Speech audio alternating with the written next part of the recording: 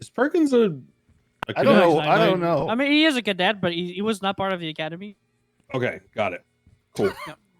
All right, C6, welcome to day 2. Thank you for your patience and attendance and participation yesterday. I understand there were some issues, but we worked through them. So thank you for your, understanding. Hopefully today that will not rear its ugly head again. So day 2, we're going to be progressing through what we learned on day 1. If you remember, I'm trying to give you the tools you would need on your first day out as a cadet with an FTO. So day 1, to recap, right? We learned how to get on duty, how to get our loadout, how to get our uniform. We're now medically certified, so we can assist the EMS in the ways that they showed us, and only those ways. What brand of medication do we use, guys? Medication, me. Exactly. Thank you. We only use me branded work right now. medication. You do not actually treat injured suspects. You give them the most care you can. Bro, as chat, a temporary measure using this the me is such branded a medication. You are competent not a force doctor. of trainers. Okay. I just Cigarette, realized. what are you? A recruit? Are you a doctor, Cigarette? Absolutely not. Good. Do we respect doctors in EMS, Cigarette? Yes, we do. Do we talk over them? Do we belittle them? Do we treat them like second-class citizens on radio? Nope, we treat them with the most utmost respect. Correct. We revere them like they are our fucking mothers, grandmothers, fathers. I don't care. Whatever it is you respect, pretend they are that thing, okay? They are invaluable. And Veterans, war heroes. So if you treat them badly, I will treat you worse. Okay, now that we've got that settled. We went through, you understand how to use the radar and the different tools in your vehicle. I know some of you had some issues with the buttons. We'll get over those in the future.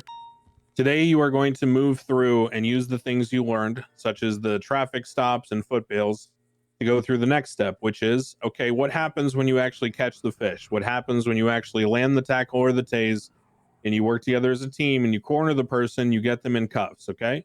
We're going to go through all the steps that happen from that point forward.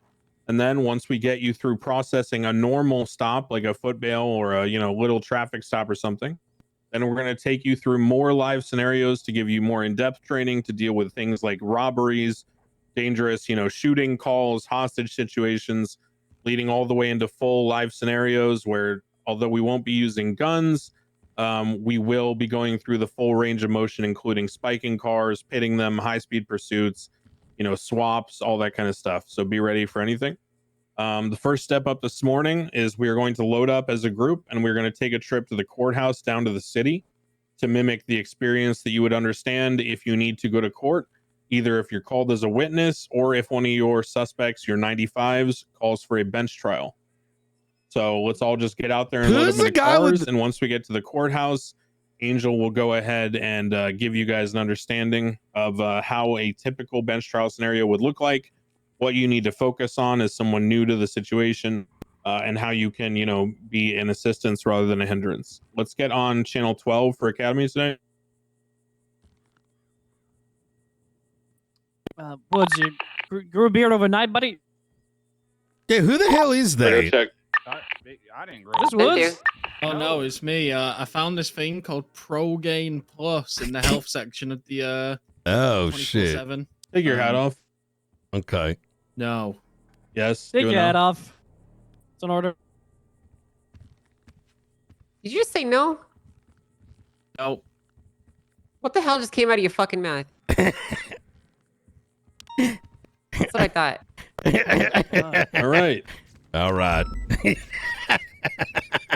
All right. Let's load up in the cars. We'll head down to the courthouse. Let's go. All right. By the Let's get way, it done. some of you were 6 minutes late. Oh, You guys, after the academy, you owe me Hey, Bjorn. 30 laps. Hey, Bjorn. I'll give you That's 35. right. Take the water boy I'm with talking you. about Leroy. Okay. Yep. Can I bring my my He's, personal car? Yep. I'm gonna drive it back after. I have a car that's not too fast for pursuits.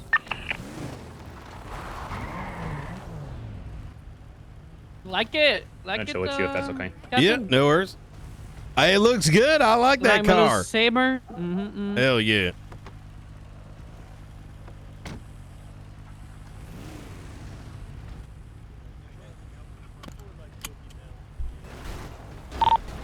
Tailgater if you want it. I think we should be fine. We have enough CVPIs. Everybody pile in.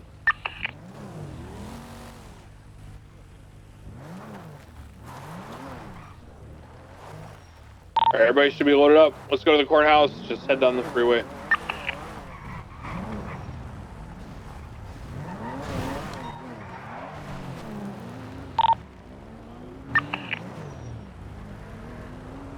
I'll keep my personal vehicle here for now, and I'll just bring it back later. Okay. Members, same thing as before. Follow the speed limits. Obey the laws. Hey, is Crane the one with the flag sticking out? Do you know? Let me see. Crane is all the way, like he's already on Route 68. All right, very good. County Road 75, Highway 90.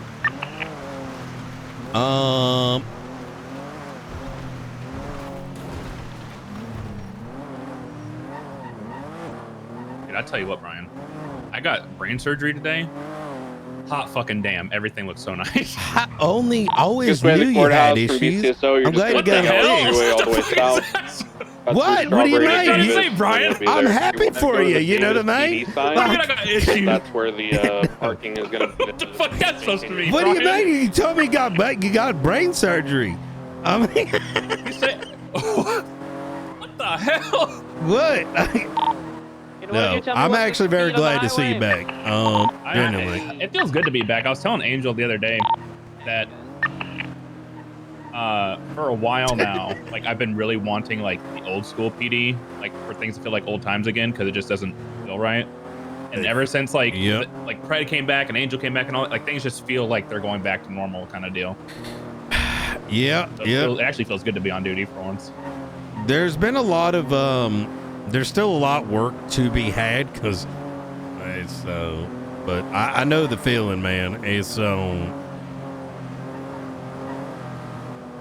it kind of feels like if you gave a bunch of criminals guns and badges and then he said, all right, figure it out. That's what it's been for a while. Like we still have those issues, but there's a lot more people that know what the fuck they're doing now. You know what I mean? That's what I'm saying. Like, and I told Angel this, and she didn't agree, which is perfectly fine. But it kind of, to me, the feeling I get is the new way of PD that was wanted wasn't working. So the old heads were brought back because they know how to run a PD. No. It's all well, kind of, maybe. I mean, it was voted in. I'm not saying like senators came in and like put you guys in place or anything like that. No. I think you guys got brought in by mayors and whatnot. I just think like I think some very smart politicians got frustrated and made some big political moves. Let's put it that way. These people know what they're doing. We're going to put them in a spot that can actually help with this stuff kind of thing. Whoever has his lights, close your lights. You'll still find that Oh my God! Brain, are you okay? That's a meth run, guys. Careful. Holy shit. You will find that Yeah, I'm the fine. accountability is still really bad on some things. Like people will play fuck around with like serious shit and get away with it, and that to me is the harder one to swallow, especially if you're working on shit. You know what I mean? I think a lot of that comes with like the. Could I settle with you guys one day, driving around cars and It's gonna be the like a lot of SUVs people having to get experience with with reading the guns room, because that's just gonna be the hardest ever. For anybody, so. Exactly. Yep. Like even back like when you and I were like just playing officers way back in the day, like that was still a problem back then. Like that's almost impossible to teach. You just That have to is learn it on your true. own. Oh, 100%. Like you remember when I was a cadet and you were like, why do you sound so fucking bored when I had to do that prison transport? Now look at me. I'm so ecstatic and full of energy. Did I give you like PTSD or something? 'Cause I don't remember that. Did I yell at you or something? That was my first shift ever though. Oh. Because I just moved over from DOC and I was like, oh, fuck, I don't want to do a prison transport. You can come through this Oh, We're shit. gonna do a little circle around just to give you the full breath. To my right off here, this is the San Andreas State Marshal's office building. Fun fact, I actually founded the State Marshals. I drew the seal for that place by hand. If you ever want to admire my artistry, you can go do so. That is where the State Marshals operate out of. So right here is the parking garage at the courthouse. This is where you're going to be coming most of the time. We're going to go ahead and pull up inside this parking garage as you come around this corner. Go ahead and turn on inside. We're just gonna park on the second floor, so do not park on the first floor. Come around and go up the stairs here. It's not typically advisable to park on the first floor whenever you bring a 95 here for a bench trial or anything of that nature, because people will fuck with your cars, so they don't usually look up here. So go ahead and get your cars parked up on the second floor. Walk on down, and we'll meet at the entrance. Of the back entrance, Lock I should say. your vehicles. The ADMC who live the other side of the road will steal your car.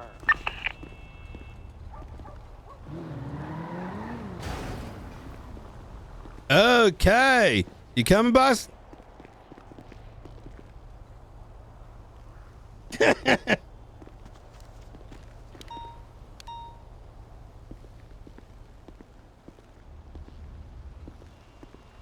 All right. Oh. Okay. Well, there's some funkiness going on right now. You guys hear me?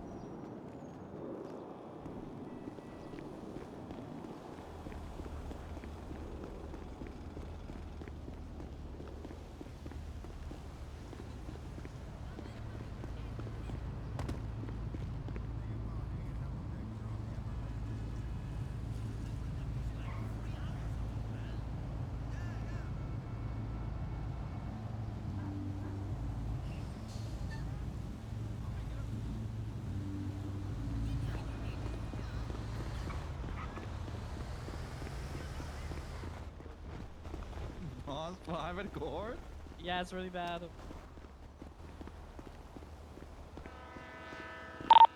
All right, team, Okay, if you that's can in hear line. me, hop on our VR audio thing. We're gonna use that right now. That was good. That was smooth, Angel. That was good. I need I got you. I got you, Perkins. I got you. Yeah. At least we're ready for it this time, so we don't incur any downtime because of it. Yep, that's right.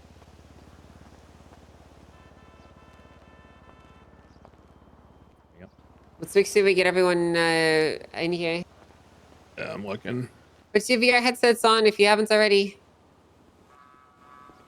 So we've got 2, 3, 4. Got 4 of them in here.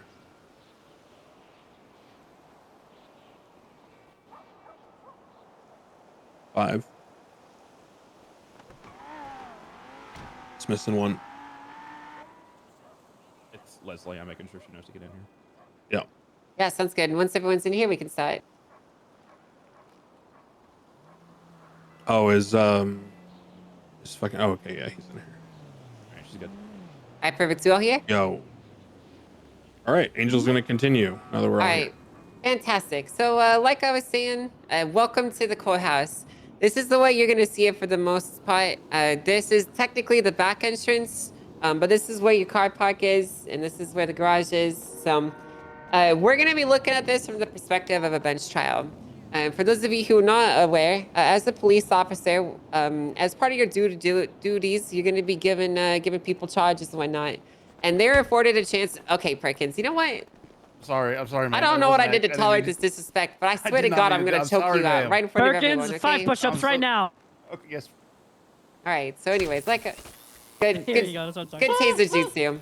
So, like I was saying, whenever someone doesn't agree with you on the charges, they might be a little bit more difficult. Occasionally, they are going to call for a bench trial. Now, every single citizen is afforded the right to a bench trial. It is just one of their rights. And you don't have to like it, but you do have to participate in this process, and you do have to do it in good faith. You do have to make sure that you're not fucking around with it. So, the first question you might have is, what is a bench trial? And a bench trial is essentially a slightly more informal court case. So rather than there being, scheduling and evidence being filed and arguments on the docket. It's gonna just be, you're gonna bring your suspect to the city hall, into a courtroom. There's gonna be a judge. There's gonna be them, and maybe they will have a lawyer. You're gonna present some arguments. They're gonna go back and forth a little bit. Judge is gonna come to a decision. That's it. These are typically done for small cases. They're typically done for just regular charges that you would come about in your regular day-to-day duties. Now, there are some things that could not be taken to a bench trial. Do any of you have any idea what that might be? You want to take a guess? A murder case. Murder case. And why would that not be able to go to a bench trial? Because I don't think the decision could be had in such a short amount of time. That's a good answer. What else? You think there's another reason? What if there's just so much evidence and multiple scenes across multiple locations in the city, and half the cops went off duty, and there's like 5 suspects all wanting separate bench trials? What do we do? That's a fantastic question. That is a wonderful question. What do you guys think the answer is? What would you do?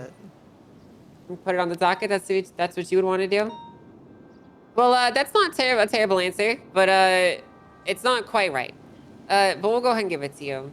So bench trials, like I said, are for small tier things. But if these situations have gone on for so long and they're so extended and they're so messy that it can't possibly be done and overseen in one little incident right then and there, you need to inform the judge of that. You need to let them know, hey, this case is too big. This case is too complicated. There's too many moving pieces. We do not have time to adequately prepare for this, and they do not have adequate time to fight against it. Now, earlier, Miss Knight said that, I don't know if it was Miss Knight. It was Leroy, sorry, that said that for a murder case, that can't be taken to a bench trial, and that is true. These large cases like murder and terrorism and all that stuff, you cannot take those to a bench trial because that will get put on the docket regardless. But let's say that there's a situation where there's 2 different gangs shooting at each other. You have 9 people in custody. There's 30 different cops involved. Someone wants to take it to a bench trial. You cannot possibly put all the information together in one incident right then and there. That's when you can say that, listen, we can't do this. We can't do a bench trial. But you're not just going to make that decision, all right? We'll circle back to this, and I'll explain it a little bit more. But let's just continue on with the basics. So that's what a bench trial is, right? It is essentially just a regular trial. It is a basic court hearing. So let's go ahead and let's do a little walkthrough of the courthouse. If everyone would like to follow me, we're going to go to show you what the different levels are for and what you're going to do in these areas. And then once we get up to one of the courtrooms, we're going to go into the process of a bench trial and what it looks like more. So please follow me.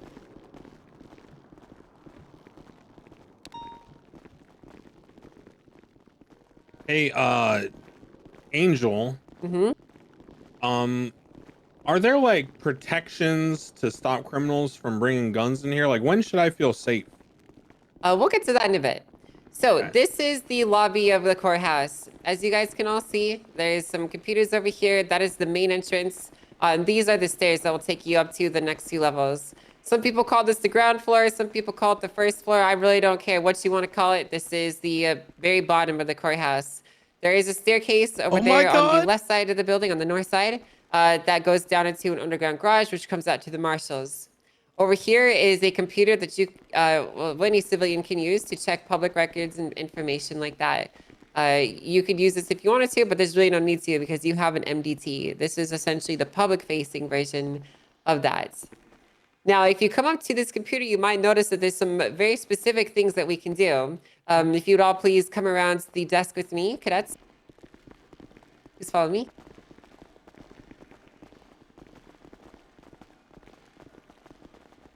Now, if you take a closer look at this computer, you'll notice that there is a BCSO specific program on it. And you can go ahead and take a look at that. Sometimes it's easier to access from that side.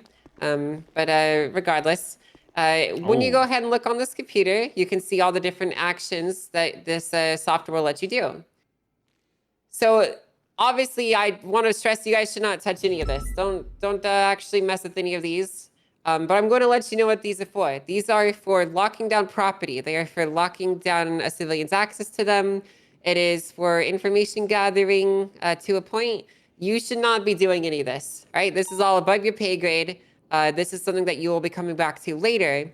And it is part of the search and seizure process, the search and seizure warrant process.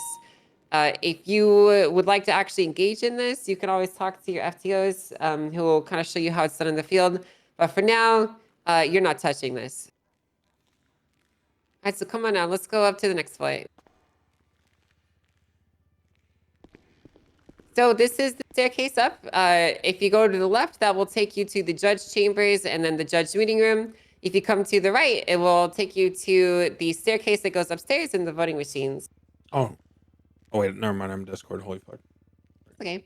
So these motor voting machines right here is where any ballot measures and any votes will take place. You are always more than welcome and encouraged actually to come here and vote.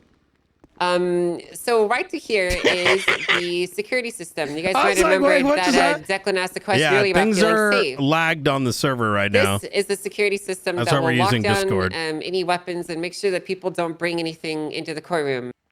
Whenever you walk through this, if you are not a police officer or a marshal, it will the security guard right here will take all of your things and put them in a bag for you that you can grab from the security guard in front of the city hall.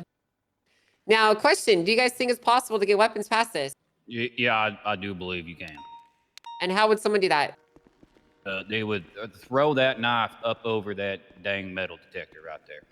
Right. So when Declan asked the question, when should I feel safe? What do you think the answer is? Never. Never. That's right, never. You should never feel safe in the city hall because, well, yes, most people's things will be taken. They could still throw things over. They could still smuggle them in if they're careful. It's very sharp, you guys, to pick up on that. Good job. And be very careful also when there's a court case or whatever. There's some people that will distract you away if you're guarding this place. They'll distract you away to have weapon be thrown on the other side, so be careful. That's right. All right, come with me. Let's go in through.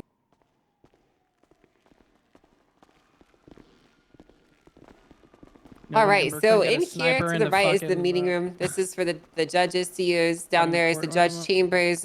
You're never really going to use any of these rooms, but you do need to know about this one. This is what's referred to as the small courtroom. When judges say the small courtroom or they say the first courtroom, this is what they're referring to. This is where most bench trials are going to be held.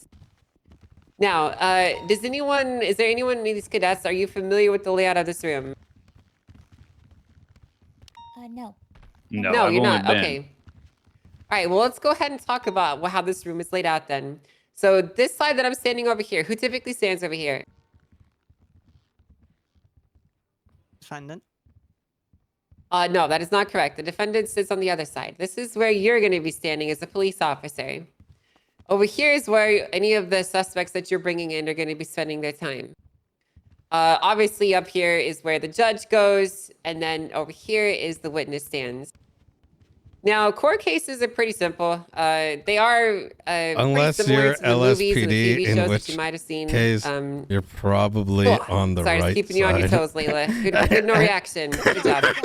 Good job, Good you. shit, Layla. Good So, court cases do run pretty similarly to how you would see in a TV show. You're gonna bring your guy in, and you're going to set them up right over here on the defense side. If they have an attorney, obviously they're going to be given a chance to be with their attorney. And you're gonna come over here with anyone from the police department, and this is where you will be. Now, whenever you come to a bench trial, and you are accusing someone of committing some crimes, you're trying to prosecute them, what is the first thing that needs to happen once you are sat down in here and there's a judge and both sides are present? Yes? You got to get sworn in, and they have to be sworn in. That is definitely something that happens, but it's not the answer I'm looking for. Okay. Good guess. What is the first thing that you got to do as the prosecutor? Give you guys one more shot at guessing. Present your case. No, the correct answer is you got to share the evidence. You got to share your reports. Now, one thing the citizens in this state are provided is the opportunity to receive a fair trial. And part of a fair trial is that any evidence that is being used against them, they need to be able to see, understand, comprehend, and review. Now, we're not going to go too much into the particulars of it, but I will show you how to do this. Go ahead and open up you guys' report. Is there like an academy report number that I could use for this?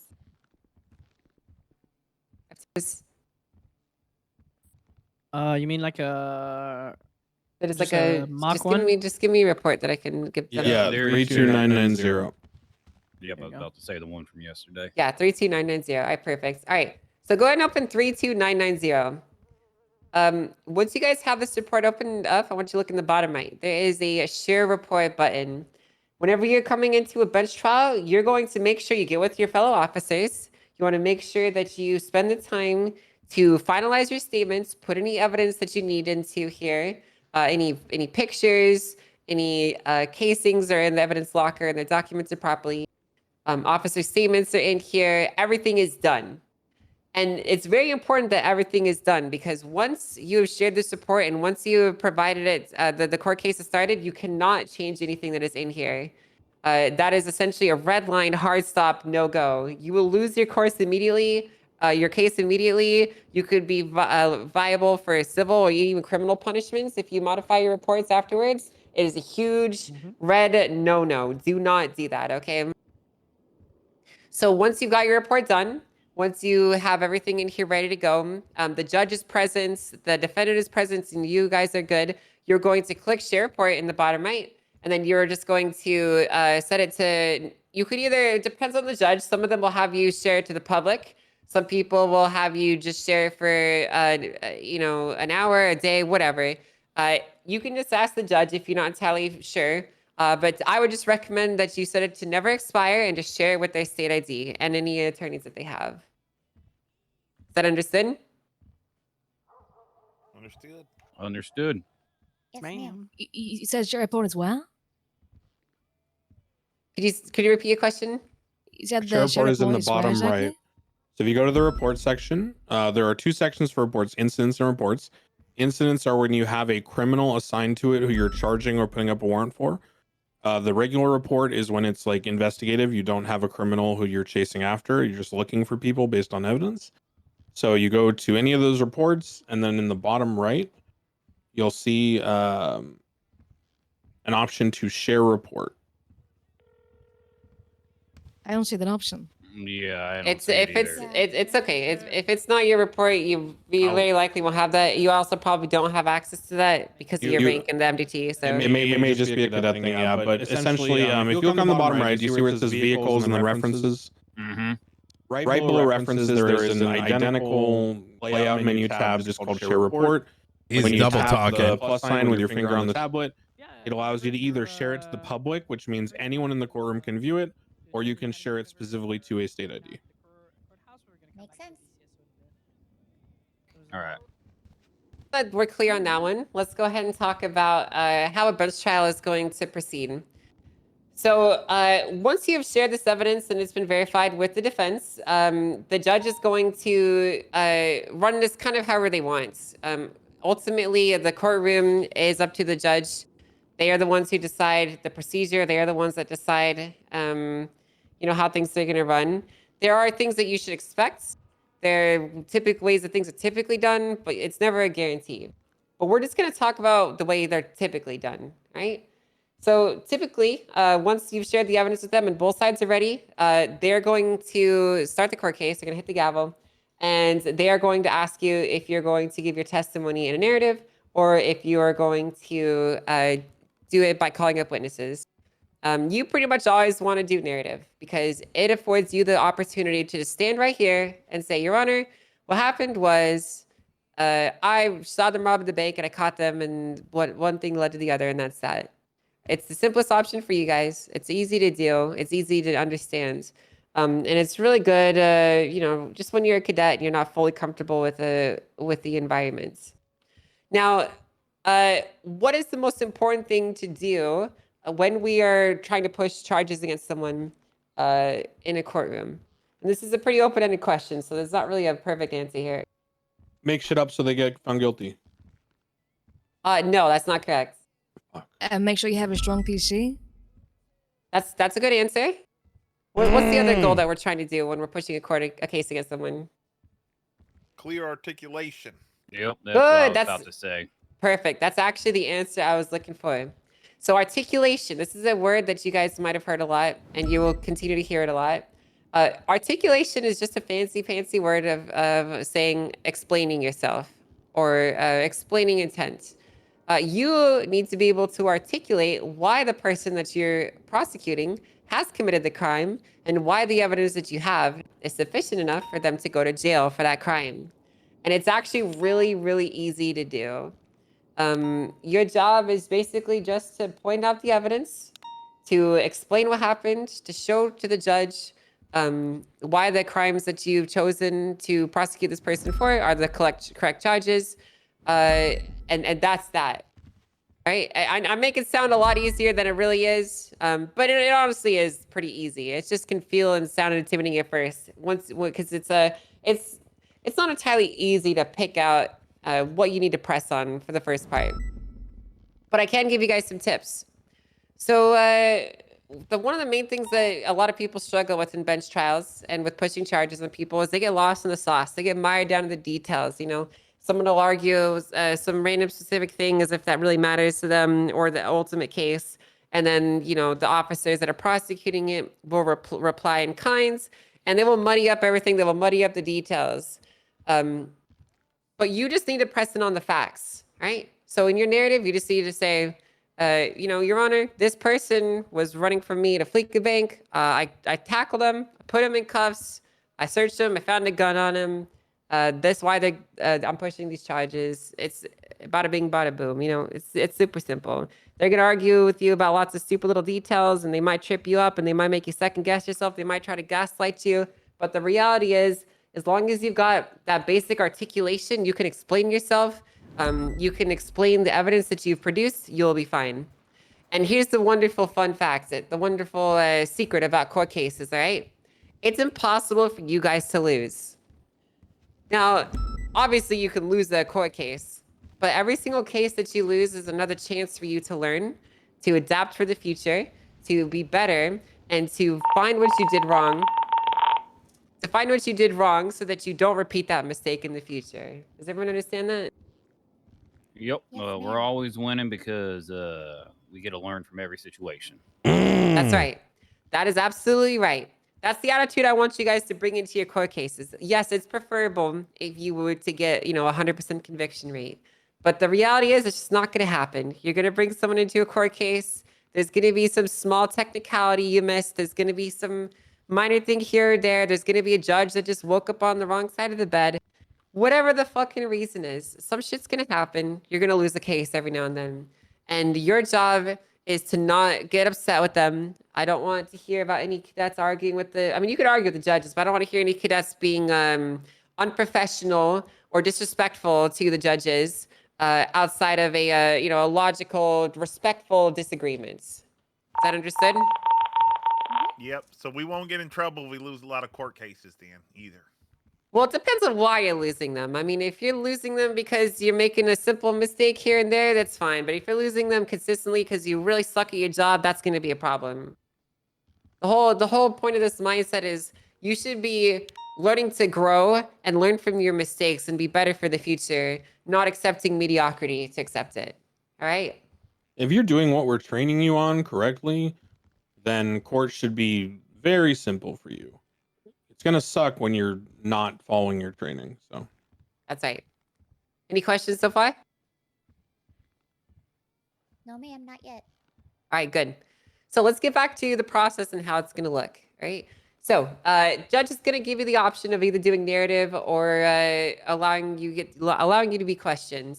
We're just going to go through this entire process kind of quickly. The details are not that important because you'll get a chance to experience them in person eventually. But you will either A, stand up here and tell the judge what happened, just provide a statement as if you were reading off of your report, or B, you will be called up here to the witness stands and your fellow prosecutors will ask you questions. So they will ask you, what did you see? What happened here? What happened there? Did you search the person? Stuff like that. Now, whenever you are brought up here to the stand, it is possible for the defense to cross you or ask you their own questions. There's a lot of particularities about these that we're not going to get into that are called objections. If you would like, we can probably, I will get the list of objections that you could make, and I will. Wait, what I'll did get she the cheat say? sheet together and provide it to you guys as a resource in the cadet channel for you to review on your own time. We're not going to go into all of them here, but when questions are being fielded, it is possible for you to she's object to them monitoring the based on their channel, content.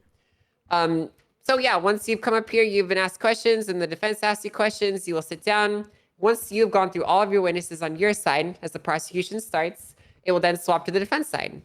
The defense will either call their own witnesses, or they will be given the same opportunity to just explain what happened from their points of view.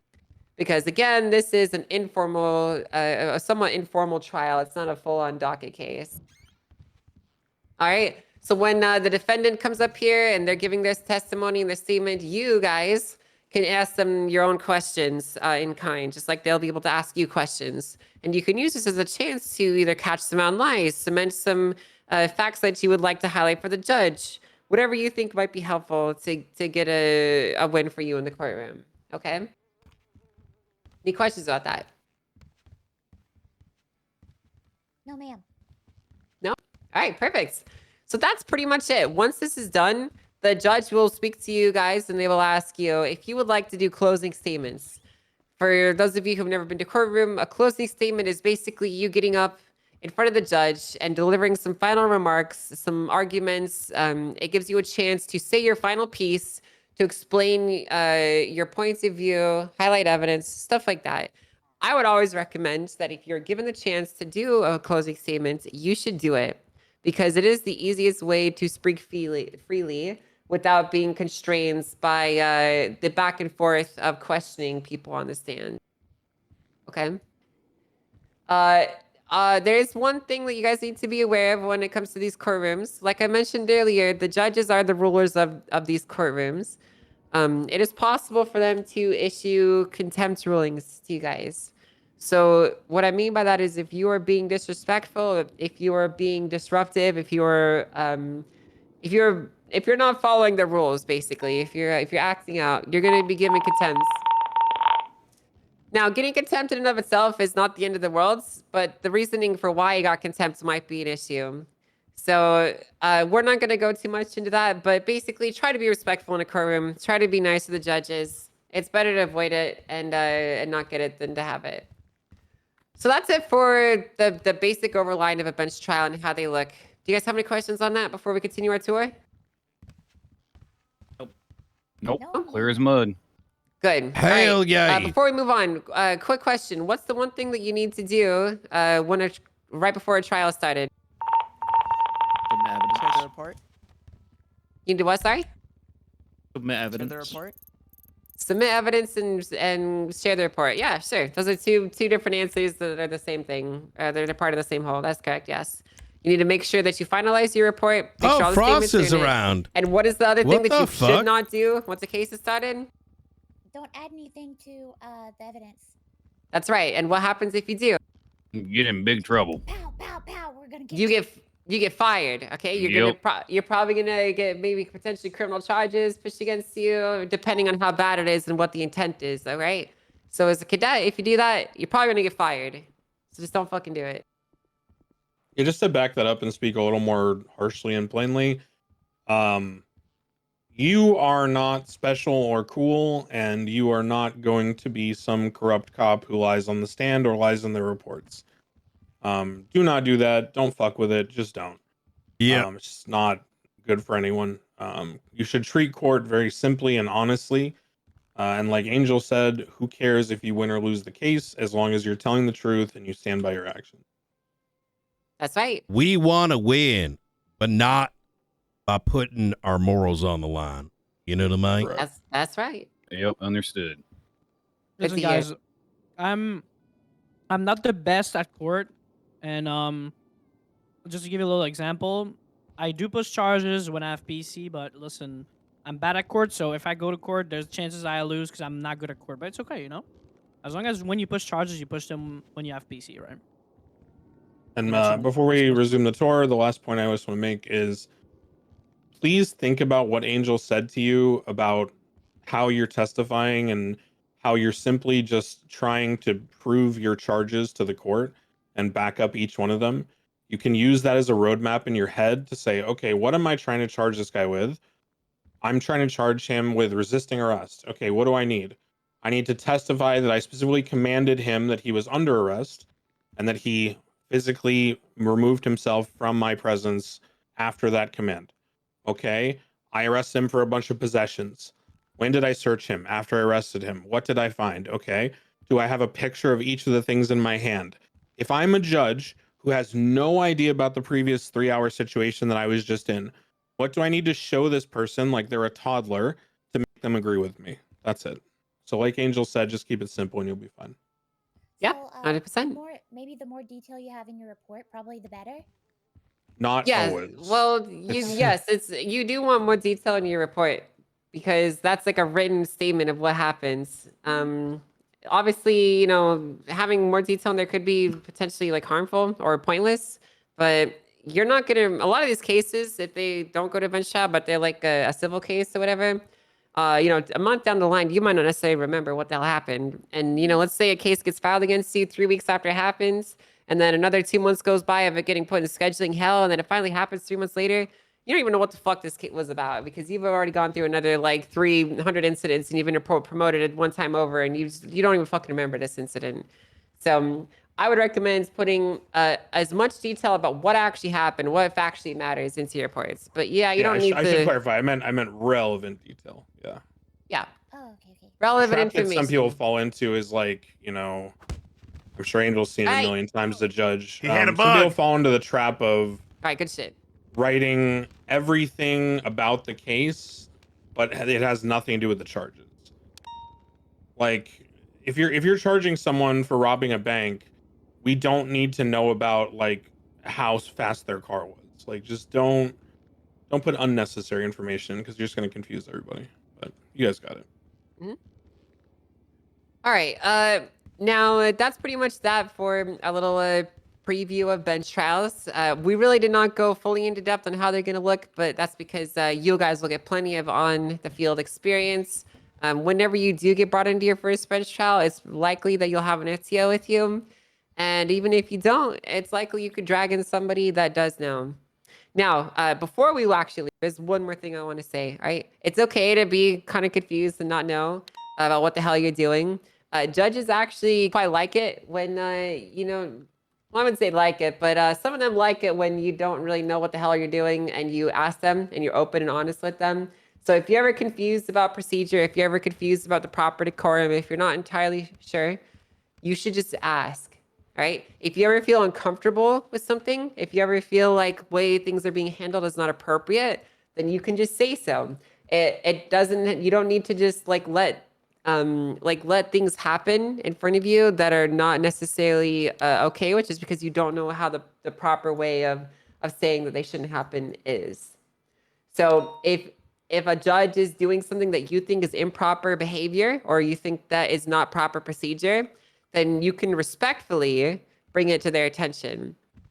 Well, I'm being very important with that word, respectfully, all right? Don't just be like, hey, judge, you're being fucking stupid. You can't do that. What the hell are you thinking?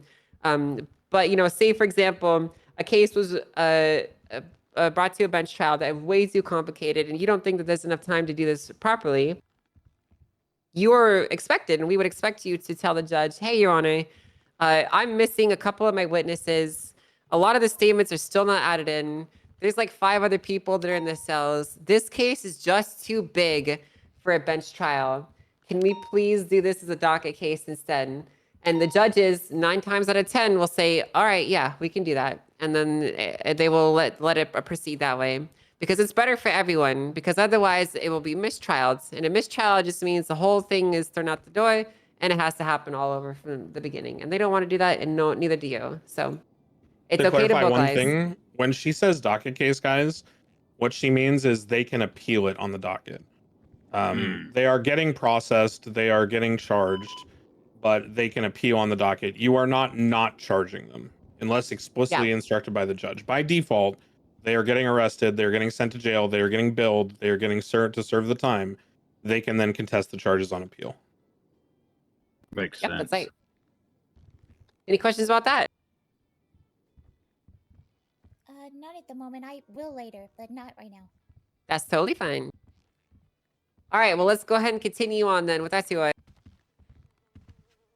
Please follow me, team. We're going to walk out the door and go to our right.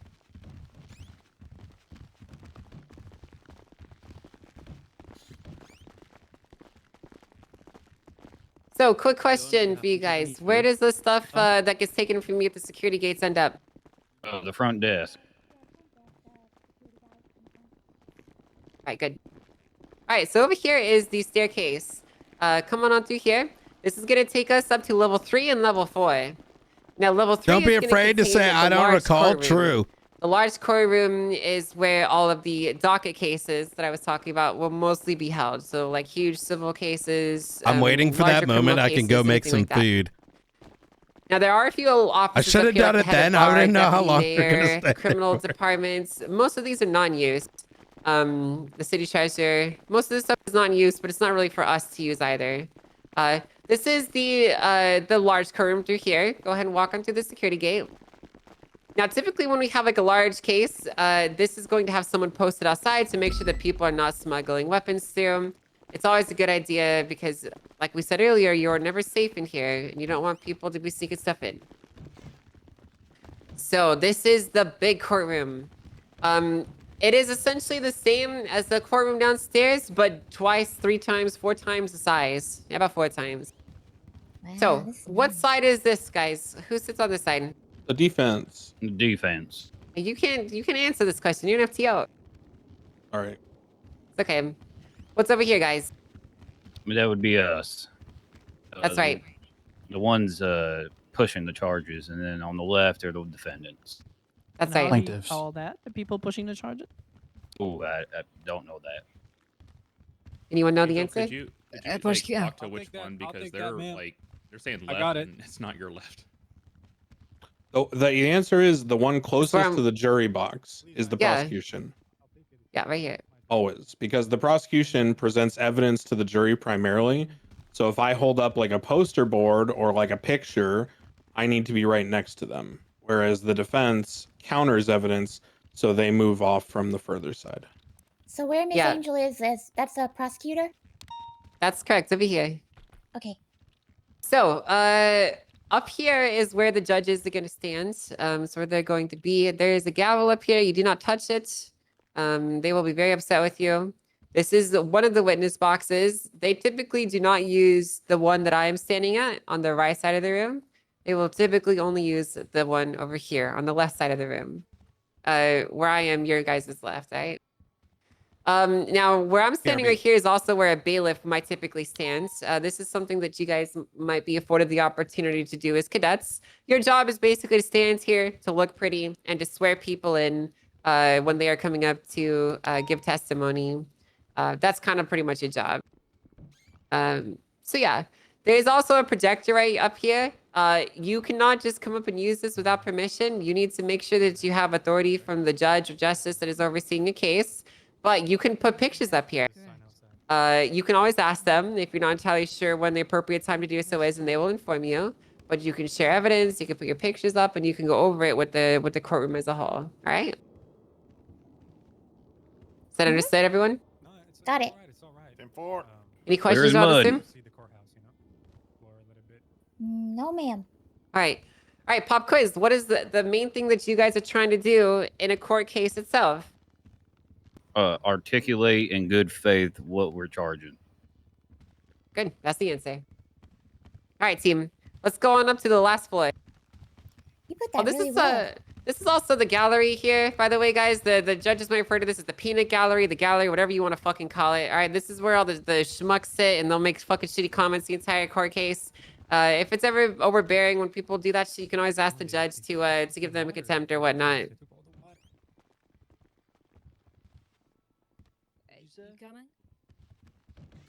Yeah, I'm coming. And here's the waiting room. You're probably never going to use it, but it's there. You can take a look if you want.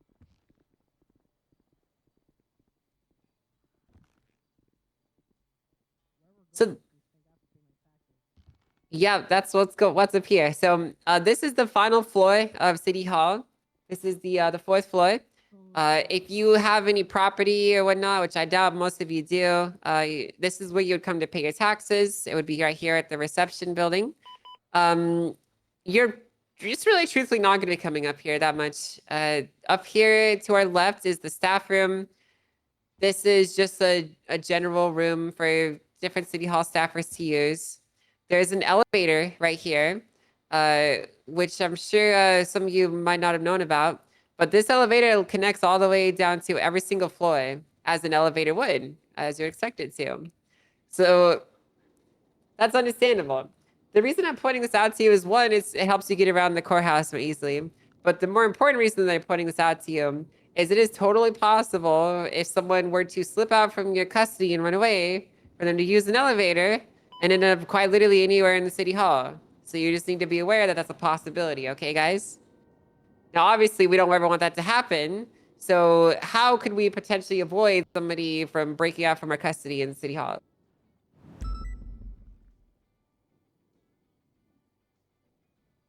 Or hold him by the arm. I like what you're thinking. What did you say, Leroy? Hold him by the arm. That's a potentially good answer. Not a bad one. Yeah, I'll accept that. That's a good answer. So as part of as part of bringing suspects in here, you're responsible for keeping them in your custody and your care. It is possible for them to slip out. It is possible for them to try some sneaky shit. Only if you guys make mistakes or if the judge allows those mistakes to be made. All right. So when they are in your custody, you should always be keeping them in shackles and carrying them, or escorting them, I should say. You should not let them walk freely. I mean, obviously, that's a case-by-case basis. I don't want to say never, because it's possible that they might be worthy or trustworthy to walk freely. But you should never, ever, ever, ever, ever uncuff somebody in the courtroom until you get to the actual courtroom itself. Now, once you're in there, you can cuff them to the table, and then you can remove the cuffs from behind their back, so they will be shackled to the table, and they can't leave their reach. But they should pretty much always be secured in one way or another. Does everyone understand that? All right, good. All right, come with me. Let's go ahead and finish up our tour of the top level. Frost! So in here is the meeting room. God damn it! This is where a year ago, infamous gang went in and gunned down our entire city legislature. And then we had to rewrite the Constitution. Hey, yo, everyone put their hands in the fucking air, dude. Oh, my God. Hey, it's that guy that got away like a year and a half ago, but I know who he is. It's not Stanley. One of the guys. But this is the meeting room. It's locked, and we don't have keys to get in there. But it's really cool in there. He's little. Like down. Okay. Over here to our left is just more government office buildings. This is the health liaison. Oh, we have a law man. enforcement I came building. I mean, back none of right us in ever use time. it. That's just typically where rulings are made. That law enforcement building is where Justice Adams and myself decided to rule to overthrow the state government and then rewrite our constitution. So, Hell fun fact for yeah. you. Yeah. Here's where I Yeah, this is where Bison died, but he's somehow still with us. All right, so over here is the archive room, the chief of staff, and the mayor's office. And again, you're not going to use any of this, but it's just nice to know and have locked in your mind. All right, guys, that's pretty much it for the actual physical tour. We'll do a few more questions, and then was there anything else that you wanted me to go over here before you went to the next module, Declan? No. I think so- you pretty much nailed it. All right, so let's do a pop quiz, and then we'll go ahead and move on to the next section. All right, first off, what's my name? Miss Angel. Angel of Death. No, it's Under Sheriff Brittany Angel team. All right, you got to get that all correct. You can call me Angel if you want, but do not ever refer to me as Miss Angel, or I will punch you very hard. Yes, ma'am. Under Sheriff, Old Judge Lady, first of her name, Slayer of Street Racers, the Angel of Death. That's a good title too. All right, second question. What is the first thing that you have to do when both sides are present and ready for a bench trial? Share the report to the judge and the defendants. That is correct. What is the next thing that you got to do after that? Someone besides this cadet answer. After you shared the report with the defendants, what do you do then? Opening statement. Will be sworn in. present your evidence? No. The answer I was looking for is ensure that the report is locked. Make sure that no one is going to modify the reports, and make sure that your statements are in there securely and firmly. But technically, I guess also, yeah, providing evidence. Sure, I'll accept that answer. You know, sure, that's fine. All right. What is the #1 goal of a court case as the prosecution? What is your job? Curb stomp them until we win. To learn. To learn? No, it's not to learn. That is that is the articulate. primary objective, but it's not the #1 thing that we're trying to do here. To articulate. Yes, to articulate the charges that we are pressing. All right, I like some of those answers that you guys gave me though. They're good. They're good.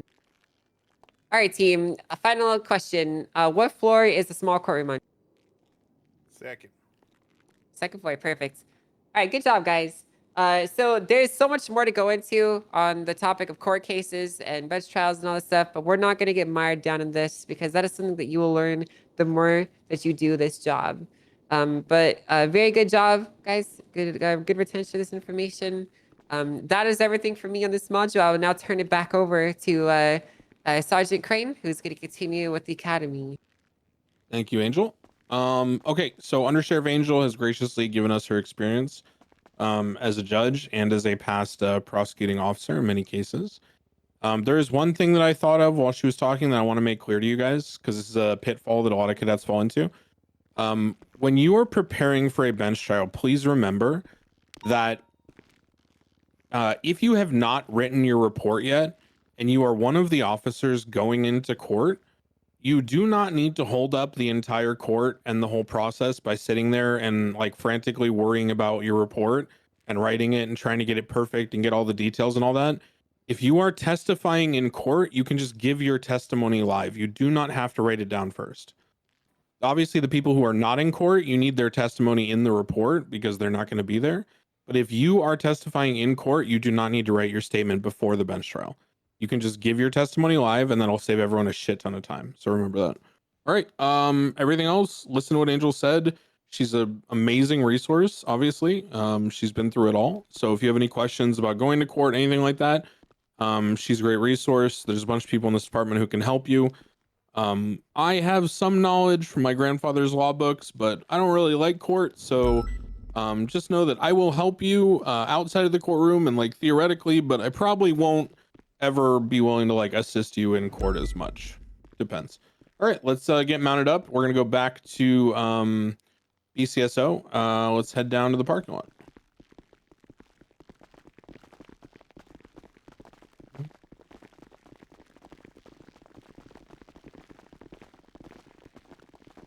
W.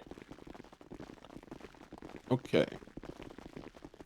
So we did this a little out of order just because I want to make sure that we get you guys down to the courtroom physically so you can see the tour that Angel was giving us. Bring me to the parking. But understanding that the primary step after, you know, either going to bench trial Yeah.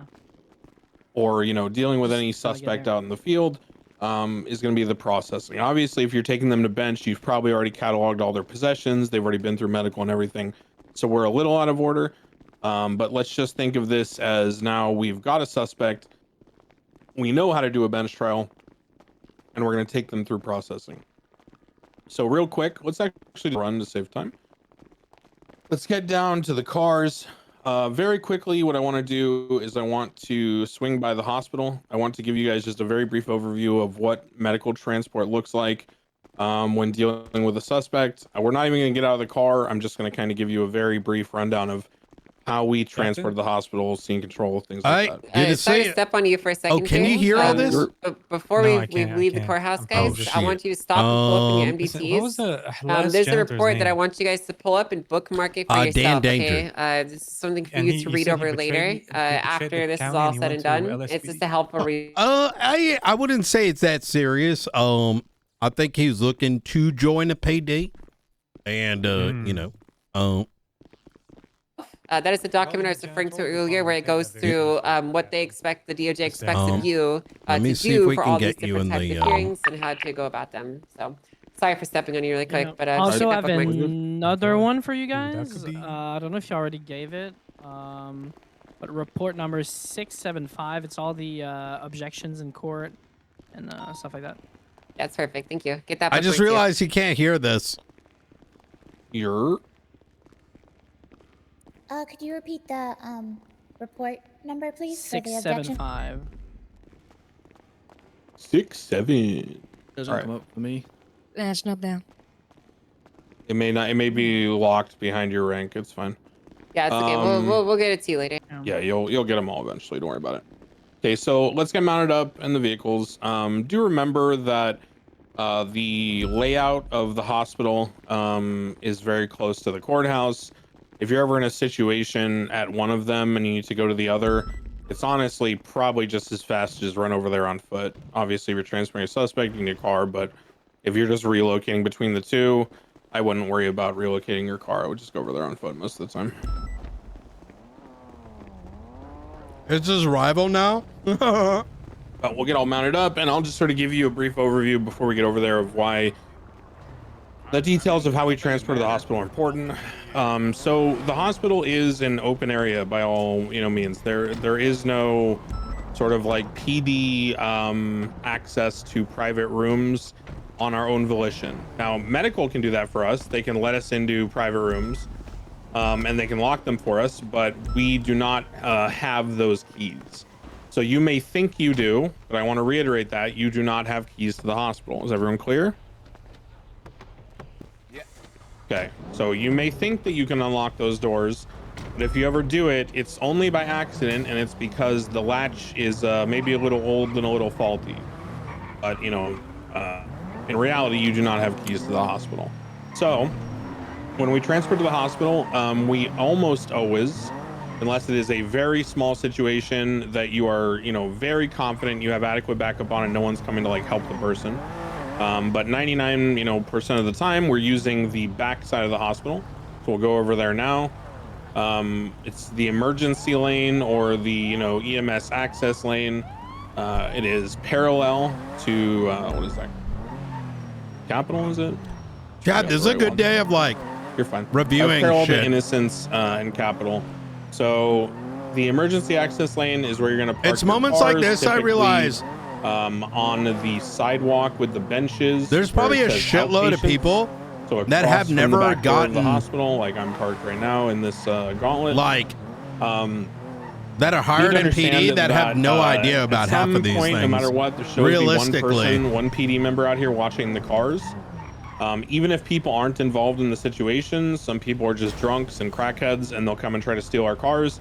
Never leave your cars unlocked here, even if you've already got the suspect out of your car and there's nothing in your car, you still need to lock it. And always make sure there is one person from the scene, one on-duty cop watching the cars when you go inside. You will help EMS unload people out of the ambulance. You will ask EMS first, is there a doctor on duty? Should we be taking them all to doctors? If there is a doctor on duty, you need to talk to the doctor and see how many patients they want on the beds and how many they want going through Dr. Payne. Is anyone unclear on who Dr. Payne is? Everybody understands Dr. Payne? Okay, good. Dr. Payne is the, the resident in training who runs the front desk and works the night shift. So when the main doctors are off duty, the attendings and all them are off duty, Dr. Payne is the one who will always be there no matter what at the front desk. So we run people through him when there are no doctors or when the doctor tells us to. We do not do it without checking first. Next thing to know, if you run a suspect through Dr. Payne, they will no longer be GSR positive. You need to run people on their GSR on the scene before they load into the ambulance. You do not wait to test GSR until you're back at your PD, because then they won't have the tracing anymore. So run your GSR on scene. Before you load a person into the ambulance and before you give them over to EMS, you need to do a number of things, and they are both in SOP and in case law, actually. Number one is you do your sequence of operations depending on the scene. Most likely it will be frisking and GSRing if we find them on a scene of a large shootout and we don't have context. If you have context and you obviously shot them down personally or you saw them shooting, then by default you're just searching them incident to the arrest. Okay, now when you look through their pockets, when you're doing your first search after you have the right to do so, you are going to seize any weapons from them on the scene, okay? So before they get in the hospital van, before they get in the ambulance, you need to take all weapons off them. I do not want to see any of you new deputies and cadets taking people into the cells and we find out that you forgot to take a Molotov off of them. This happened yesterday, and myself and 5 other cops got Molotoved in the LSPD cells, okay? So you are to remove all weapons.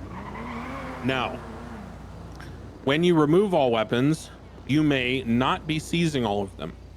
They may not be related to the crime. For example, if you find that someone has a knife, a crowbar, a Molotov, and a gun, and you saw them from a shooting scene, only the Molotov is inherently illegal alongside with the gun used, right? The knife and the crowbar, they aren't inherently illegal. However, they are dangerous weapons. So you're going to seize them off the person. Then when you get to PD, you're going to put them back on their person and include them with the rest of the stuff you're going to send to DOC that you're not keeping for evidence, but they will get when they get out of jail. Anyone have any questions about the hospital? Anything we've talked about in terms of getting people to the hospital from the scene? I want to re-underline just something real quick. The note about always taking off the weapons. In the event you don't have space, it does not harm to mention that to somebody. Hey, I don't got enough pocket space. Do you mind grabbing these things?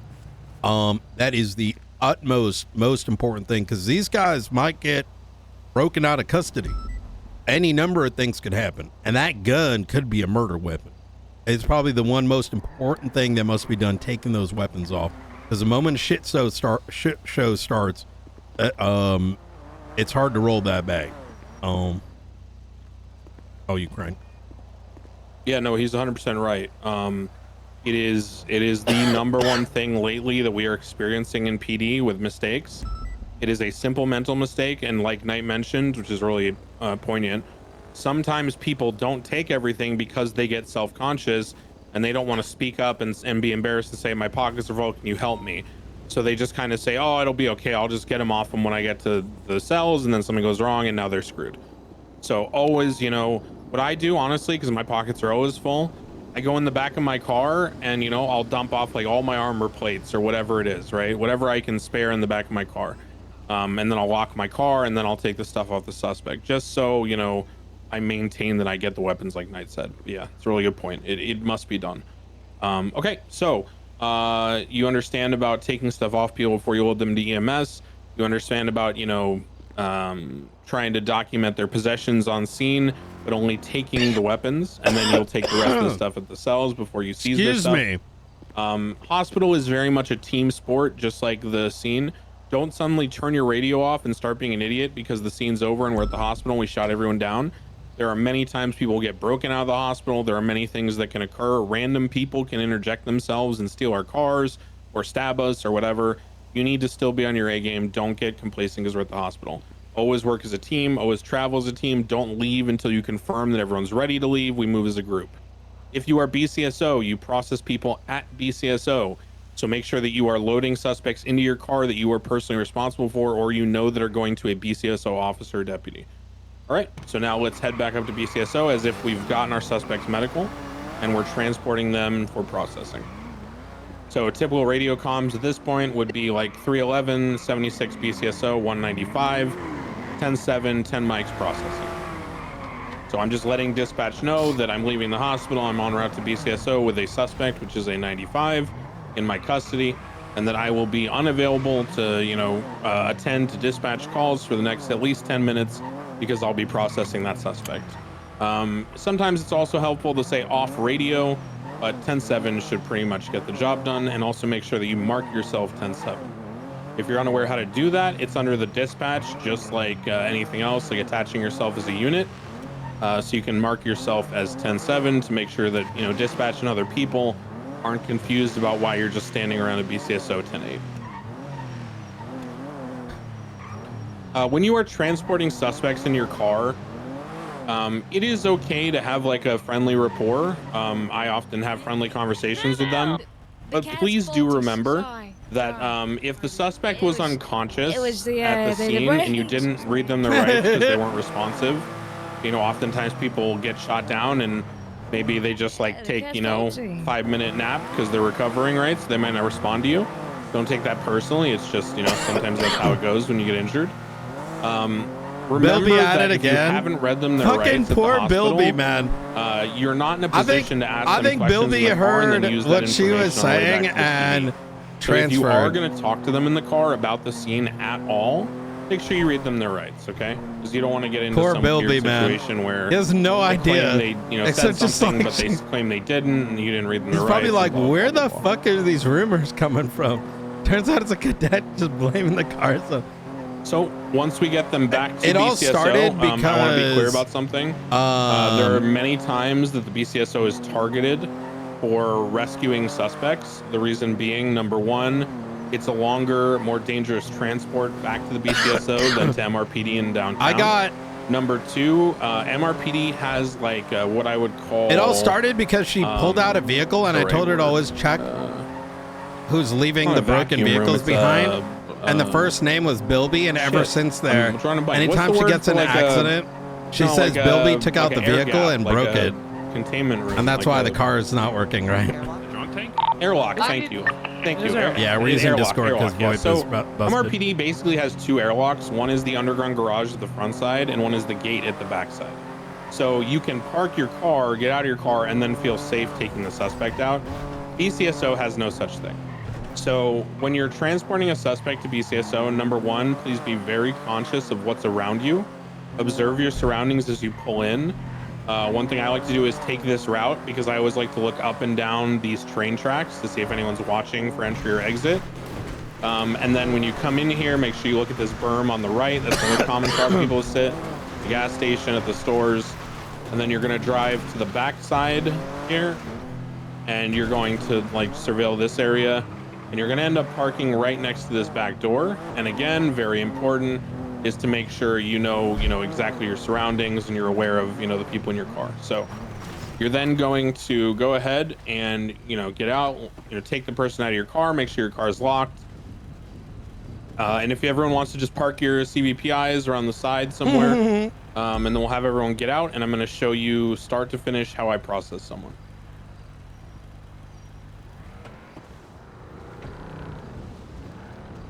Always make sure you lock your cars. Speaking of, I don't think I locked it.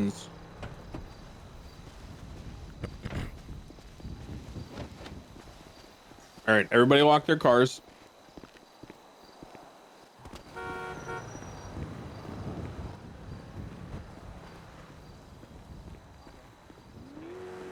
Wait, Flop's a marshal? I thought he was a gang member. I'm so confused.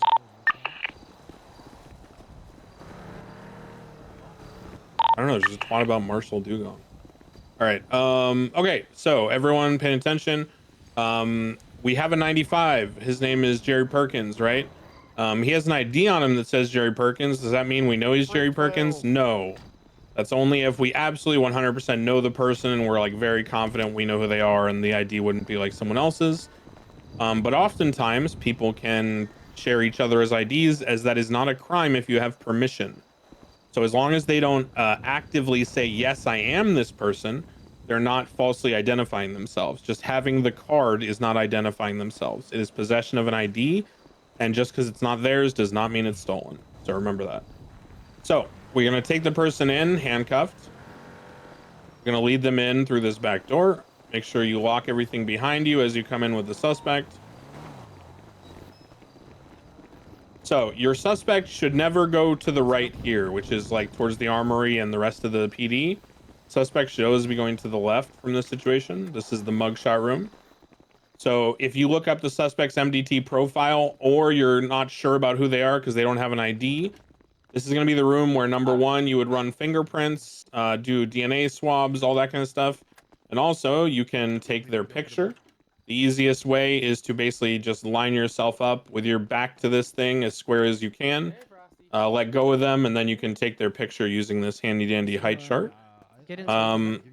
Now, I like to use this room if I'm in here as my, first like sort of point of airlock between them and the cells.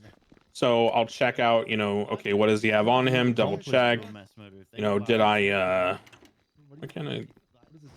Oh, there might be some issues here still.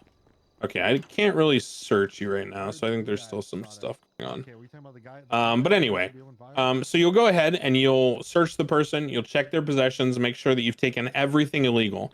And I mean do a thorough triple check, okay? Because you might have missed something in the field, even if you weren't sure.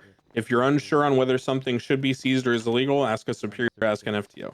Once you are absolutely confident that you've taken everything off them and you've documented it, and remember, I guess it should be in the other order, documented it and taken it off them, right? So you have a picture of everything you intend to seize, and you have an idea of why you're seizing it, what crime it's related to.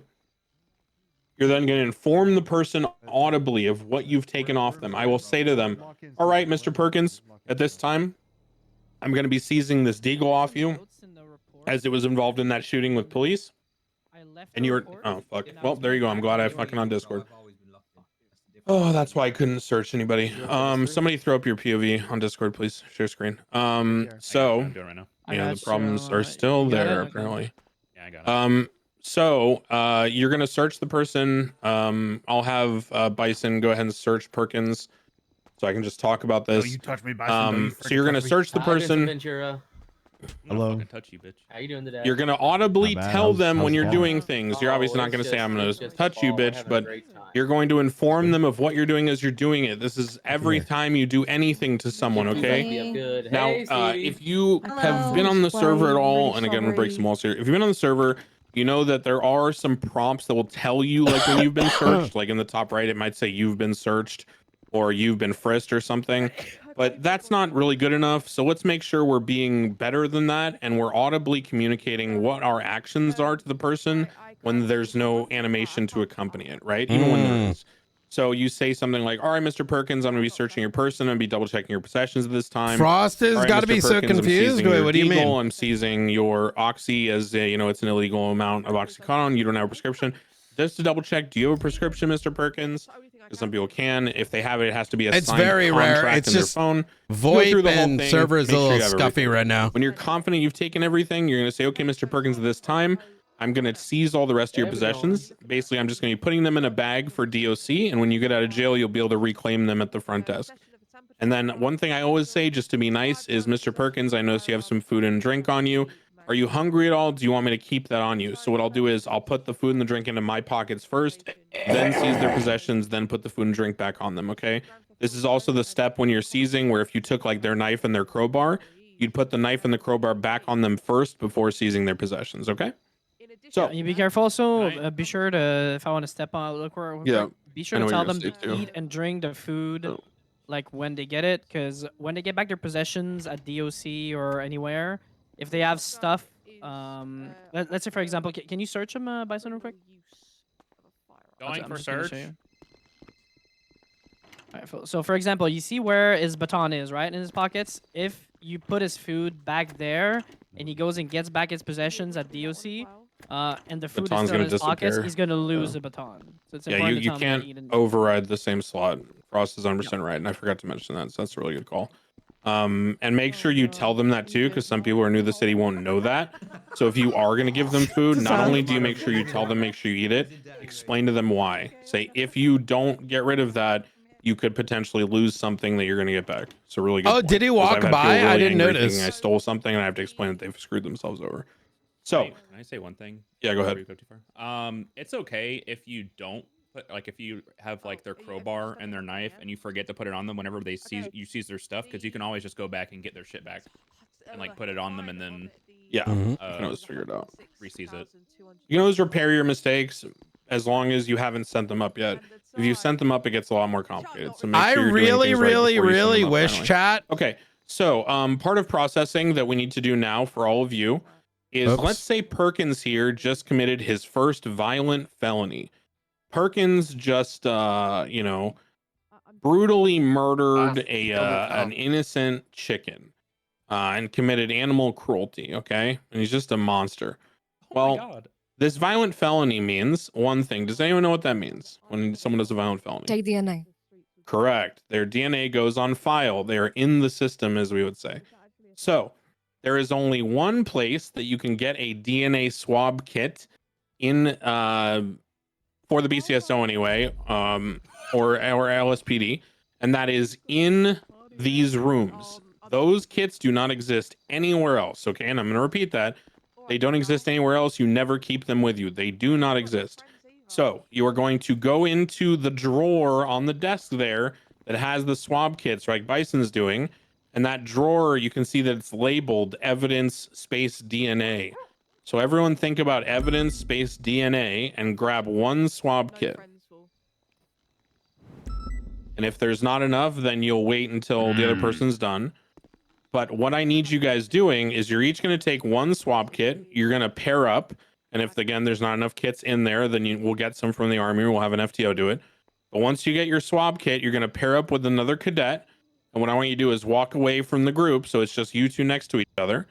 And you're going to look directly at each other. And you're both going to use the kit. So you're going to sort of swab each other at the same time. So, open your mouth, say, they're going to swab the inside of your cheek for epithelial cells. Swab that shit. And then you're going Swab that to shit, dude. get a Swab result. that shit. By get a result, I mean, it will appear in the top left of your screen. There will be a string of letters or numbers or whatever. You need to write that whole string down in like Notepad or wherever you want to put it. And then what you're going to do is you're going to go to their profile and you are going to look at this part at the bottom underneath where it says public image URL. There's a part where it says DNA. You're going to take that string and then file it in that part of their profile. You're going to save their profile. And then in the comments section of their profile, where you can write under the picture in the general box, you're going to write DNA swabbed by your name and then on the date. So go ahead and everyone get that done. My DNA is already on file. And please remember, this is again one of the most common mistakes that cadets, officers, whoever make, is they'll just be going through their normal processing routine. I They will skip the step. They won't think, hey, did this person already commit a violent felony? Is their DNA on file yet? They'll just assume that everyone in the city has been around for years at this point, so everyone has their DNA on file, and they won't check. And then someone will come along later, review the report, and get really annoyed because they'll arrest the guy 3 weeks down the road. Yeah, with the whole thing. And they'll be like, this guy was in 4 shootouts with cops and robbed 5 bank trucks, and his DNA is still not on file. So make sure you're doing your job. It's also very important. You talked about the violent felony earlier. It's important also to look over for violent felonies for their weapons license when they get caught for violent felony. Yeah, if by some stretch of the imagination they actually do have a civilian weapons license, there's legislation about that, like Frost said, for felonies as well. So let's all work on getting our DNA swabbed and make sure that we've all got profiles. If your partner does not have a profile picture, I'd like you to also have them stand in front of the mugshot thing, or somewhere else if they so choose. Doesn't really matter to me, and take their picture. I do need a new picture. That is true. And do tell me when the pictures are done. I will also put them on your staff profile so we can. Oh my God! What do you want? Yeah, let's do our pictures. I also had a head pop. Oh, by the way, we can do that. I'm trying to wake back up. You're okay. No worries. Honestly, if it keeps occurring, if you have the same thing that I was having, I just gave up last time because it's just not worth it. I tried reconnecting like 15 times. Who gave me a Decker name tag? Huh? Hello? What? Look at me. Gave me a It's Decker not name tag. Decker. That's It's not crazy. Decker, guys. It's Bison. Change it. Wait, who renamed Vindice to bottom meter guy? That's crazy. Boy, I wonder who did that. That's nuts, dude. Look right? Yeah. Look that. You're the problem. Somebody did call you Decker yesterday, Bison. I just want to say. Wait, that's not Decker? That was again. Look at the camera. Look at the lens. There we Classic Decker. Classic Decker. It's fine. It's fine. I'm on my. My turn. Damn. the body's Change Kylie's nickname. 'Cause suit she's an admin. profile. Since Fury, we what the fuck's happening? on my character, Katarina, my criminal, Sorry, I always my get called VR. Selena, bro. Even the sheriff called me Selena the other day. It was like, "Hey, Okay, Selena." just- I was like, "Oh." Let's Just lock do what it I did in. when you don't want to do a Lock voice. it in, Just guys. name your Let's lock it character in the a same little last bit. name. Wait, They have a different voice. That's the thing. Nathan, are you crazy. able to change names in the MDT? Like add nicknames and We aliases and don't stuff? do that. Damn it. You can do it in staff. You can do Yeah, a that's what I meant. nickname or Yeah, code that's name what in I- that's what I meant. staff. Yeah. In staff, you can add. There's a section for it. Yeah, I But can do it for you. in Decker, normal if you want. profiles, we do not change people's names. That's like a Han type thing. Yeah, can somebody What do change my you- alias to Decker? Yeah, Angel might be able to speak on that if judges do that now, but when I was, What, I staff didn't nicknames? fuck with that. No, like Yeah, I actual need it to profile be my names. profile picture updated though. It's from the DLC. I don't know what you mean. Your profile name should be your first and your last name. Yeah, but Changing your legal names. what I'm saying is like changing your legal name. Before it was like only Han that did that. Do judges do that now? Can you No, I'm still. Okay, yeah, just Han. Yeah, it's like admin level shit. Show me your badge. Basically, just don't fuck with the normal profile names. And on staff, you can only change the Your badge, nickname your or the badge. code name or whatever. Don't fuck with people's legal name. It's I don't not, think it's you have not to a bad change picture. It's it. pretty good. You got my logs in DM. Change my name. This fucking guy. That is a Let's good see. picture. Ship. No rank ones, dude. Oh wait, this says Butter Chicken Mumbai King You asked for Report. too much. Not a Playing single US rank one. 130 ping. I just Not a noticed single rank that one. Fucking title. disgusting. And you're a Frosty K abuser. Oh, Sounds like an excuse to me, to be honest. Yeah, I play both. Guy's a big abuser. More of a feral druid, but This guy just outed himself as a furry. Couldn't be me. Ooh woo nuzzles your paws. Yeah, but your son not so proud now, huh? Boom can come give me cuddles. All right. So everyone should be getting their DNA done and everything. Is anyone still working on it? How we doing? Is anybody not done? Okay. So, Bison, remember I need your POV. Stop fucking around with your badge. Or I'm gonna change the picture remotely on the MDT and fucking make it some embarrassing shit. Don't do that. Because it live updates, motherfucker. What do we do? That's another thing, cadets, that you should know. Okay, your badges are, digital, right? They're very cool. Like, you ever seen those digital picture frames that your grandma might have, where it like slides through like 3 different pictures that say "live, laugh, lover" on them? Yeah. Okay. So your badge is kind of like that. Whatever link is in your profile for your profile picture, that is what will show up in your badge when you flash it to someone. So don't put a really stupid picture on your profile picture unless you're confident in that being your badge picture that you display to the public. Yeah, we're talking to them right now. Yeah, Sheriff. Next step in processing. Once you've confirmed the person's identity. Hey guys, how's it going? Hold on. The mayor's trying to meet the cadets. Real quick. shit, tough Okay, sorry. Let him know that I can. Sorry, we've been broadcasting the instructions to them via earpieces, so they might not have been paying attention, Mr. Mayor. Yeah. We've paused their instruction for them to meet you. Oh, okay, that's great. How have you guys been finding the course that these guys have set you up on? Fantastic. Going good. It's going good. Hell yeah. Good Come on, to see. Leroy. Come on, cadets! I want to hear some more goddamn energy. Come on, That's yeah, the what the fucking mayor hell? right there. Come What the- on! It's going damn good, Junior. Damn. We get all the good. cadets over here so we actually know who the cadets are. So you can actually meet them. Leroy, DK. Yarn, get out of the corner. Get there. been acting up. Oh, okay. Yeah, I guess Yeah, I you're- technically am. Get in there, Leroy. Come on. Yarn, squeeze in. out of the Come corner. on, Leroy. Well, so Come is on, guys, a little bit of energy. Bison's also technically cadet. Yeah, Bison, get in there too. Yeah, but I said you. No, he's a PPO actually. So Get in there, Bison. Ooh. he's a PPO. He's not getting promoted until he gets this done, so you can get in there.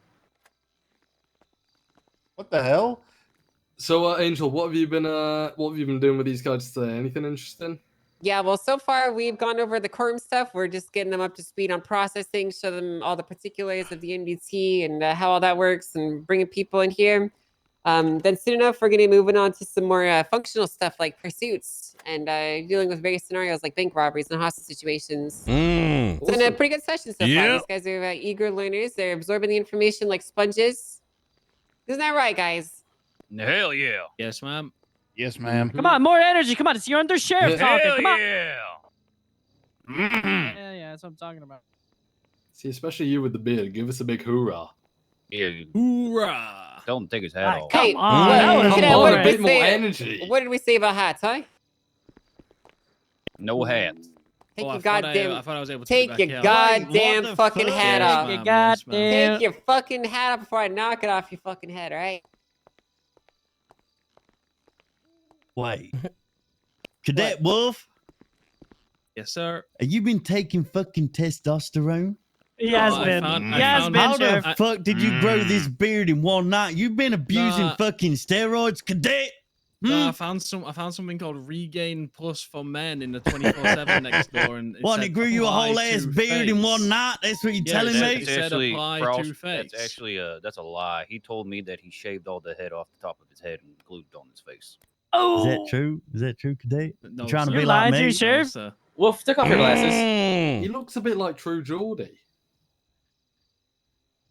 Right, you know Lied to you, what? Sheriff.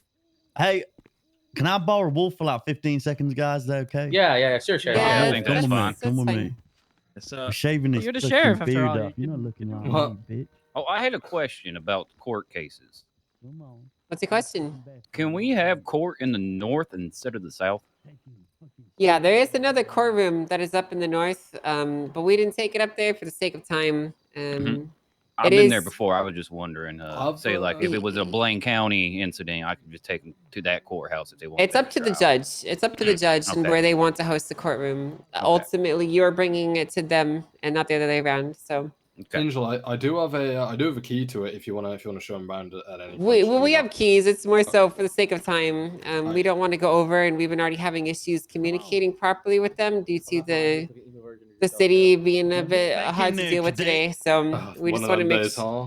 yeah. So we're just trying to keep things on schedule and Great work, Well, Sheriff. we'll- Great we'll- we'll sort it out. Great work, Sheriff. Thank you for the offer. That's my sheriff. Get over there, Layla. Come on. Right. I'm gonna leave you guys so- crack on. Being oh. nice to meet you all, and best of luck for the rest of the training. Okay, guys. All right. Thank you for stopping you, by. Mr. Thank you, Mayor. Thank Thank you, you, for coming. Mayor. All right, guys, go ahead and We're about to get back on the- unmute your earpieces. We're gonna we're continue good, our we'll get instruction. back on. Okay. Okay. All right, go ahead. So when it comes to the remainder of processing, okay, you guys now have an understanding of running DNA and all that kind of stuff. One thing I want to make very clear to you, you are not a magical magician, okay? You are not to abuse your police powers. And I'm going to say this a little more plainly. Don't use things like the F1 menu to fingerprint a suspect out in the field. That is not a thing. You will, do the role play of going back to the station and doing something like, hey, Layla, sir, do okay, this. I'm going to take your glove off. I'm going to take your fingers on your, The your Den left and right Shiesty thumb, pass. as well as your index and pointer fingers, and I'm going to rub them on this ink pad right here real quick. And you're going to dictate what you're doing, and then you're only going to do that again in that mugshot room, okay? Because that's where the DNA kits are and where those ink pads are. That's the only place they exist. They don't exist out in the field. You cannot do that. If you do that, big problems.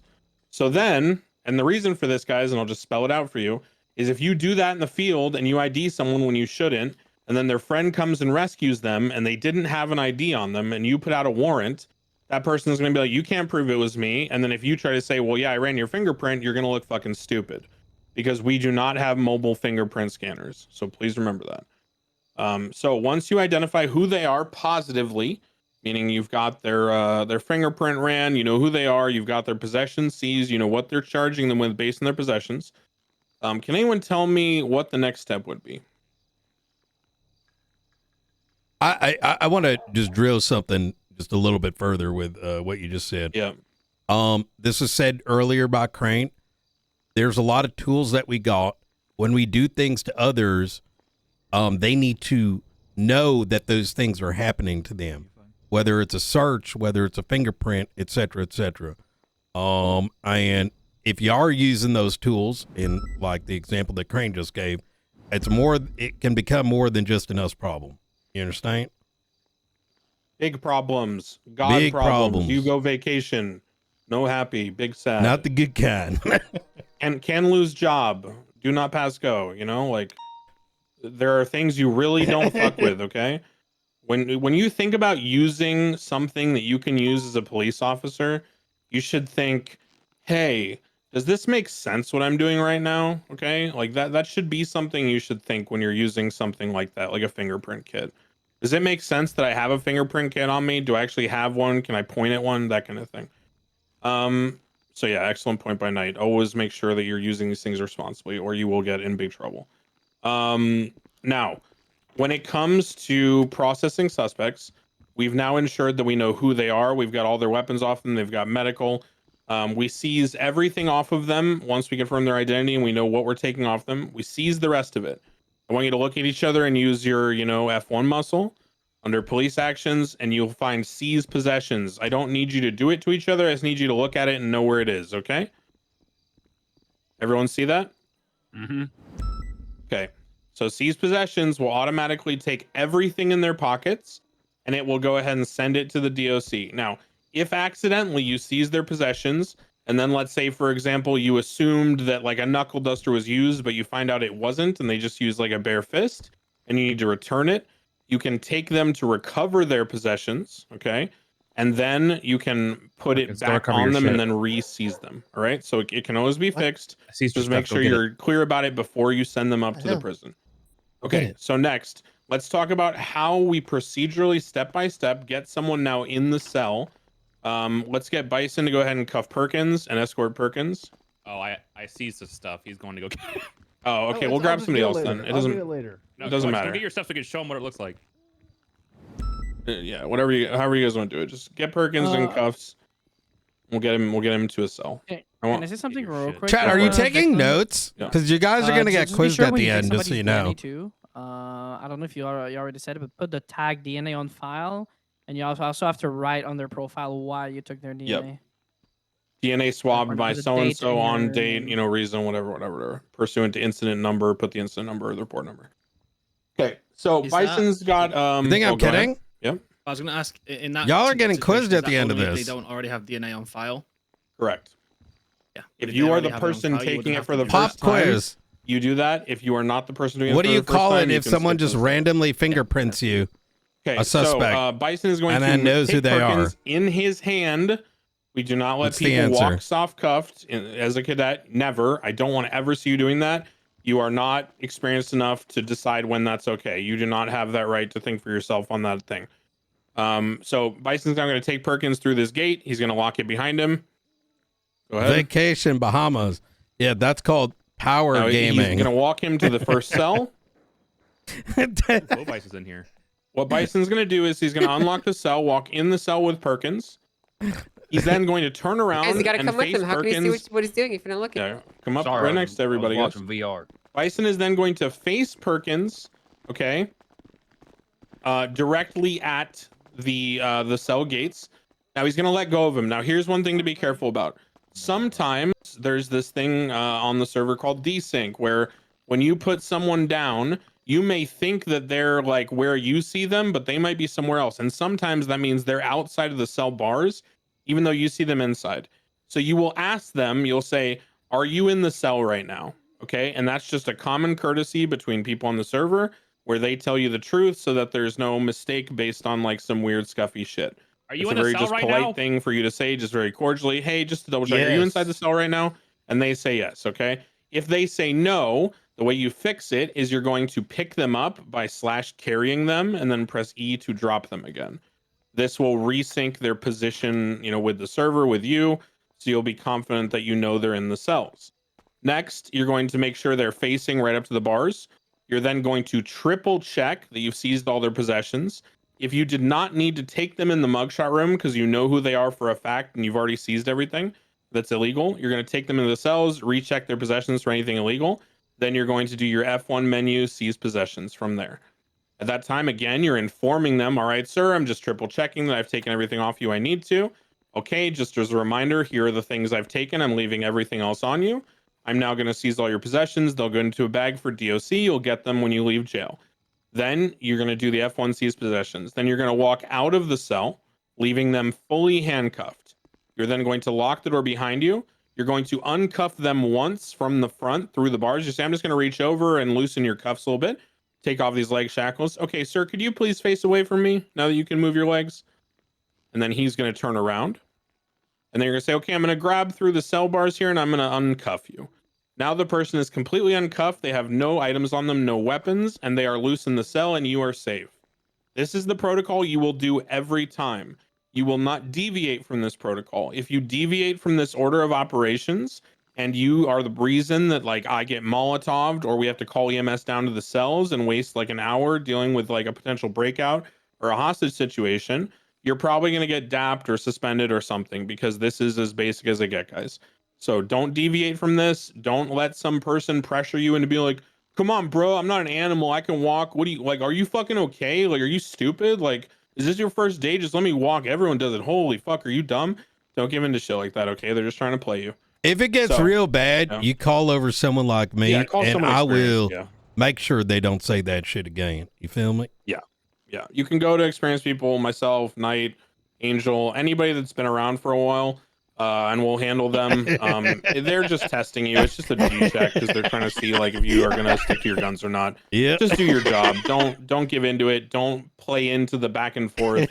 Don't get petty. Don't insult them. Just, you know, maintain your professionalism. Okay, that's what we're expecting of you. So once they're in the cells, your final step is again to make sure, if you haven't, you know, asked them any questions, but you're intending to ask them anything, read them their rights. Finally, you're going to then, at the same time as you read them their rights, if you haven't already, you're going to offer them an attorney.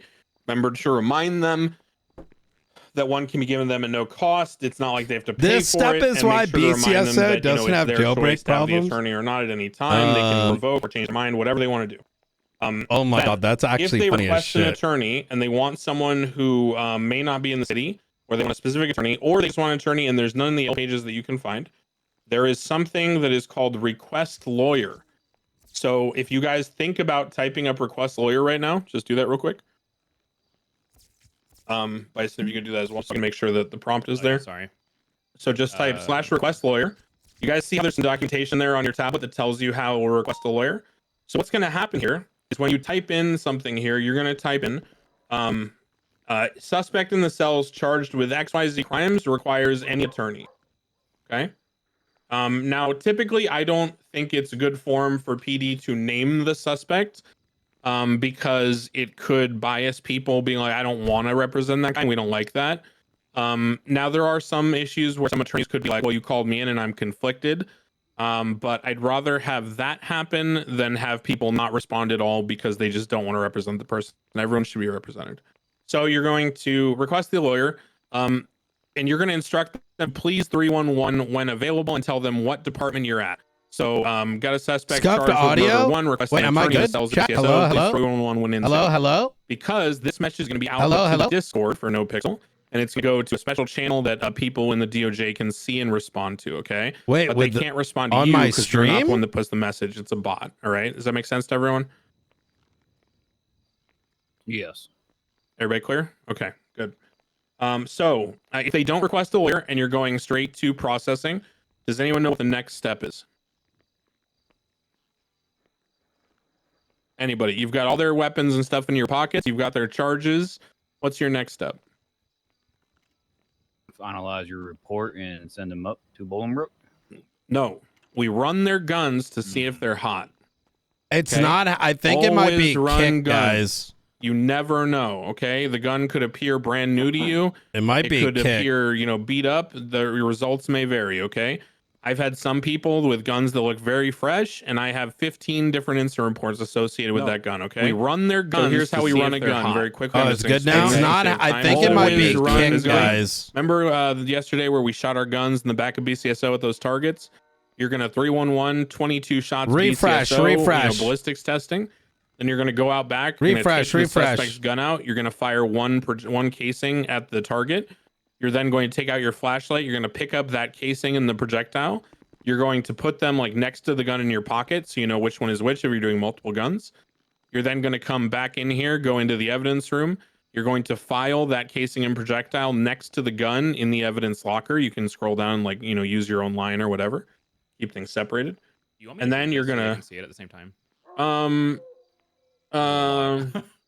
Yeah, let's go into the let's have you do one. So Bison's gonna fire a gun. if you guys just want to tune into his stream so you can see what it looks like from his POV. Like you're looking over his shoulder in VR. Twitch and kick. We can have them just use the report from yesterday where they discharge their guns. Yeah, Those that's casings fine. and projectiles are already Yeah. in there, so they can just Perfect. grab It's good now? a casing from there, run it through the evidence section, and see what it comes back to. So just look over Bison's shoulder, guys, on the viewer on the Discord VR. So you're gonna see how he's gonna go to a report. Trying to find where there was a shooting. Should be so many. There should be a really recent one. It was just an OIS. Yeah, I don't want There to. you I go. think they're still doing this one. They're still working on it. Oh, there's evidence in there. You're good. Just go. Just show them how you just go. Okay, so you see on the right how there's weapons, casings, projectiles. I don't get why Let's they say can't he's mobile check for running the Top fingerprints. Gun We under can on weapons, whatever phones that if happens cops to don't be. take Just them by run the law. top one. It's not that deep. You don't need to do It's this. there's You show certain them to me things stuff. on the So server right here, that guys, you see exist. how he's looking at the different evidence on. It's like this. You can do it in an extreme situation. Like, for example, if someone is ICU'd, then you could do that.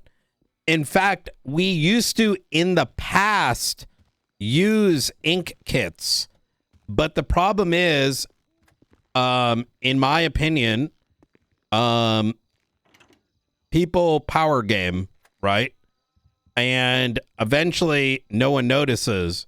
And now so many people are doing it. And now so many people are doing it. Now what do? You know what I mean? And so now it's no longer a thing. Does that make sense?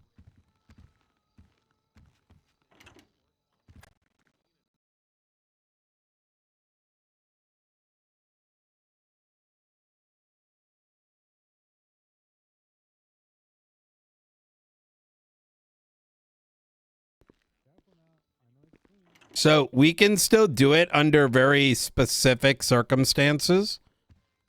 Yeah, no, you're good. Yeah. Wait, you're allowed to ask those kind of questions, Tran. Yeah, and Victor, chill, bro. I think you're misunderstanding the intent, right? If he was being weird about it, that's one thing, but he's asking a normal, legitimate question. There's just certain things that are balanced on the server for cops.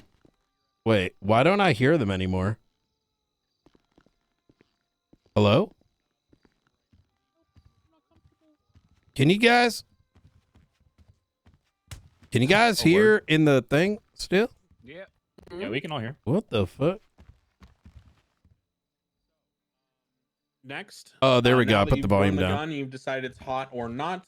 You're going to go to Yeah, your it used to suspect, be a and we're gonna thing. get them processed. You're going to read them out their charges. Yeah, so sorry, TLDR, it's because there are, look, I'm just going to tell you straight. Who knows what the reason was, but there are certain things that we can't do because people are too dumb and will unintentionally do stupid shit, right? So our device is not just fingerprinting, it's also analyzing the results. And you shouldn't be able to know that. If we're going to be generally honest, right? A lot of people don't even know what power gaming is anymore, I feel. Or what, like, you know, metagaming is. There's a lot of people could be new RPers. They may have been, you know, built up in God knows where. So it's better to have certain things be safe rather than being unintentionally abused and then someone's just like, well, I didn't know any better, right? So it's safer to only do it at the PD. Because think about it, let's say you met someone for the first time, you don't even know OOC who they are, which is ideal, right? In a world where people don't, you know, watch meta info. And then let's say you went and did the fingerprint. Now all of a sudden, you know it's Michael Jackson or whatever, right? Or like, let's say Peter Bartholomew. But you don't know yet that's your character doesn't know or should know it's Peter Bartholomew yet, right? Does that make sense? And even if, like, let's say you needed to do it, like out on the field, like ICU, you effectively have to get permission clearly from the other character, right? Are you okay if I run this digital fingerprint on you? Because it makes sense if I do it, but are you okay with me doing this to your character? At which point you could.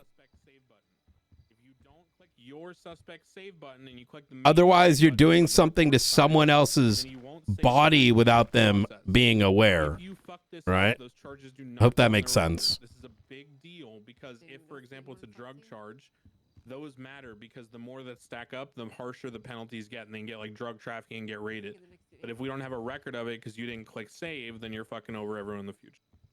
So once you get the plea from them and they plead guilty or not, you hit the things, you hit save, and you're gonna click your finger on the part where it says the fine. So what you're gonna realize is that actually copies it to the clipboard just like the evidence copy. So now he's gonna go out of the MDT and he's gonna say to the person, all right, Mr. So-and-so, I'm gonna give you your fine now. You paste it and then you would hit enter. In this case, he's not gonna do it because he'd be billing Flippy. You can adjust the fine manually once you hit paste to add in like the hot gun incidents, whatever. Then you're gonna tell him, okay, you've been issued a bill for XYZ amount. All right, sir, now I'm going to be sending you up. Here's how the months work, okay? This is in legislation, so if you want to look it up, it's in a detailed report of how the rules work. To give you the TLDR, guys. Number 1, okay? Hey, FTOs, stop fucking around so the cadets can pay attention to. So, here's the TLDR of how it works on sentencing. The maximum amount of months anyone can be sentenced to outside of like very specific high level crimes like murder one and shit is 350 months. Okay, that is the absolute maximum. So even if the MDT says like 425 and they have like 5 hot gun charges, their total time's like 600 months, the max is 350. So whenever I am preparing to give someone time off or anything like that, I'm starting from 350. All right, so then I'm going to go, okay, did this person request a lawyer? Did they engage with, and this is not just to reward them for challenging the charges, it's did they engage with the, you know, people that are lawyers? Did they give them an opportunity to be themselves? Did they, even if they weren't fighting the charge, didn't want a bench trial, did they call down a lawyer for the sake of it, right? That should be something we encourage. So there is legislation that allows you to take time off at a baseline for them calling a lawyer and utilizing those people. And then additionally, we have something that we call time served. So from the point when the person is placed in cuffs on the scene, the time that they're spent being triaged on the ground by you and EMS, the time they're spent transporting and getting treatment at the hospital, the time they're spent transporting from the hospital to BCO, basically the time from which you cuff them and the scene was code 4 to the time which you're going to send them to jail, you can remove that amount of time from their sentence. Okay. Finally, there is the opportunity to give them some discretionary amount of goodwill time off for a guilty plea. This is like plea bargaining essentially in the cells as a police officer. As a whole, this is discretionary, but as a cadet, you should, you know, always double check with your FTOs to really get a feel for where the right points are and where the limits are and how you should operate within the legislation. Always double check what you're thinking.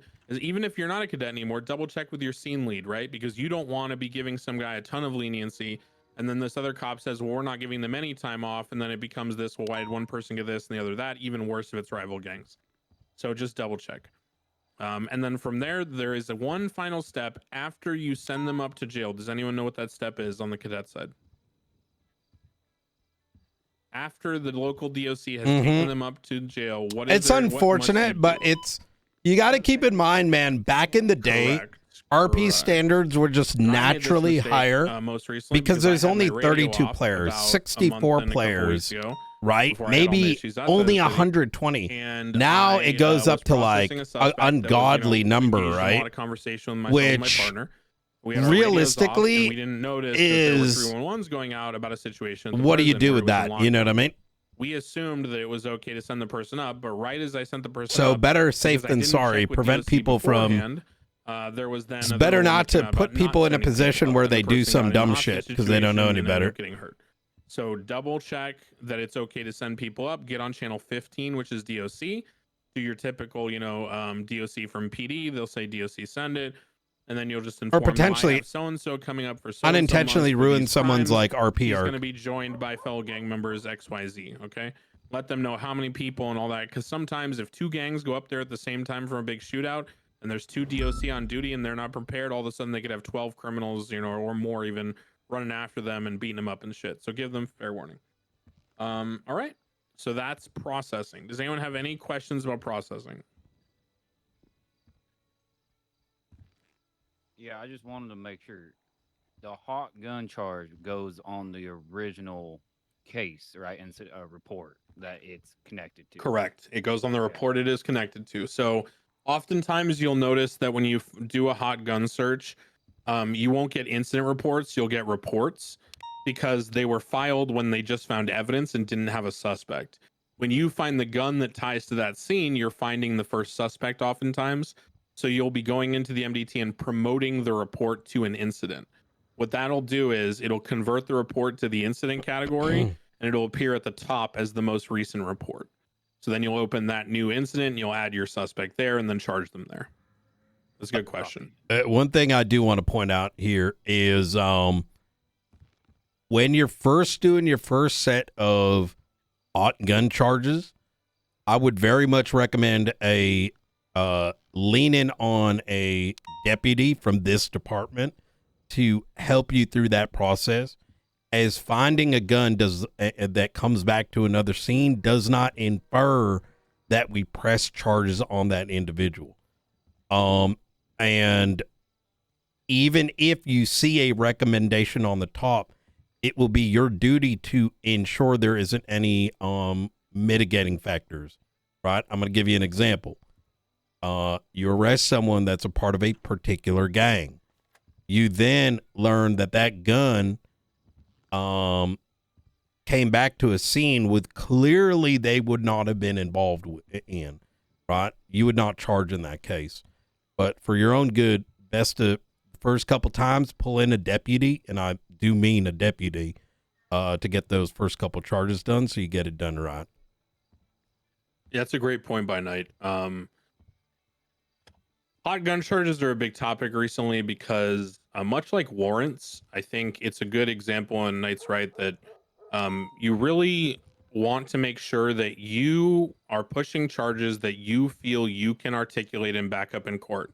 So for example, 1000% I'm saying hot gun charges at a best right there without the original officer around, I'm still not going to push charges on them unless I feel comfortable that I can articulate and support them.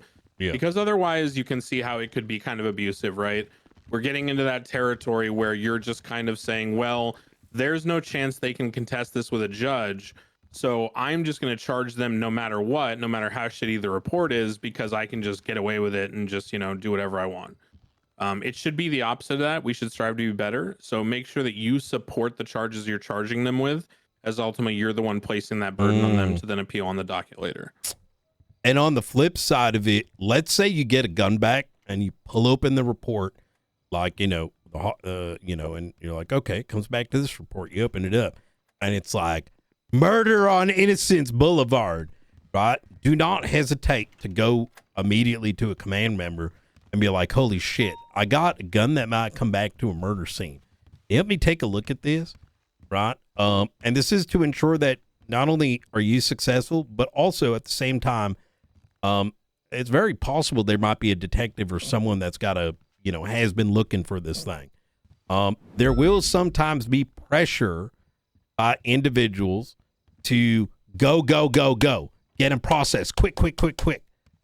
But the pacing is yours, right? And ensuring things are done right is the utmost importance. And that is something that we are striving for in this department. High quality police work.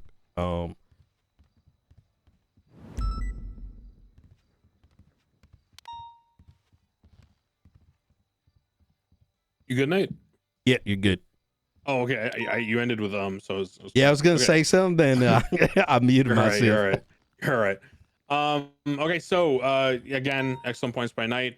One thing to note, please remember what it could feel like to be in the cells for a very long amount of time after being in a 2-hour shootout scenario and being on the ground and going to medical and getting transported and having your gun run, right?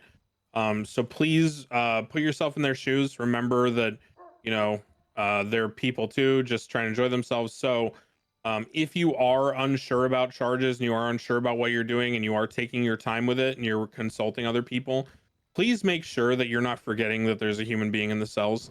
Please make sure you're communicating with them, you're checking in with them, you're, you know, at least attempting to like keep them up to date, explain to them what's going on, have a conversation, you know. Don't just ignore them, please, whatever you do, because that is the number one thing that in processing cops get complaints about is just people getting ignored in the cells. Okay, so we've talked about getting people processed in the cells. We've talked about a lot of the different circumstances around them. I want you guys to make sure that you've gone through your police powers, you know, your F1 police powers. Is there anything in there that you guys are unsure about? Because there are some things that I want to make sure that we cover, like what it means to sort of look someone over. Does everyone understand what that is? Go ahead and take a look at your F1 police powers and think about sort of examining someone. Could anyone give me an example of when you might do this?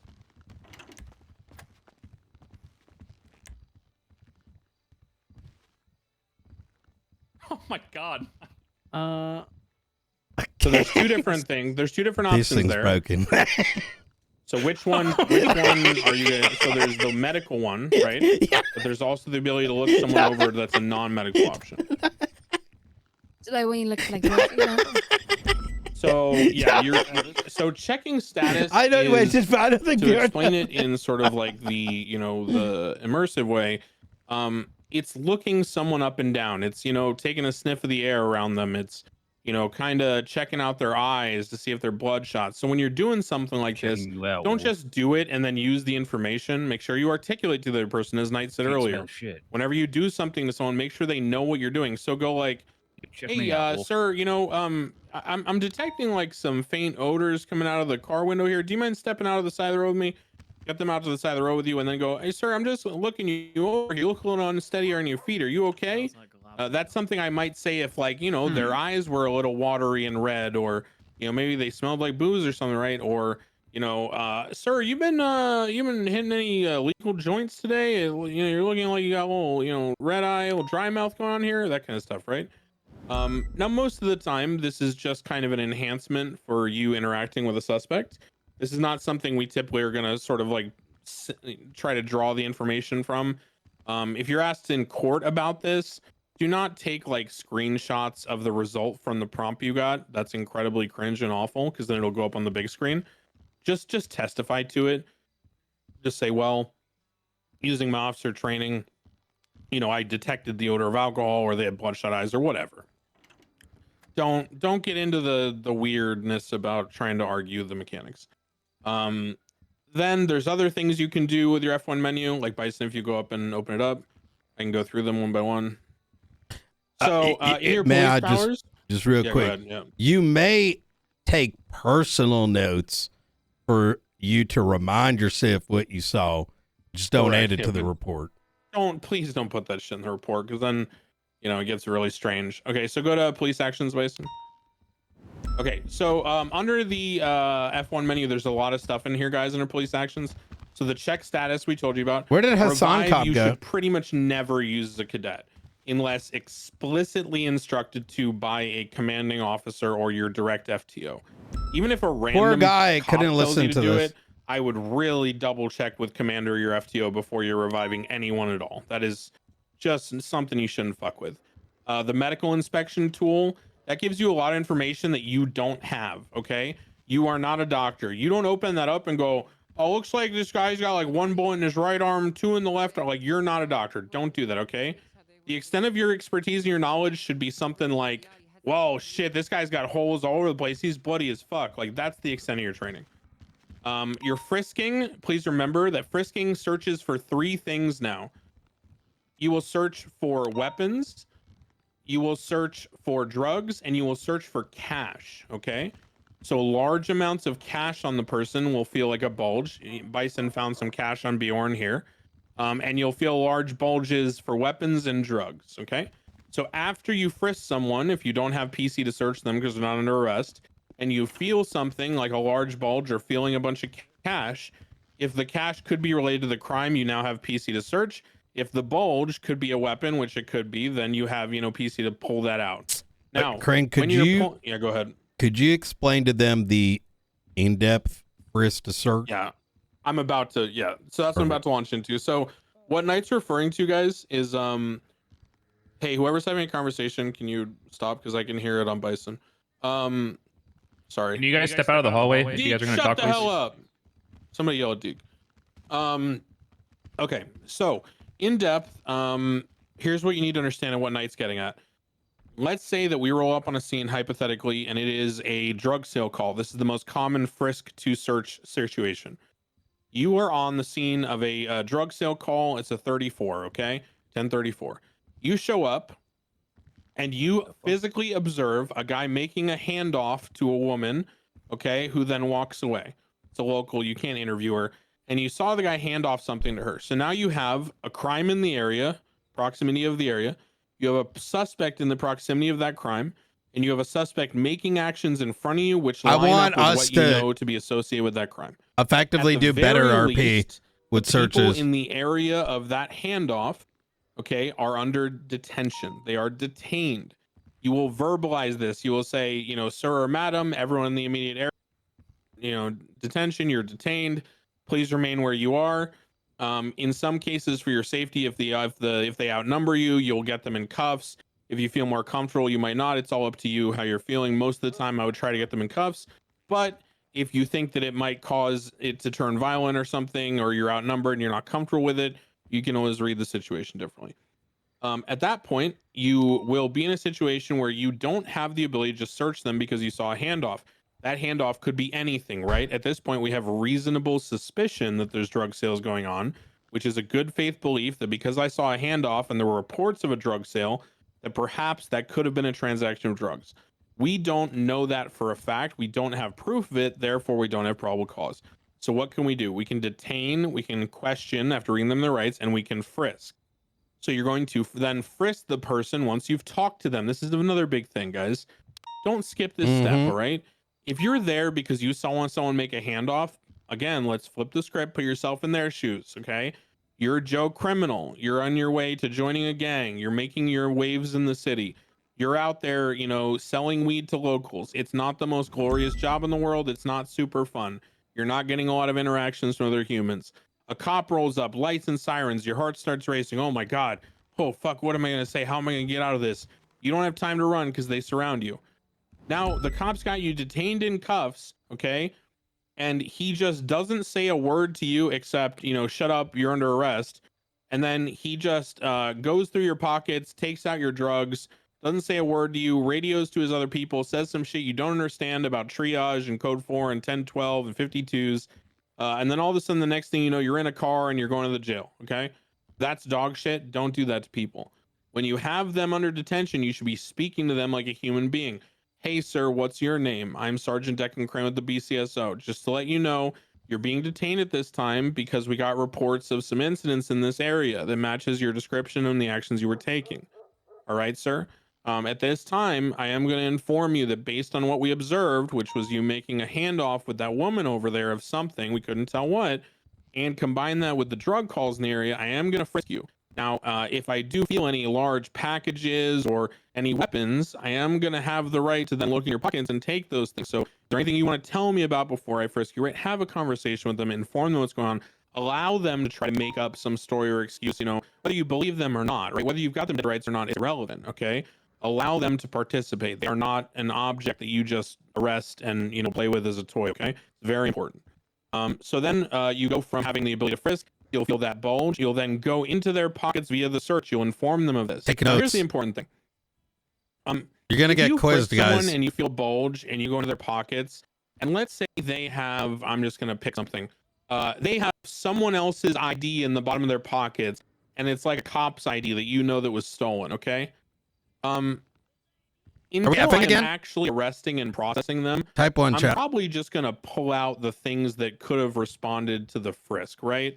Because unless you're unless you're role playing out the fact that you're pulling every single thing out of their pocket after the frisk had a hit, and you're categorizing every single thing. Yeah, and you're Keck is dictating having some issues. You shouldn't just skip the step and be like, "Oh, sweet, jackpot! I found something." Oh, you guys didn't even hear what I said. Because if you didn't feel that in the frisk, it would make sense for you to just find it immediately like that. From there, you then obviously have the PC to inform them that they're under arrest, and then I would conduct what I would call a full search. Oh That's my called God, search the delay incident is to lawful arrest. insane. So anytime you are placing someone under a full arrest, you have the right to search the entire person. Same reason why you have the right to search a car when you're impounding it, okay? Anytime something comes under your custody, you have the explicit right to search it in full when you have probable cause to effect an arrest or manipulation of that evidence. Any questions about the pipeline of frisking into searching and the differences? Hey, if I may, yeah. You do not have X-ray vision, right? You shouldn't. Some will. We can always do better, right? So when you do a frisk, don't hesitate. Like, you can use the option of, hey, I'm feeling something bulky on this right pocket right over here. What am I feeling? Give that other person the ability to kind of role play out an answer, right? They may say patrol can. All right, pull that thing out, put it to the side. All right, take another frisk. Hey, what do we got over here? I feel something in your left pocket over here. What is it? Right? There ain't no reason. If someone's stopping to give you RP back. You know what I mean? Exactly. I don't normally talk like this, but I'm going to continue to. Go ahead, Crank. Yeah, what the hell? No, he's exactly right. And that's what we're trying to inspire in you guys.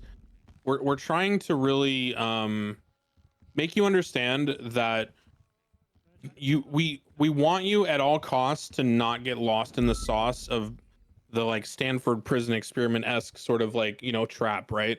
If anyone's unfamiliar with that, it's basically they took a bunch of guys and made them prison guards, and they all turned out to be like super violent and abusive. Just because you have this power over other people doesn't mean that you should, use it negatively in the roleplay. Like, you should strive to create a back and forth as much as possible. And I will say this in a very poignant way: the higher your level of use of force goes, and the higher your level of control over the other person better the now? situation is, the more responsibility you have to involve them in the decision making. Meaning, if you're going to pull out a class 2 and shoot someone with a rifle, okay, and be able to effectively like 2-tap them in the head, they should have every warning in the world that that's what's going to happen to them. If they Let me continue see what doing the they're delay doing. is. If Police you cat. have someone in Police cuffs cat and they me. physically cannot even move the legs of their character, and you have the ability to go through their pockets and do anything you want, okay, you should be informing them of every single step of what's going on and giving them the chance to answer questions and add to things, as Knight was trying to point out. Involve them as much as possible. Do interrogations. Talk to people. Talk to people on the side of the road, even that aren't committing crimes. Be a person. Don't just be, cop bot. Okay. All right. So that's our Oh our general my situation when it comes to God. processing. The delay is like a bunch minute. of nuanced things, guys, and I can't teach you every single thing in this exact second. Just trust that as What long the as you think fuck? about what we've taught you, the order of operations, and you trust in your FTOs and your command to ask them questions privately when you need to clarify something, then you'll be fine. Okay. Mistakes are fine when they're made in good faith. They can always be repaired as long as you don't get overwhelmed and Chat. anxious and push too far through the mistake. to If where you it's, frisk irreparable, someone, right? All right. So, the next thing and we're you gonna do feel is a we're gonna move bulge, into some. should you pursuit stuff. search their entire body? I don't. Do we have Do we have Star? Do we have Skyfi? No. It's too early for everything. Okay. Yeah. All right. So here's what we'll do. In terms of basic pursuit stuff, I will take the description of paralleling and basic like pursuit structure. We're gonna have Angel describe and demonstrate techniques such as pitting and spiking, and talk about how we do them and where we do them and when and why. But let's do this first. Let's have everyone grab a quick like water, stretch your legs break. Yes, and Declan, I want to ask something. Somebody still have a DNA kit? If you can look at your pockets, I need that DNA kit. Oh yeah, if you have a DNA kit that goes back in the thing, remember guys, and never lose the room. Oh, Yes. so I have a DNA swap kit that was given Okay, to me yes, you need with to. the Yeah, you DLC. Do you want Goes back that? in the drawer. Oh. I've had it since Okay. the DLC.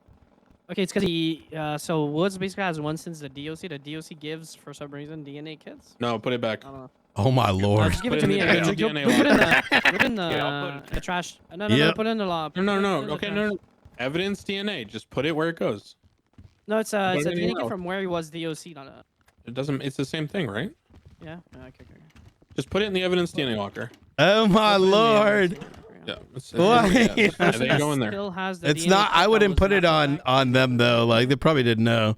Also, would you mind if I would get we're still missing. Oh, 4 really, call signs. Huntley? Would you mind if I just take that care of that real quick? Yeah, during the break, what's Chat, if you don't have call signs, talk to Frost. You'll Otherwise, remember. go take like. We'll Remember, I say talked 7 minutes. about guys. Earlier today, we were talking about distributed systems and time dilation.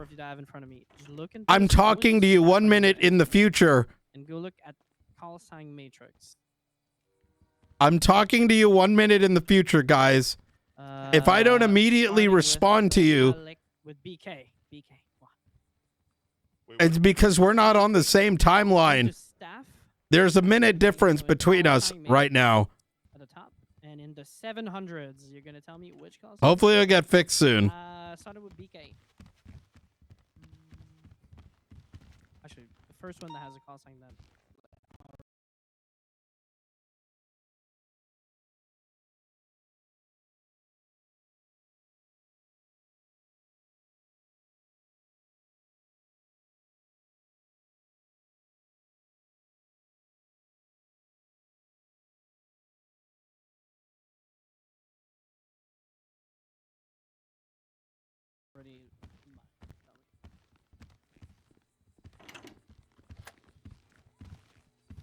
All right, let's go stretch our legs. This has been a good session so far. How you doing, Deke? Fantastic, sir. How are you? Met the new cadets yet? Oh, no, sir. I'm about to. Oh, they're good. They're good ones. Actually, now might be a good opportunity. We're taking a bit of a stretch break. Well, sir, I have kind of a plan. Were you familiar with Brixton before he passed? I only know he lost his mind and started blasting. Well, yeah, he did start. Yeah, okay, that did happen. But he used to have a tradition with the cadets that I'm going to carry on, where he used to treat them like total shit until they're promoted. That's my plan. So we're gonna line them out. That's a good plan. That's how it should be. Yeah. We're gonna line them up out here. I'm gonna be drill sergeant. Don't care what their name is. Fucking knowing their worm, name sir. is a damn Who privilege. gives a shit? Exactly When that. you're done with your All right. call sign, you Okay. break. Go Well, ahead and good go shit. outside and line up. All right. Well, I'm looking forward to it. All right, so. Jonah, what station are you on?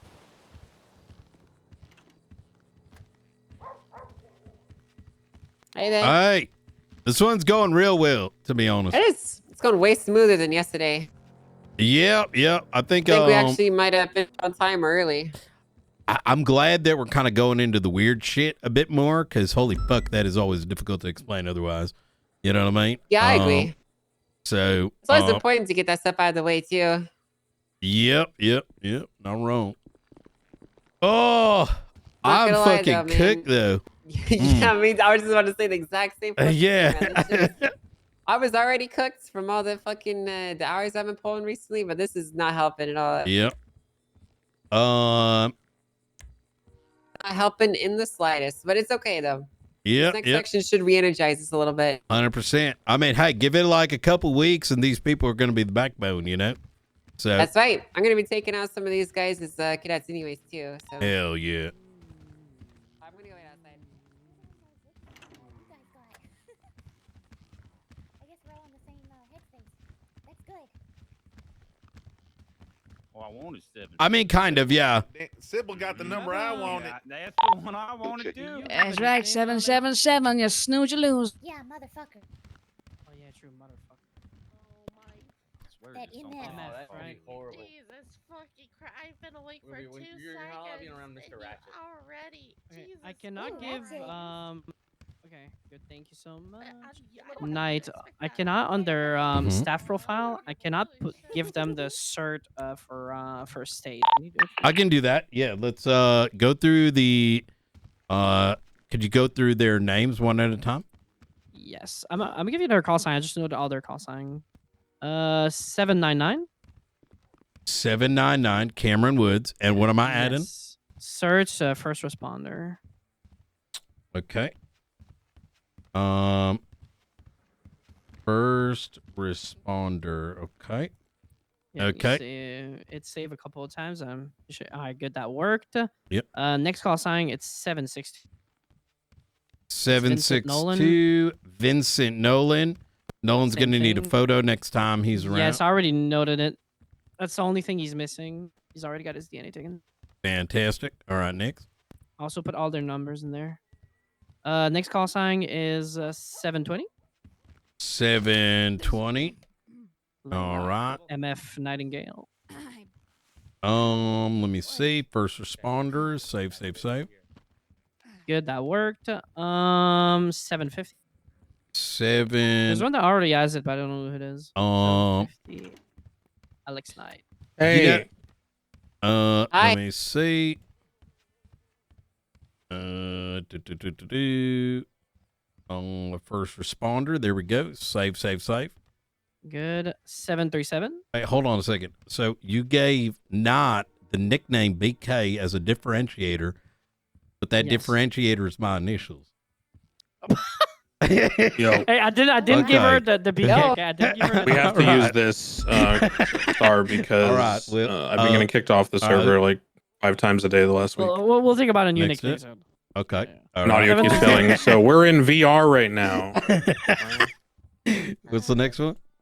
737. Leroy Butcher. 737. So, Leroy Butcher. good. All right. I'm going to have He needs you a run, staff profile with his. Yeah, no, I will do uniform. it. Will you be in with, lieutenant? the sorry, basics for Perfect. spiking and pitting. Okay.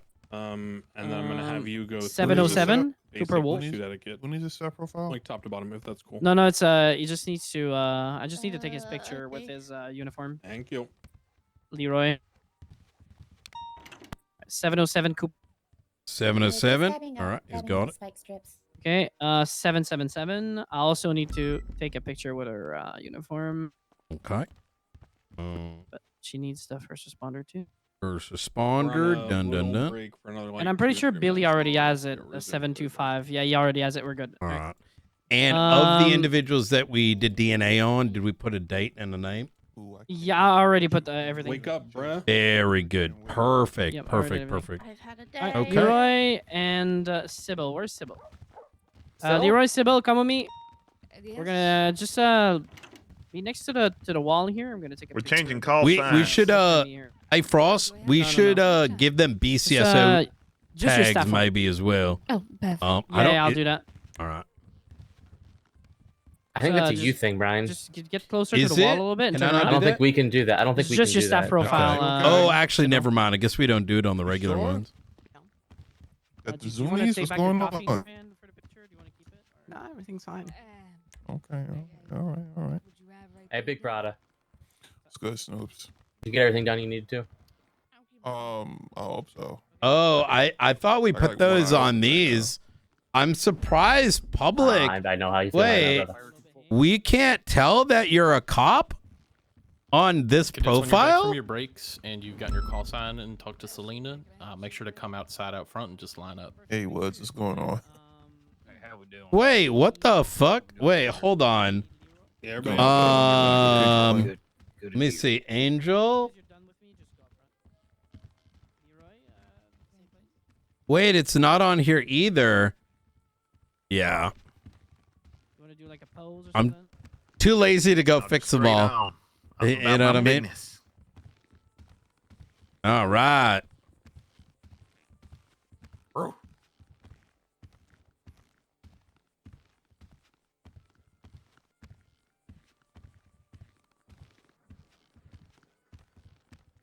I definitely have a. Yep. All right, let me just give me a second. Take my camera out. Cheese. Chase. All right, you're good. Get in front. Outside in front. What the fuck? What? Hey, Sky. No, Yes, what? it is. It is. Yep, it is. Thank you, pal. Oh. Fuck you.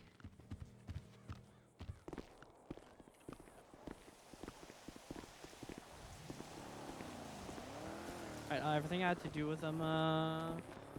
Declan, I'm all good. You can take over.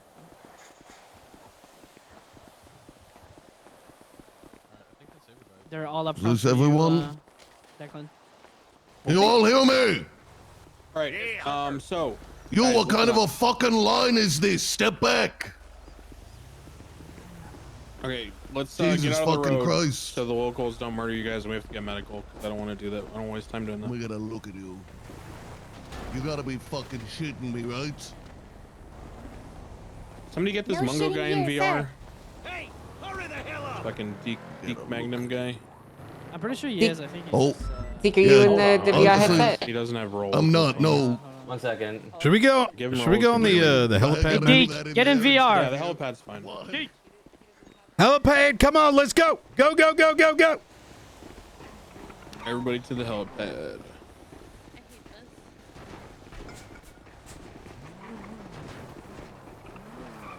All right, so cadets, we've taken you through a lot of stuff so far. It's been a shit ton of information thrown at you. I don't expect you to remember all of it.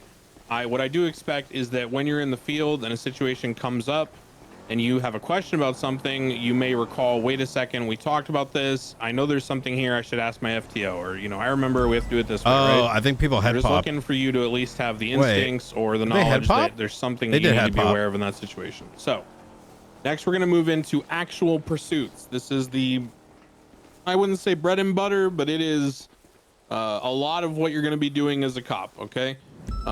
We have some very good pursuit drivers in the BCSO, but we have also, equally as important, a lot of very good like drivers who are good at paralleling, people who are good at organizing chases, people who are good at spiking, and hell, you know what else is just as important is people who are good at being a support role, right? Maybe you're someone who volunteers to process a vehicle Chat, you might after it gets notice bailed out of and it's I'm not disabled. saying much Maybe you're the person who likes, you know, triaging because and that's how it organizing a should scene, be. right? There's a lot of stuff right? you can do besides just being good at driving. But There'll be driving is at a bare minimum a core part of your job. Okay.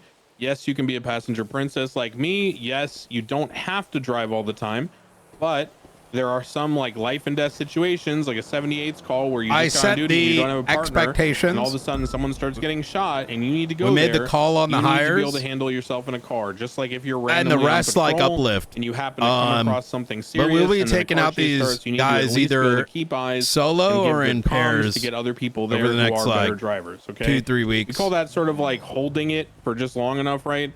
Like for me personally, if I end up in primary on a chase and with a really good car, most of the time I'm just holding the pursuit and making sure I'm not fucking up long enough for someone to retake their position on me, you know? So don't just think that you have to be the best driver.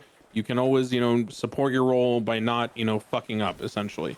It's better to be competent and not fuck up a chase than it is to try to be the best and screw up the chase for everyone else. So there's going to be a couple of topics that we're going to go over here in sort of like a dry run test format before we even take you out in cars and have you do comms. That's going to be the following. Number one, we're going to talk about comms in pursuits, the order, how they work, who does comms, what the comms should sound and look like. And then we're also going to do a practical dry run segment with Angel talking about things like spiking and pitting. Okay. She's going to demonstrate some of these things with another, you know, FTO using a couple cars out on the Sandy Airfield. But for now, just standing here, I want to take you through comms. And this is something that I pride myself on and something that as someone who's not the best driver, I try to make sure at the very least that I'm proficient at this. Okay. Because I don't know if you think of it this way, but giving comms as a cop, okay, is like painting a picture for someone who's not there. The more accurate and the more specific your comms are and the more efficient they are, the better the mental picture everyone else will have who's involved in the call. So imagine that you're someone who's joining the search for an armored car. You're the first person to lay eyes on that car. You find it going southbound on Sonora Freeway, merging towards LS Freeway, passing the prison, and they're riding the right-hand shoulder, okay? That gives a very specific picture to anyone who's been around this city for a decent bit of time of exactly where that car is, where it's going, and what it's doing. Now, if you're unaware of those landmarks and you're unaware of exactly what to say, do not worry about your ignorance. Treat it like you're doing your best to explain to the other person what you're seeing. Just use your words. Don't get flustered over the fact that you don't know the names. Say, hey, I'm right next to this cliff that goes down to a parking lot with the prison, and we're going around a bend. Looks like we're going back towards the city. And there's mountains to my right side and my left side that look really tall. Okay, that can be just as beneficial as saying what I said. You're just doing your best as a cadet. Now, when it comes to the normal comms of a pursuit, let's talk about the basic default expectations, okay? The default expectation is there are 3 pieces of information that you are going to update the rest of the pursuit with. If you are the secondary car in the pursuit, you are expected to do comms unless what? Does anyone know the unless? When would secondary not do comms? Correct. When primary is doubled up, therefore one of the persons in that car does not need to focus on driving, they can just do comms. The 3 pieces of information you're giving out in a pursuit are very specific, and I understand that I've been pretty nice with you guys up till now. This is where I start to become more of a dick, and I will just straight up, you know, yank the leash, so to speak, and heal you when you fuck this up, because if we don't correct this behavior now, you will continue fucking it up and you will never learn the right way, and that's just how it is. Okay, when you give comms, it is very simple and straightforward. 3 pieces of information. Which way is the car that you are following turning? Which way is the car that you are following facing? What road is the car that you are following on? So direction you're turning, direction you're facing, name of the road. So a good example of a comm would be dispatch 311, active 80 with a blackened color gauntlet, 2 times occupied, southbound LS freeway passing Bolingbrook. Speeds upwards of 100 miles an hour. Traffic is clear, weather light. Vehicles continuing in correct lanes of travel, accelerating up over 100 miles an hour, you know, and then you're continuing comms. When you take turns from there on, you would say something like right, westbound, Hawick. Okay? You don't need to say they are making a right, they are doing this, this is happening. We want 0 extra words. Literally just left, eastbound, Mirror Park Boulevard. Right, southbound, Glory Way. Okay, you are not interjecting anything else. Now, if you don't know the road names, you're going to be very tempted to look at your dashboard, right? When you're in the car, the nice handy dandy dashboard will tell you at the top of your dash there exactly what road you're on. Does anyone know the problem with this system when giving comms when you're new? Anybody? You'll crash. Perkins? Well, that's one thing. Perkins, what else? It tells you what road you're on, it tells you what road you're on, not like what road they're turning onto. Correct. So when you heard me say earlier that comms need to happen based on what the subject vehicle is doing, or the suspect car, the car you are following, that means you update your comm when they make the turn. If you wait to make the comm because you are relying on your dashboard as a crutch and you don't know the names of the road, and you wait to say left southbound Alta because you were afraid of not knowing the name and looking stupid, you've now delayed your comm by a good 3 to 4 seconds, which is plenty of time for them to make an immediate turn into an alleyway, and now your entire chase is behind and anyone paralleling is screwed and they're going to get frustrated with you. So how do we solve that? Very simple. Instead of saying left southbound Alta when we see the Alta at the top of our dashboard because we've made the turn, we say left southbound when we see them make the turn, and then we pause and we wait to say the street name until our dashboard updates. Everyone understand that? Yep. Yes. Okay. That is highly preferable and the correct way to do things when you're learning, as opposed to delaying the entire comm. Delaying the entire comm, giving late comms is like the mortal sin, because as much as, you know, people like Angel and Sky are very kind, empathetic, nice individuals who I appreciate very much for their maturity and patience, they are also humans. And if they're in a 3-hour chase with multiple swaps and then a cadet happens to take over comms in a very tense moment and you're delaying all your comms because you're afraid of not knowing the street names, there's going to be some problems. Okay. So just understand that, you know, try to do your best to help, try not to hinder people. The best way you can do that is by learning to do the basics, doing them correctly, and not trying to overextend yourself. So direction they're turning, direction they are facing, pause, give the street name. Now, let's say that we are doing comms and we are switching, you know, rapidly between different units. There's a lot of chaos about who does what. Okay. If you are ever unsure in a pursuit of how to proceed, always default back, okay, to the very basics that set up the pursuit in the first place. Okay. And Sky now is going to walk you through the basics of how we organize pursuits, who takes responsibility for comms initially, how it can shift around, who's the primary on a pursuit, how rank works on a pursuit, all these sort of things. There's also a pursuit unit. She'll touch on that very briefly as well. So we'll give the floor to Sky, please. Give her all the respect you give me. Could I ask a question just before we start? Go ahead. Okay, so I was wondering when we're, doing a traffic stop or a pursuit, you know how we do dispatch 720? Do we have to do that every single time we speak, or will it just be once you're in a pursuit, you can just talk and say, what you need to say? In the pursuit, when we talk about general radio comms, is a good question. Remember the basketball stadium example. If you're the announcer, right, at the beginning of the game, when you're calling the game, you would first say, ladies and gentlemen, welcome. You're about to witness an exhibition between, the Lakers and the Boston Celtics. Here's, tip off, right? Here we go, right? And then they'll just talk like normal. It's the same thing for you. You're going to start the chase giving formal comms, dispatch 311, active 80 with a black and color gauntlet, heading this direction, the speed, weather, traffic, whatever. And then you're just going to give comms. If anyone wants to take comms from you, they will either do so based on what Sky is about to explain to you about pursuit etiquette, or they will say break, which is only to be used for emergencies when you're going to talk over someone. Okay, thank you. Yep. Other question? You hear me? I can't hear you. Now I can hear you. Go ahead. This is just a double check. I'm assuming it's because you're used to it. But when you do it, you don't say like 1080, you just say an 80. Would we do that too, or should we do 1080?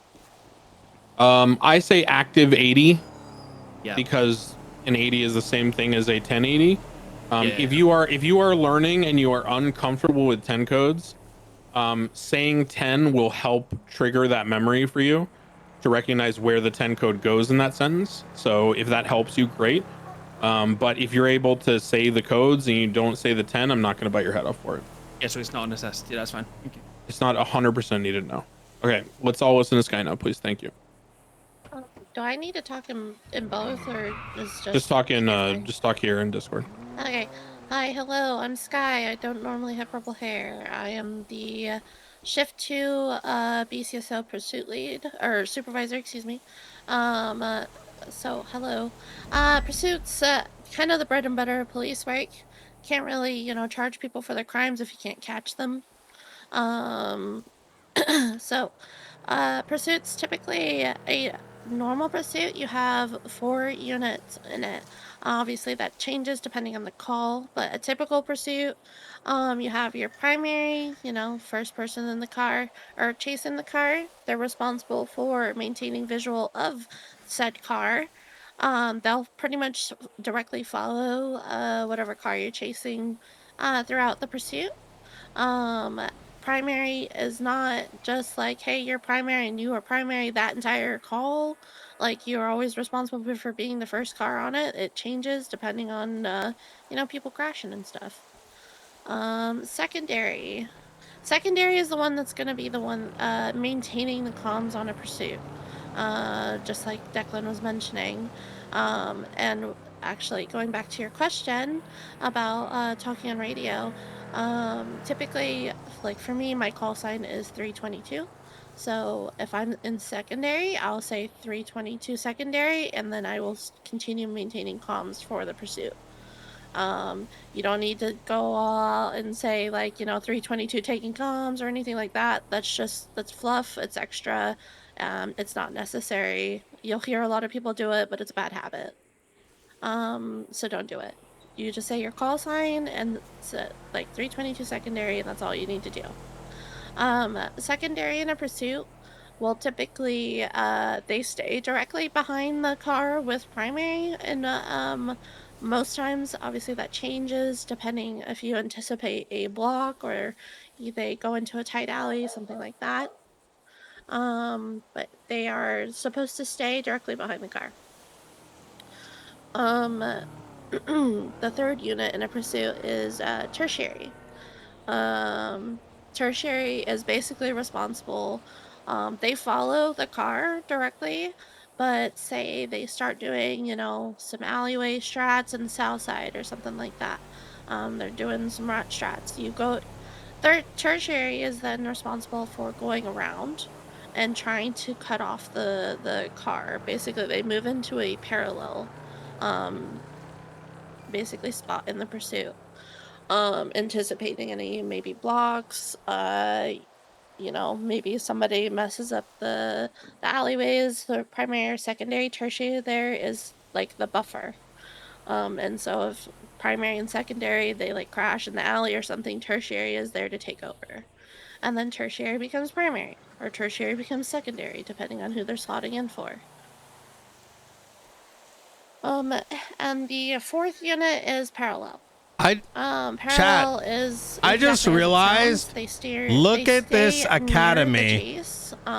You know, sometimes a block or two over, or even if they're in alleyways, maybe they stay on the main road instead of going in the alleyways. Parallel is they also slot in. Say like, you know, the secondary crashes and parallel sees that there's an open spot, they can slot into that chase, and then suddenly they are secondary. The parallel unit's also typically the one that's going to be going for spikes once those are allowed on a chase.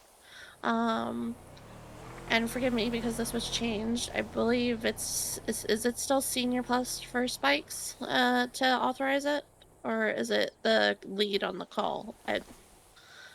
I think we're currently on the lead on the call can authorize PBS at their own discretion. Okay. That was changed in the past for you guys' reference. It was seniors. But we're trusting that if you guys are getting the right training, that you should be able to make that call as the lead on the call. If you're unsure, ask your FTO. I mean, it's just for high speed pits that it's going to be command plus. Command plus, I remember. Yeah. Yeah, so if you are, you know, in charge of that pursuit, somebody, if say the car you're chasing, they're driving really reckless, they're on the wrong side of the road, they're going high speeds throughout the city, you know, for all intents and purposes, they are recklessly evading. Did you just realize? No, I'm saying. Say, you know, look at the people that are 3 training them. PBS. Right? Or if the lead on the Like, call notices all of this stuff, they'll just these say, you know, guys are getting trained by some of the best among both departments. Any questions on any of that stuff? Angel, Crane, Frost. I got a question actually, because I've been receiving some confusing information. I think the cadets will also get confused about it. Sky. One of the first things you mentioned about Bison, the order of the chase, Romello, primary, secondary, right? tertiary, etc. What you said is that obviously they'll change 2.0 throughout the Perkins course, is throughout here, the chase, because they'll right? crash out, you know, locals. 3 get them, iterations worth of now, server I was wipe. privy to several meetings where we had BCSO meetings where we've had someone come up on the stand and say, hey guys, you know, whenever a pursuit order is established, keep the pursuit order. Like if the primary or secondary crashes out, they'll eventually regain their position back again. Now, which of the two is it? Because both kind of make sense to me, but also both don't make sense to me at the same time. So I'm just gonna get a clarification on that. No, it is always you like the pursuit order is established right at the start of a chase, right? And then it's supposed to, you know, be fluid like water. People slot in where they need to. I'll clarify. I think the answer that sort of fits between what Sky's saying, which is correct, and also what you're asking, is I believe those complaints or those instructions at meetings were made regarding chases where the suspect vehicle was of a certain caliber. So say, for example, we're in a situation where the suspect vehicle needs like an interceptor attached to it, right?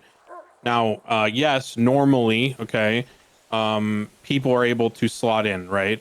And Sky's the expert on pursuits, so she can correct me if I'm wrong, but normally people can slot in.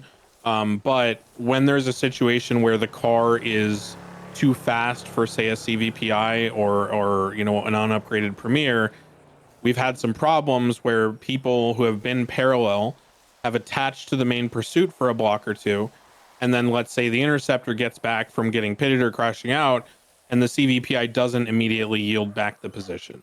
That can cause issues because then the pursuit drivers are effectively nullified from doing their job, and the person is likely to get away because we all know that the CVPI can't keep up with the car. So that's probably, I think, what was being spoken about. By default, you should be, you know, able to be dynamic with the positioning. I'll hand it back to Sky. Sorry, just want to clarify that. Yeah.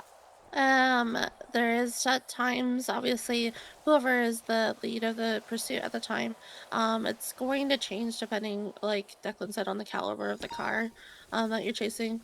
As cadets, you're going to be in CVPIs. So a lot of the times, unfortunately, you just can't keep up. And so in that regard, a lot of the times if you see a faster car behind you, it's probably better to let them chase the car if, ahead of, you know, pull over, say, you know, let them pass on your left or anything like that. Usually pursuit leads will call that out. That is part of pursuit etiquette as well, as if you are going to pass somebody, you'll say, you know, like for me, I'll be like, hey Declan, I'm passing on your left, or you use their call sign if you know their call sign. And you don't just pass people to pass people. There has to be like a reason. Like I said, if you're in a slower, the car ahead of you is slower, then you know, go ahead and pass them if you're chasing a fast car. But if you guys are for all intents and purposes going the same speed, there is no reason to be passing. I forgot what else you wanted me to talk about. I'm gonna be honest. No, I mean, just, I mean, that's great. Just general intro to pursuits. Obviously, there's a lot more etiquette stuff that Sky can go over. Yeah, sure. Yeah. Go ahead. There is one more thing. On those chases, there are more than 4 units. Like I said, like a cash exchange or a Fleeka, you're gonna have 6 units on those. If you are, say there's like interference cars, there's supposed to be, you know, 2 more units attaching per interference car. Interference car, if you are attaching as interference, that is your job. You are on that interference car only. There was already enough units for the main car on the call, so you're not attaching to the main car. If you VCB on the interference, you can stay like kind of like ghosting is what we call it, but you're not attaching to the main car. You are there for interference only if you are outside of the original cars that were on the call. That was the last thing I remembered. That's great. I'm gonna add one thing just because it's a pet peeve of mine, and I'm sure of Sky and, you know, Angel and anyone else who does a lot of pursuits. Just please be aware. I have already told you that I am King Snitch, and that includes something that I've and another command have been assigned to do recently by Sheriff Frost, which is command now when we're out on patrol are going to endeavor to actively ghost major pursuit calls, even if we're not primarily attaching. The reason for that is we have a history and a problem that is pretty, I would say, systemic, of people basically driving around idly or sitting at MRPD waiting for the fun calls to go off, like the bank trucks or the armored cars or, you know, the maze bank robberies or the jewelry stores. And they won't really respond as a backup unit to like traffic stops. They won't respond as a 77 for like a small boost. They're pretty much just waiting to jump on the high priority calls they deem to be the most engaging. There are limits to these calls, like Sky said, the 6 people or whatever it may be for each call. If we notice by watching the GPS, because remember, you're always tracked, your positioning is always tracked, and some of us have been doing this long enough to be very clear on what people are doing just based on their positioning, right? If I see you following a pursuit in the downtown area of an armored car, and you're not attached to that car, you're not on the call, and you're just a unit who's trying to basically attach themselves, and you're waiting and hoping for shots fired, or waiting and hoping for interference cars, then you are really doing the wrong thing and you will get in trouble for that. So only attach to a call when it is requested. When you attach, either announce yourself over 311 and or attach yourself to the card. As Sky said, if you're there for interference, you're there to attach that interference. If that interference leaves and that whole situation becomes stale for you, you are not suddenly a parallel unit for the main car. You are the opposite. You do not exist on that call until that interference resurfaces. So just please remember all that. Yes, Okay. also, real quick, can I add something? Yep. Can you open up your MDT, everybody? I want you to bookmark this report. Open the report 14034. Very important. If you want to know the standard unit response numbers, this is where you're gonna find it. That's all. I want to actually I want to step in here really quick. Let's stop referring to these outdated reports. All of these things are listed in SOPs. You can just search SOP category, and it's all listed in there in plain English with further explanations as to why these things are the way that they are. Just refer to the SOP documents in the SOP categories. I think this is one of the biggest contributions I made. Pushing for all you this guys in have that here. reference material. Like, look Yes, how guys, gonna good take a this second. is, chat. What we're gonna do now is BCSO we came are together going to go over some very basic understanding of how the cars work and how techniques like pitting and spiking It's are so done. good. So we're gonna get Angel and myself in 2 cars, and then let's get you guys packed up in cars also and get out onto the Sandy Shores Airfield. Can we get an announcement about Angel and I will just grab 2 random SOPs cars that and are we'll now- show you guys Not yet. what Angel's going to demonstrate. Kind of. And I will be the victim. Okay. Yeah, just get like some car. I can smack you in. Yep.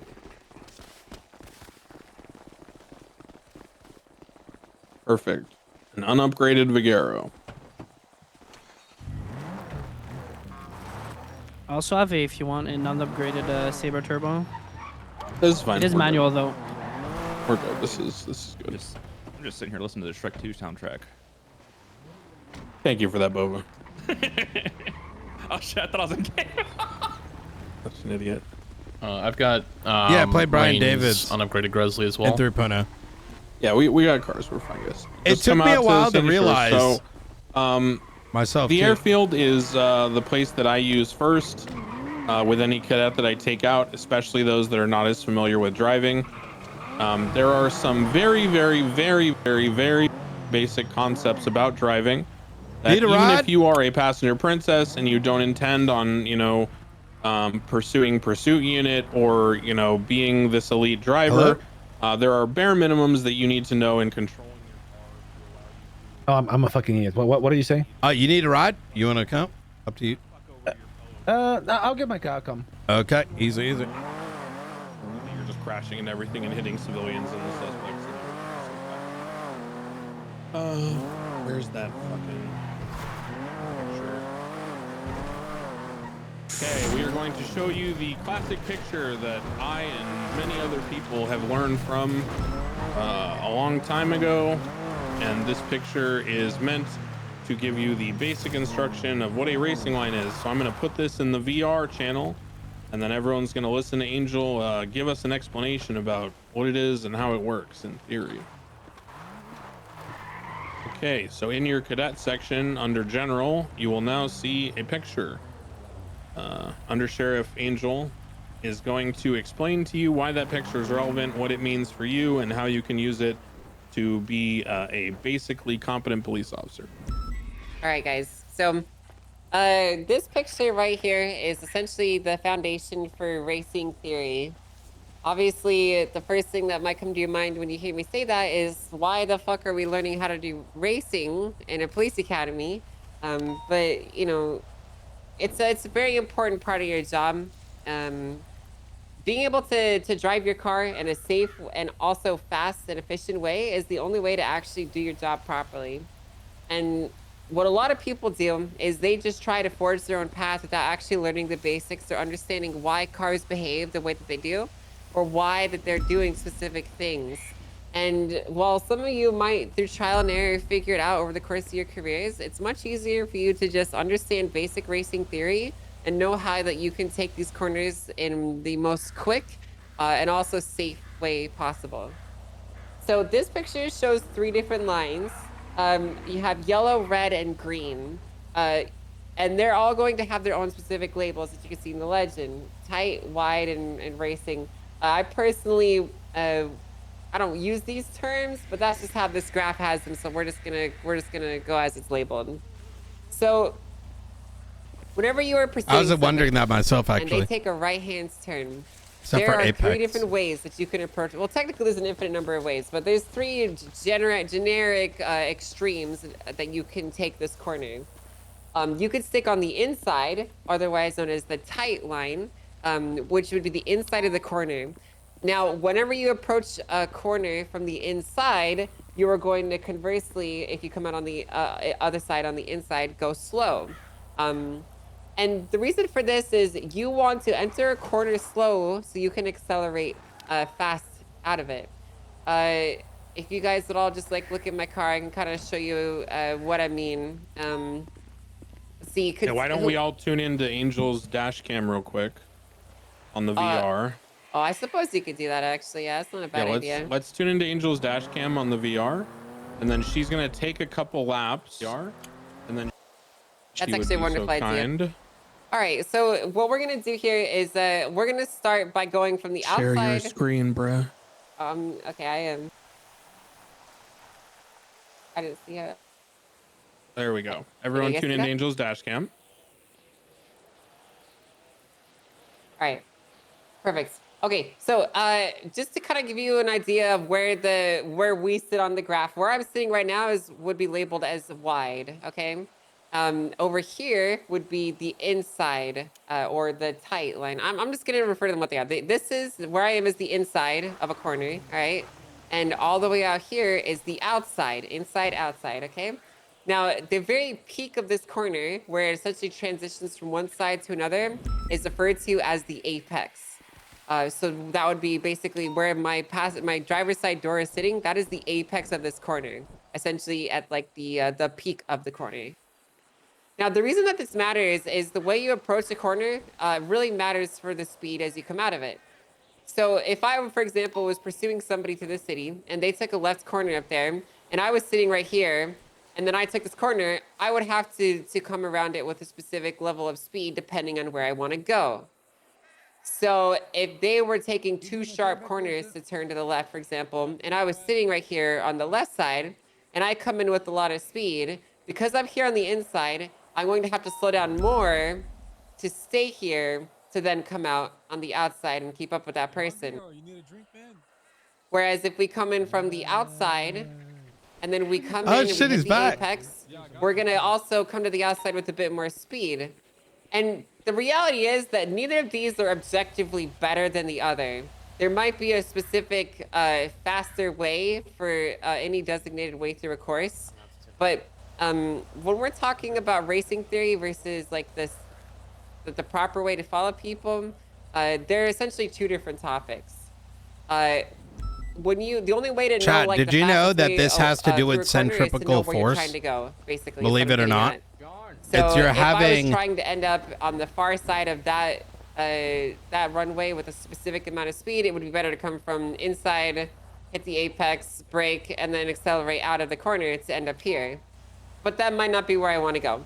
The point that I'm getting at is pursuit driving is very complicated. It's about centripetal force. And where you want to go is going to change kind of based off of where you are and where the suspect is going. And your job is going to be learning how to manage driving on the inside, the middle, and the outside, and hitting the apex of corners while also avoiding local traffic. Right? Let me interject with one thing from the like bad drivers POV, guys, okay? Because for the record, even though it may not seem like it, I'll say it again. I had never even installed GTA 5 before I got whitelisted on NoPixel. Again, that's against the rules. Don't do that. But that's the case. I was fucking clueless on how to drive a car. Okay, I learned how to driving my Cheburek on my judge character up and down the highway to go fishing for like $300. I had no clue how to do this shit. The number one thing that you can learn from what Angel just told you that will help you the most is this. If you're following someone and you see them all of a sudden swing out wide to the right and there's a left-hand turn coming up, you now understand the theory of why they might be swinging out wide to the right, right? It's because they're taking a racing line to maintain their speed. Wait, Imagine sorry, you're I was going tuned into southbound the Alta VR. by the What old was that? apartments, the Is casino, your call sign and they take a 495 or left to 595? turn Yeah, left by the old 495. tow yard on Adams Isn't it Apple towards the Peter's call ammunition sign? in the south side. No, you're he able to predict the left-hand turn in the pursuit he took it based to main. on their behavior. But So both it's of less them, about yeah. you being able Yeah. to perfectly execute these things and more about me trying to get Angel's knowledge to you so that you can sort of understand the underlying actions that are taking place and why they're happening. Sorry, continue, Angel. I just wanted to give them that. No, you're fine. That's pretty much right. Hold on, let me mute my dispatch here. But no, he's 100% right. That is basically it. You kind of want to just copy what the criminal is doing. Basically, as a pursuit driver, you just want to follow exactly what the criminal does to a T, and for the most part, that will serve you pretty well. You will crash and you will make mistakes, and ultimately, you will lose people doing it like that because to actually catch somebody, you have to drive better than they do. Which can sound like an intimidating thing, but once you learn basic racing theory and you learn why people are doing what they're doing, it'll all come together. So the main thing that you guys need to know is this, okay? You want to enter a corner with not too much speed so that you can accelerate out of it. You might have saw when Declan was explaining it that I overshot the corner, and I'm going to show you why. When you're coming into a corner with too much speed, and you're coming in from the outside, for example, like I'm going 100 miles an hour here, you're going to go flying way out here, much further than you might want to, because every corner has a theoretical maximum of how fast you can take that corner. And that changes based off of the angle that you enter the corner with, and also where you are sitting on the line. So when you are coming in from the outside, you can come in at the corner from a shallower angle, which lets you have more speed. Whereas conversely, if you are on the inside of the corner right here, and you come with the same speed, you are going to go flying off in the distance, like this. Hey, let's do something, guys. Let's do an exercise here. I want Angel to line up with the rest of the cars and have Angel in front, almost like a race start, but in a single file line. I want the rest of you guys, cadets, to all be in cars together. Get as many people driving CVPIs as possible. You can swap, at different points during this once we've gone enough times. What we're gonna do is Angel's gonna lead you guys in several laps around this track. And I want you to get a feel for trying to follow her as she increases speed and optimizes her lines more and more. I want you to get an understanding of what it feels like to follow a good driver and what it feels like to understand the difference between the speed they maintain versus what you're maintaining. And that'll give you an idea and a feel for, your improvement as time goes on. So let's get the CVPIs lined up behind Angel in the middle and get ready to follow her around. I was thinking of following, and then I'm like, I could just get in the passenger seat. Yeah, that's way easier. Yeah, just single file line behind her. Give each other enough space. Don't hit each other. The goal here, obviously, is, learning first. And, there's another CVPI back here. Someone grab the other CVPI. Cadets. There's another CVPI in the back. There you go. Somebody go with her so we have like 2 to a car and you guys can swap in and out. Layla, hop out of the passenger seat and go with Civil. There you go. Go with Perkins and Civil. Okay. Good. So we got the 3 CVPIs. We'll have Angel lead you guys. And again, try to follow her lines and try to maintain your speed without sliding out around these corners. Okay, go ahead. Follow her. One thing to remember, guys, slow is smooth and smooth is fast, right? You want to make as few adjustments to your steering as possible when you're doing this.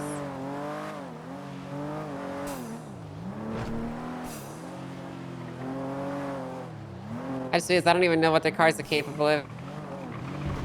I don't think it's much, to be honest. Oh, okay. That was good. They're hanging up.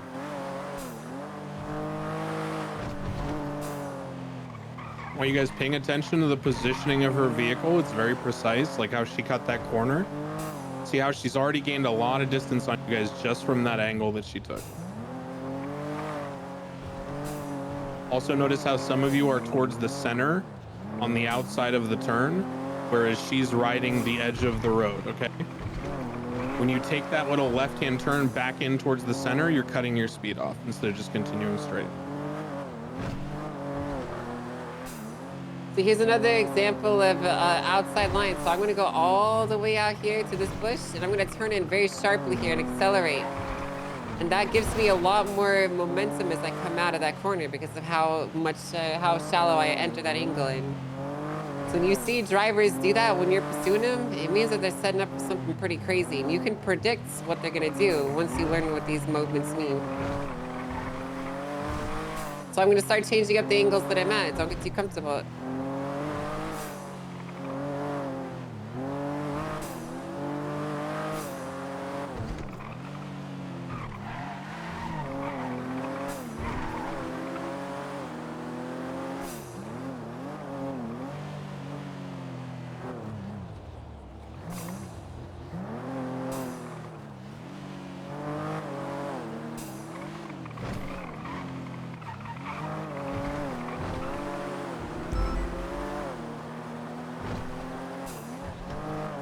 It's setting the idea.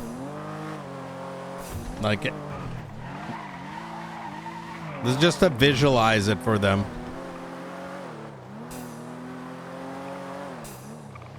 Oh, we might have lost one. Oh, there to there. Yeah, they're catching up. Good. So you guys are getting a feel for this.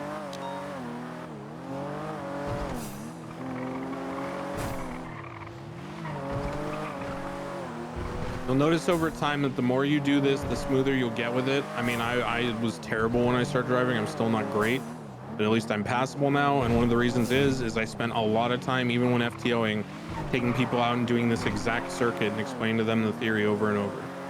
Because the more you can learn something like this and you can practice it on your own, the more you can then apply it in the field dynamically. Okay, Angel, let's speed up a little bit. Guys, I want you to try to keep up with her as best you can. I want you to push your car as fast as you can, trying to keep up with her. And if she has a faster car, I want you to try to do your best, maintain as much speed as possible with these turns. If you spin out, that's fine, okay? It's going to be a teaching moment in a second here. I just want you to understand what it's like trying to keep up with someone who's in a better car and like better than you at driving.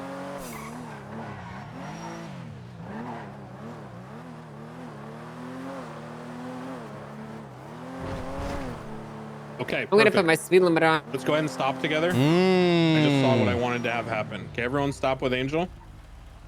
Okay, I'm gonna have Angel demonstrate something now that is perfect because I just saw the rear car in your guys' formation. Tried to take a turn, lost traction, and spun out at the apex, okay? This is a very common error when you're new to driving. Don't be ashamed about it or upset. This is the most common error because you don't know what it feels like to push the car to its limits. And you also don't know that you can recover when that sort of things happen. So what Angel's going to explain and show you is how you can save the car when it starts fishtailing and you start losing traction so that you don't spin out completely and ruin the entire chase by basically causing a pile up in the middle of a city street. All right, so this one would probably be easier to show you guys if I had my steering wheel, but it's okay, I'll just explain it to you guys. So basically, you guys might notice, and you will notice in the course of your driving career, whenever you are operating your vehicle, there will come moments where your traction is unsettled and you start the vehicle starts operating in ways that you would not expect it to, you know, flopping back and forth and sliding all over the place. Now, when this happens, it is completely controllable, and it is something that you have the ability to stop. And it is a concept called counter steering, right? Counter steering. It's actually incredibly easy to do, but it does feel very counterintuitive. It is a little bit hard to get used to. But once you overcome the muscle memory and the muscle or the panic that might set in when it happens, it's very easy. So it's a very simple concept. Whenever your vehicle starts spinning out, you are just going to turn into the drifts, right? I want you guys to look at my front wheels again as this happens, right? I'm going to turn left into this corner again, and my vehicle's gonna start spinning out. And so what I'm gonna do, while I'm spinning out to the left, is I'm just gonna turn right. I know it sounds dead simple because it is. It just feels a bit weird to do it in practice. So we're I'm coming up to the stupid, guys, corner. and the way I think about it is, whatever way the back end's going, that's the way I'm turning. Does that make sense, guys? So if my back end is swinging to the left, I'm turning left. If my back end is swinging to the right, I'm turning right. Yep, that's correct. I'm actually gonna turn off my traction control to make this easier to do. And there's also some stuff Angel can tell you about like using the handbrake in these situations, but for the most part, counter steering is what you do. I mean, yeah, I don't use it for that. Yeah, she's better than us, so she doesn't get touched. Yeah, so it is really that simple, guys. If your car starts spinning out to... Yeah, actually, I think the way that Declan said it is the best. Just look at where the butt of your car is going. In this case, it's going to the right, so I'm going to turn right. And now it's going left, right, left, right. And you don't want to overcorrect it. You might have noticed, like, was basically having the oscillating pattern there. The best way that you can stop it from overcorrecting is to be very gentle with your counter steering. What I like to do is I like to very quickly, repeatedly move my steering wheel in the direction that I'm trying to turn. I'm just going to quickly. I spam the fuck out of my keyboard. So I will tap counter steer. I do not just like hold it unless I'm like very drastically spinning out. So in this case, I'm gonna tap right here, and I'm gonna tap left, and I'm gonna accelerate, and that will basically smooth my car out instead of making it into a wildly crazy oscillation that just gets worse and worse and worse, which it will do if you don't control it. Pretty simple, guys. Yep. So that's like those two things. Okay, guys. If you walk away from today, and hey, it's fine if you're still totally uncomfortable driving. I get it. I've been there. Okay. On my final eval, the first time I ever dreamed of being a cop in any city, I was still petrified of driving. Okay. It's just how it is. Some of us are not, naturals at it, and we don't have the experience. That's fine. If you take two things away from today in terms of driving, take away the idea and concept of maintaining speed through a corner and saving your car from completely spinning out. It's okay, guys, to be slow. Okay, it's okay to be slow. That's fine.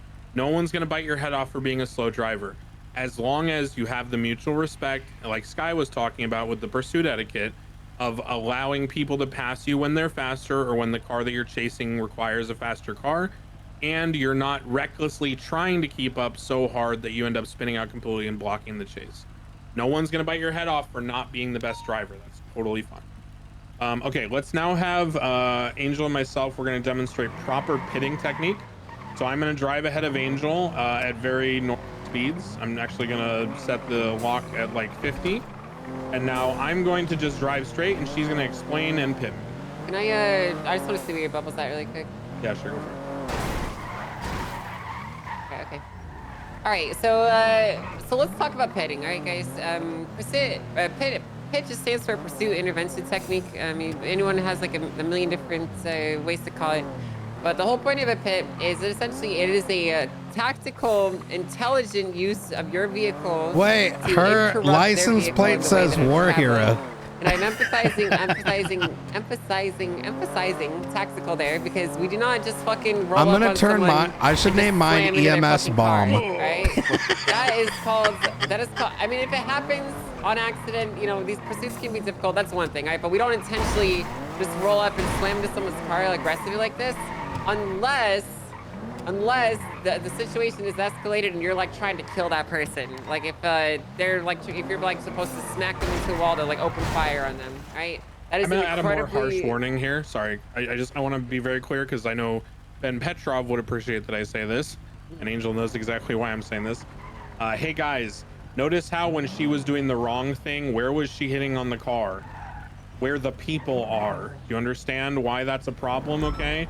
If you're traveling at high rates of speed and you're ramming your reinforced push bar into a passenger or driver's side door and window, you need to be thinking about the fact that what you were effectively doing is causing a high-speed T-bone, which, for immersion's sake, you should view as deadly force because you are basically trying to kill someone, okay?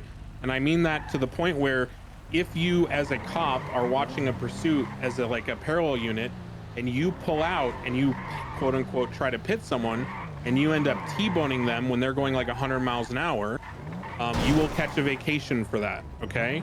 You do not put your life at risk or their life at risk by T-boning someone intentionally at high speeds, unless you have legal justification to do so. As Angel said, maybe that you were ordered to put them into a wall at high speed pits, maybe you ordered to shoot them, whatever. Okay. Let's be very clear on that. I will say this. You should not be making contact with someone like that. Like it should just, even if you're trying to kill them, you shouldn't be pulling on T-boning them. Like that should just never ever happen.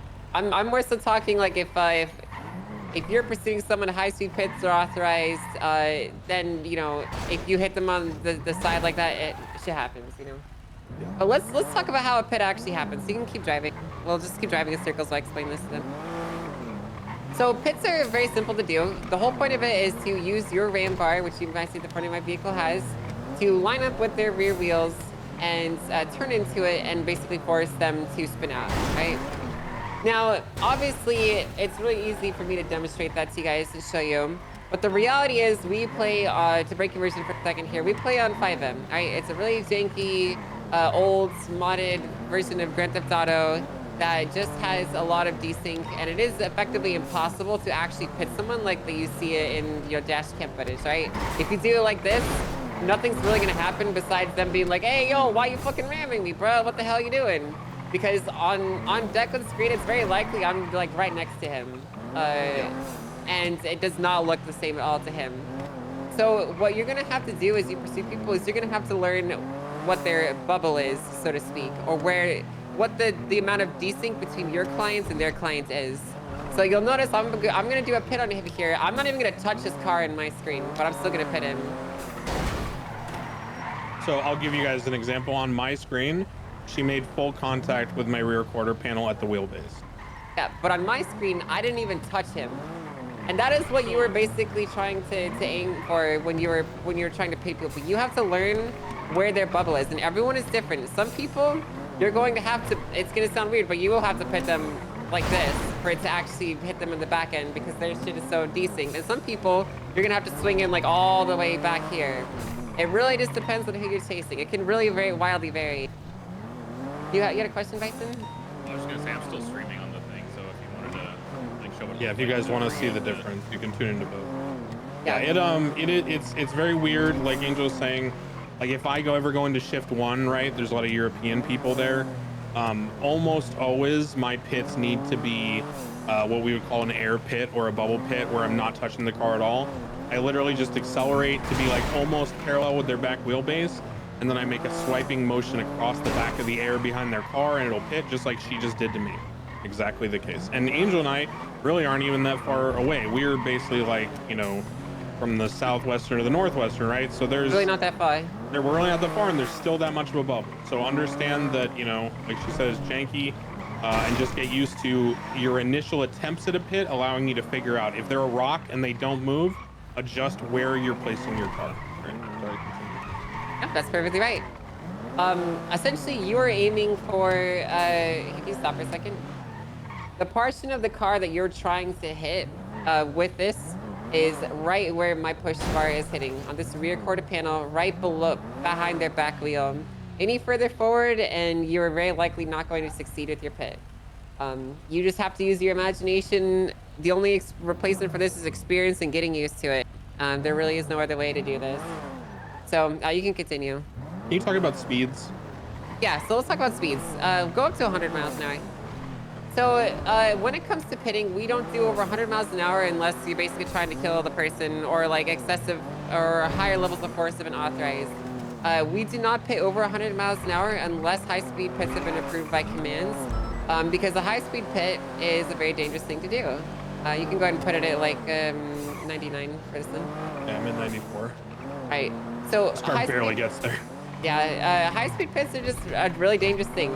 They're gonna cause a really serious crash. They're gonna cause, you know, dangerous situations to a lot of people. As long as you're under 100, you can do it. And it's gonna be the same thing, but it's honestly even easier to do. The slower you are, the more force you're gonna have. You'll notice in that one, I was completely effortless to me. I basically just turned left behind him and I pit him. You don't even have to think about it. It mainly just has to do because when you have momentum, it's just easy to turn that momentum into a pit. That's all it really comes down to. And again, you will get used to that barrier and how much you have to put into a pit as you get more experience. So the other thing I want her to show you guys and touch on is let's now combine the two topics, okay? Do you guys remember what we taught you about racing lines and how you can predict people's movements based on where they're lining up for the turn? Well, now let's think about in terms of like pitting theory. So I'm going to start doing the racing line course, and she's going to tell you about cutting a line and, you know, the slow points and when's optimal to pit.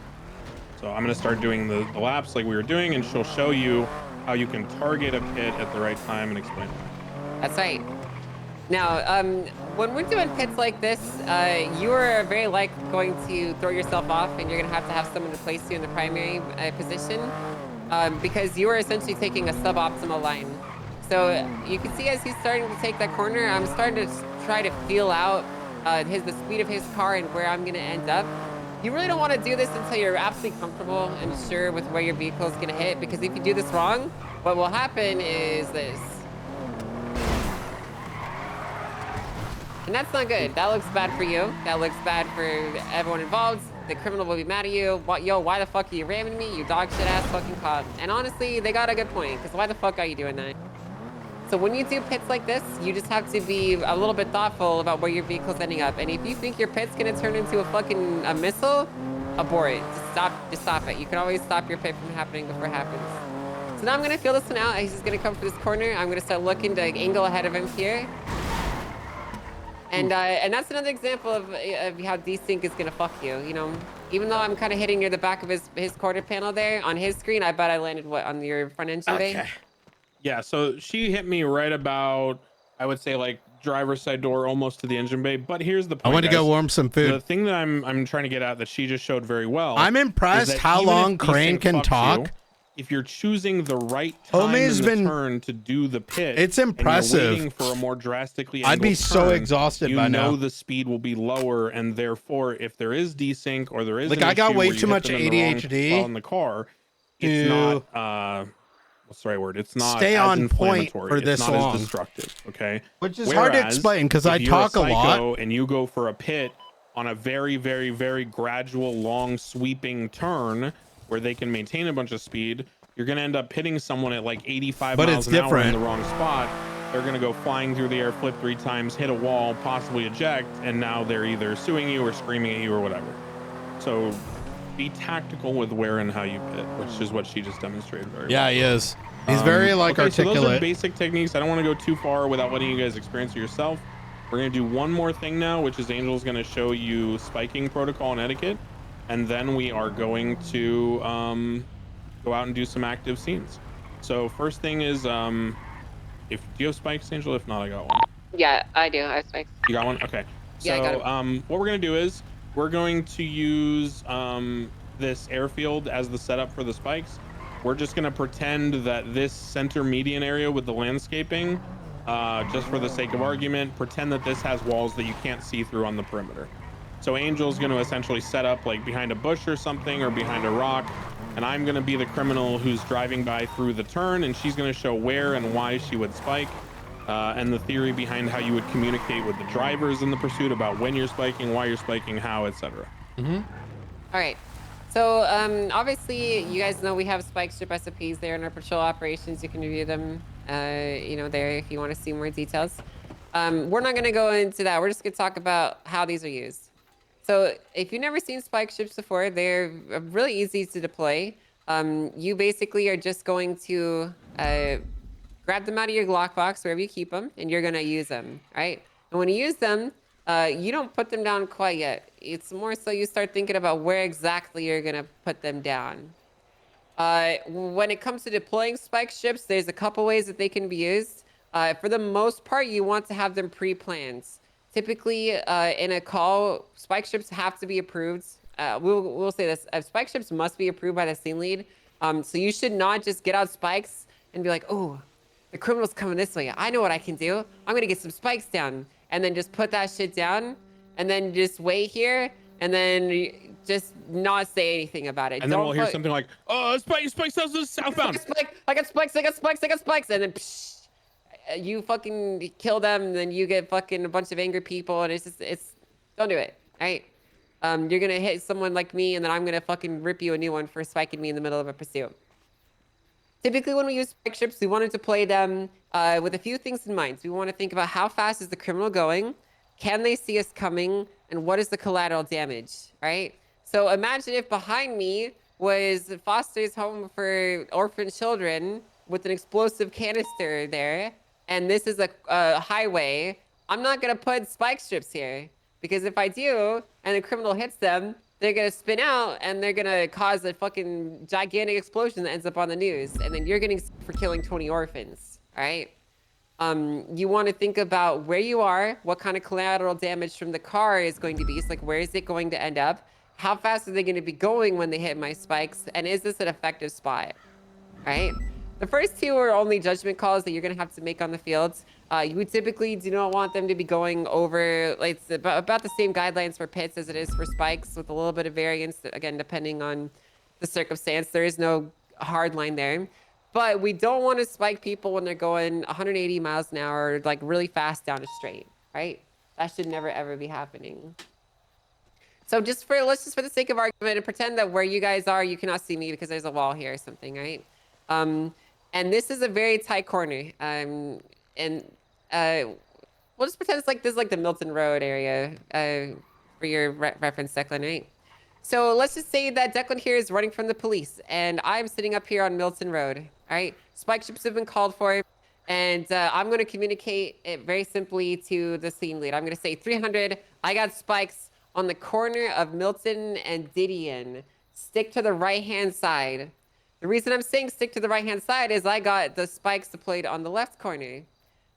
You want the spikes to basically be laid down where the criminal is going to go. It is, again, kind of hard to demonstrate that fact right here on an airstrip where this is the apex. So, like, it's, you know, it's just kind of, it's hard to explain. But for the sake of argument, let's just pretend that this is where the criminal wants to go, right? You're going to communicate to the fellow officers that are pursuing to stick to the side that the spikes are not on. So stick to the right so they don't go hit them, right? So, Declan, if you would, Corvette, you want to go ahead and demonstrate that? All right. 300, I got spikes on Milton Road. Stick to the right. Pursuing you to stick to the right. Spikes on Milton Road. All right. So he hits the spikes. The pursuing unit knows that they're here. What am I going to do? I'm going to run and grab my spikes. I'm going to communicate spikes hit. You got all four. I'm going to grab my spikes, and I'm going to mount up and join back into the pursuit to assist. I want to show them something. Everyone get out of your cars and come over to Angel real quick. I want you to see this, and I want you to see it in real time and understand, you know, how quickly this happens. Okay, so Angel has her spikes down. Go stand back by your car, Angel, like a typical really silly rookie cop might do. Okay, so imagine Angel's a silly rookie cadet, like one of you fresh, you know, bushy-eyed, you know, people, and you go ahead and put your spikes down.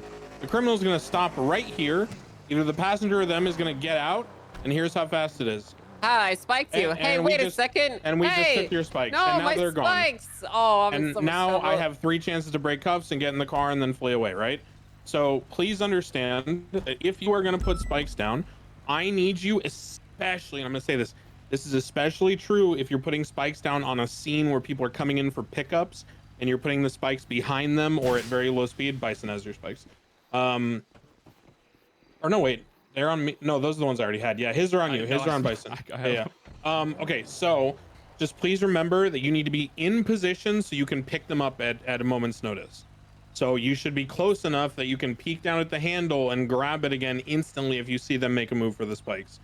If you fuck that up, I'm telling you right now, you will get spiked on pursuits for at least the next week until they get recovered. And trust me, the criminals are very good at spiking because it is much easier, okay, to drive into the spikes as the person fleeing than it is to get people to drive into the spikes as a cop, okay?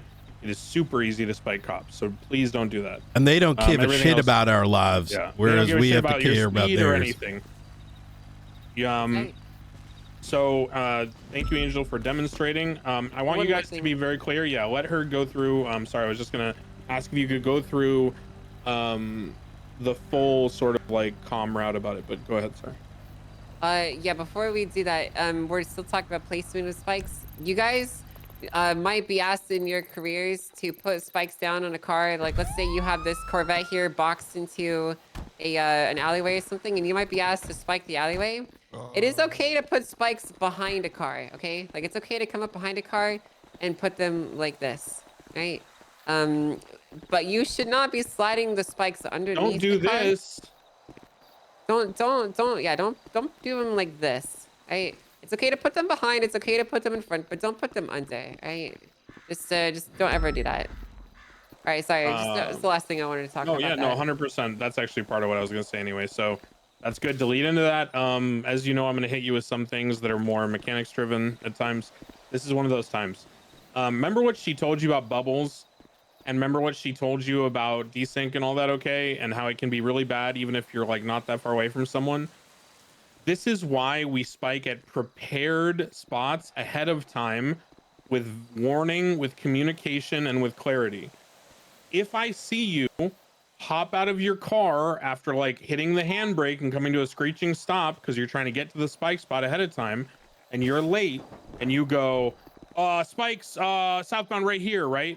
And you throw out spikes, it is very likely that you will end up throwing spikes underneath their car. If you do that, you're not only going to have them upset at you, but you're going to have a lot of people in PD also upset because it makes us look terrible. Because it is the same thing as dropping spikes under a car that is stationary. Because again, what are we, guys? What is the number one thing we as police? Anybody, any cadet? No, the number one thing we are. Are we the primary movers? It starts with an R. Actionary. Exactly. So what is shit? What's the word? People about them being dangerous and that, you know, PBS has been authorized, and then we do something that gives them zero chance to react. Okay, that's not in the spirit of what we're trying to do here. Okay, so while you can lay some really good spikes at really good turns, and you can get really good at knowing where those spots are, you do not lay them at the last second underneath the car. If you do that, you are effectively, I hate to say it, but you're just power gaming at that point. Okay. Yeah. So just please be careful with that. One thing I do want to bring up, Declan, is I know this happens on accident sometimes, and if it's accident, it's accident, but I do not want to see any of you guys. Imagine in front of, like right here, where the C7 is, there's spikes. I do not want to see people purposely going over radio, bump them into spikes and just bump cars into spikes. Yeah. Don't do that shit. No. Remember that we're the police. We're not the win at any cost police. This is a video game, but the thing is, we got to be above everything. Ain't World of Warcraft where we're just like, you know, deploy spikes and you just jump and drop them on the ground. Everything we do, whether it's a tase, whether it's spikes, whether it's a pit, it's deliberate, right? With thought that comes right before the action. If you can't do it safely, you're not doing it all. That is your best rule of thumb for being a cop, okay?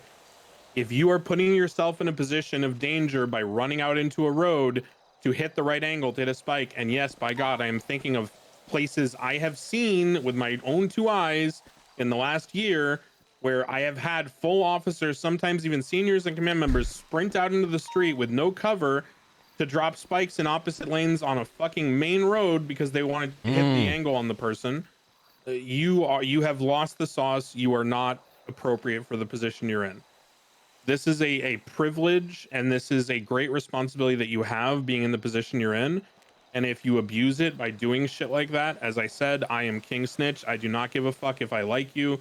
I will straight up snitch, and I will, you know, you will get the punishment that you deserve because you ruin it for everyone else if you act like that. I hate to be harsh, but that's just the reality. Yeah. Okay, so that's a lot of talking at you guys. I apologize. I thank you for being patient. I just want you to understand how much knowledge, you know, people like Angel have to give you and how intricately and in depth they know these things. It's like how I know foot bails, right?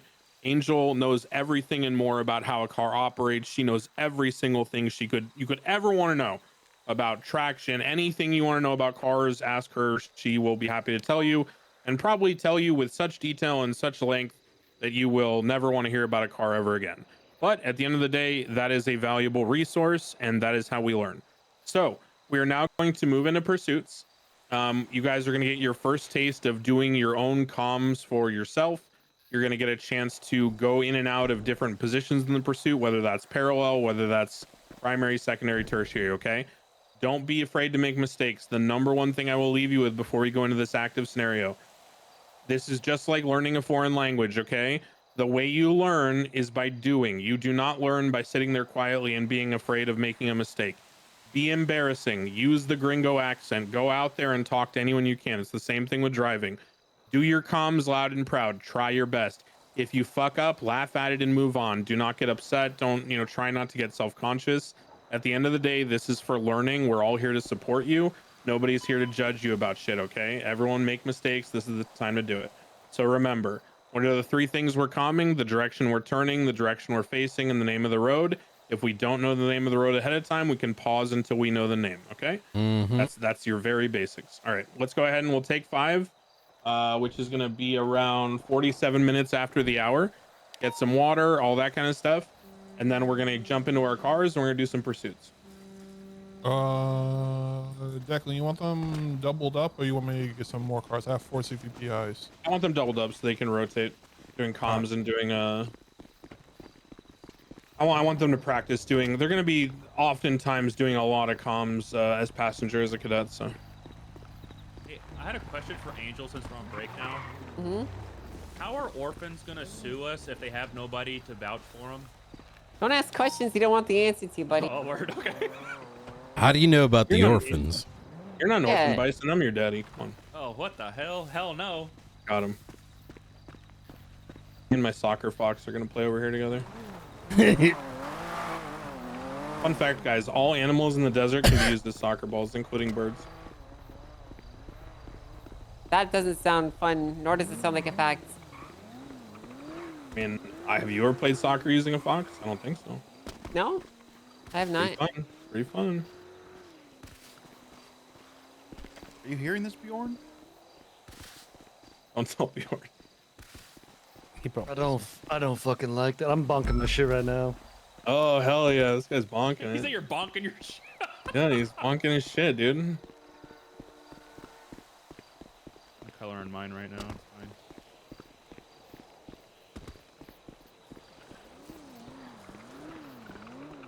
By the way, guys, I'm not fucking exaggerating.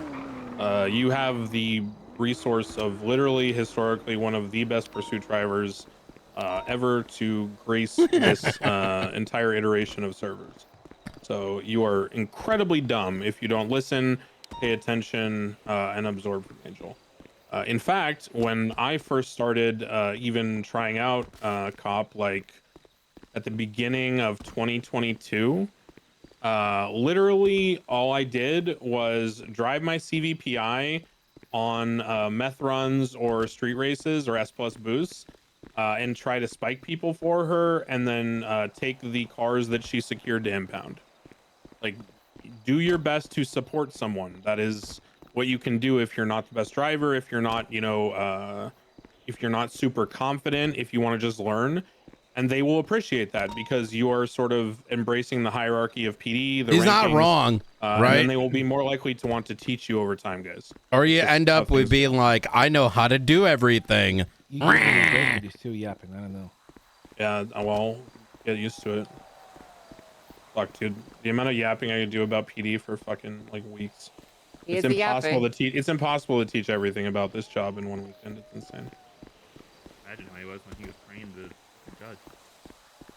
At least then I got to just fucking have other people testify. Fuck me. You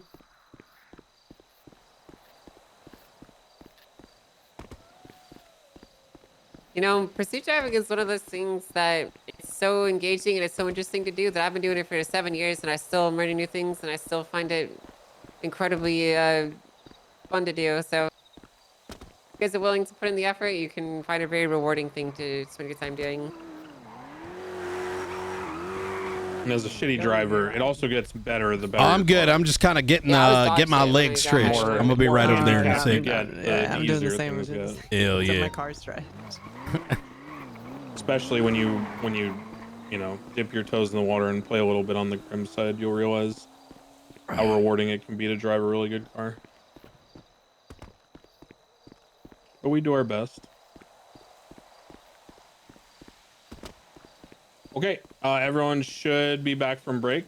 Let's do this. Let's get our CV. Where are our CVPIs? Do we have them? Are we using Premieres? Are we using Premieres maybe? It's been a year. Yeah. I see 3 CVPIs. 2, 3 months Calico, ago? I see. Disbanded and then joined Cyprus. Well. Why don't I have? Oh, look, it's not a comp. Oh, seriously. Are the Hades colors now?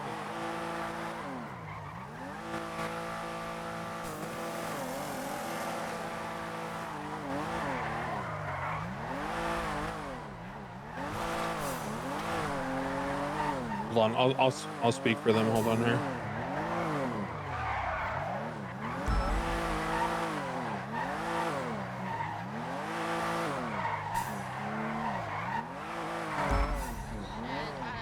The return. How's the academy going? It's going good. Is Where this are car your cadets? is this car still like extremely fucking fuck? Yeah. Or just pick a SCVPI to ride with and just give them pointers over the shoulder.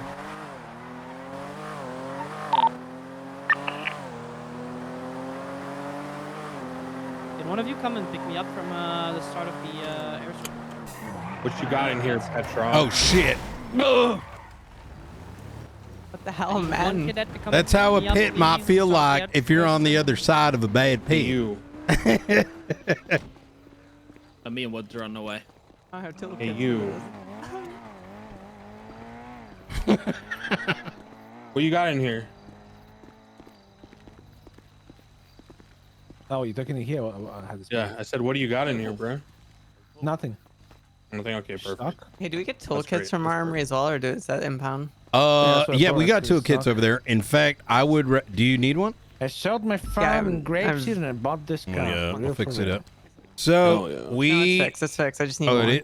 I got you. I'll fix it when I have the advanced one. It's the only one I got though. I would recommend everyone to pick an advance when you can. I think they're like $2,500. I wanna take a trip from 3 your times parking as supporters and fast, cars. and they last. What is this? They're like 10 repair kits, and the weight of one. So. Okay. I'm probably gonna stop at the armory and buy some tool sets then. Yeah. Hey, Sky.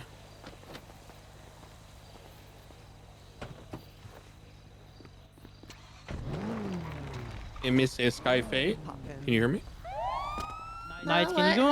Sorry, Okay. BK, can you go and grab Skyface, please? So what we're gonna do, Sky, now is we're going to. Sorry, I don't trust my voice in the server. We're going to do the basic pursuits. So if you want to just ride in primary with whoever gets assigned primary the first time, I got it. and sort of just give them feedback as we go. Petrov and I are gonna drive in like a stock muscle car over there. And we're just going to drive at like 50 miles an hour in downtown Sandy, just taking every turn possible, basically, to let them practice comms. And then at different times, if you can call out for like primary to pretend to crash or something, let secondary slide in, shuffle them around, have parallel, yeah, for sure. Yeah, whatever. I mean, however you want to do it. Just so we rotate them in and out, and then we'll move into like whatever you feel like doing. Like if you want to do more. Like go on the highway. If you want to do like a foot bail, just let us know and we'll just adjust accordingly. But I just want to take them through like a progressive sort of scenario, allowing them all to sort of take turns doing different things. And then what we'll do is before we get to the point of like actually doing live like pitting and spiking, then we'll go and we'll drive to the clothing store on 68, and we'll do the mock robbery scenario with Frost leading it. And then you'll resume, and when we do the actual pursuit from the robbery, and then during that pursuit, we'll start mixing in like car swaps and foot bails and interference and pickups and a whole range of shit. So just throw whatever you want at them. And that'll be like an actual pursuit, like going through we going in the city and shit, right? We're gonna try our best to stay out of downtown as much as possible. My pet peeve is when there's people in Academy doing pursuits in downtown. We can use like the Cypress area, the industrial area. We can use like the oil fields. We can use like the airport, like Dutch London, Maze Bank. Let's just not go like right into Legion Square and shit, okay? I'd stay clear of Cypress because New Cypress is an aggressive bunch of little pussies and they shoot cops driving through there. I have been doing PRT trials all this past week, and I'll not a look single ahead. Cypress member has said anything to me. Yeah, you're Oh, okay. fine. You're fine. We'll be okay. I'm gonna see if there's any in yellow pages, and I'll just call up one of them. They might have simmered down because of recent events. Yeah. Yeah. Oh. What are the recent events? Yeah, what happened? Yeah, What happened? Let's not say we did. Let's not say we did. Remember how I told you cadets at different times how you might go on vacation? Yeah, let's not. Oh. Okay. I got you. Okay. Wait. It's all good. It's all good. I thought motherfuckers were talking about like a rate, like they got rated to hell. Myself and Oh, Petra no. will start off in the muscle car, and then we'll go from there. He's just gonna drive very normally, very safely, very slowly. FTOs, if you want to pick a car with cadets to get into, get in the back seat. Should be 2 cadets to each CVPI. There should be 4 CVPIs. I was gonna say I was gonna call him up and be like, "Hey, we'll raid you for a week. We need to do pursuits." Guy in BK's Sky's gonna start in the primary CVPI. Okay, gotcha. And then she's gonna dictate people to move in and out. Different FTOs will then, lean over the shoulder and give feedback to people in the city in the car. We're still gonna be on channel 12 for radio, but we're pretty much gonna use the VR as our radio, given my issues. Let's get all this APIs to the airfield, please. I think. Are you guys? Yeah. Cadets, come back down to the other side of the airfield. Oh yeah, come back down to the other side from where we all are. And we need a 4th CVPI. I mean, I guess like an unupgraded Premier is fine if we have one of those. Yeah, I'll run back in. I'll get one.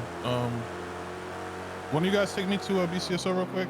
Yeah, I got you. I'm pulling. So 1 FTO will sit in each car, and we'll have Sky basically leading. Bro, the it is so hot in my room all of a sudden. What the fuck? A normal pursuit issue. I want you guys to think about the stuff we've discussed. Stick to the stuff that we have already been drilling you on. It's goddamn boiling. I don't know why. We're not doing this to lose you, so remember that, okay? This is not to be aggressive. We're not authorizing pits. We're Fucking weird Massachusetts weather, dude. If you guys are familiar, like James Randall, we're treating this like someone driving around at 60 miles an hour, pretending they can't hear you, telling you to pull over.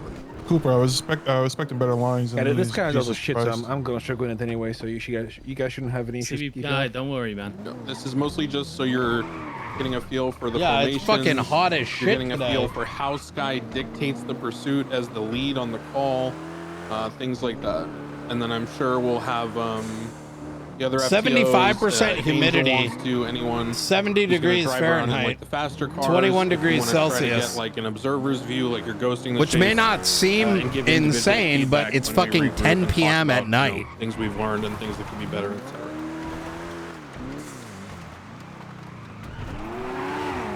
Yeah, and exactly 80 plus humidity is insane. Yeah, that's what I'm saying. It's 80 degrees and 75% humidity. Okay, Milla's coming back with the final car. We'll get some people in that one as well, so we have 4, and then we'll get moving. Do you want FTOs in the car? One FTO should be in each car. I want Sky in the initial primary car. So one of you probably needs to get out with that CVPI.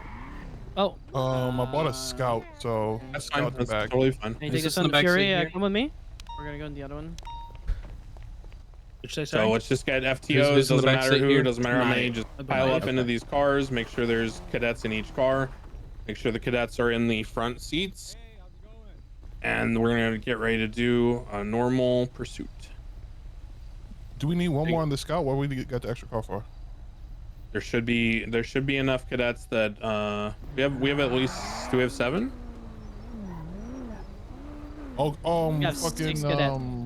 Nolan's not here today. Nolan didn't make it, so okay. So have one of the cadets jump in the Explorer. One of the cadets don't double up. We want parallel. Whoever wants to start parallel, just jump in the Explorer real quick. Anybody? Here, I got Woods, get out of the car. Yeah, I'll get out. Great. We got one. Okay, we're good. Okay, so that'll be our parallel.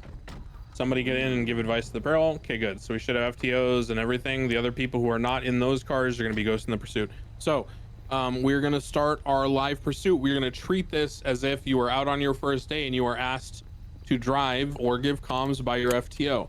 I am going to allow Sky to do the initial call out on the initial pursuit to show you guys the example of how it's done, how your language should be.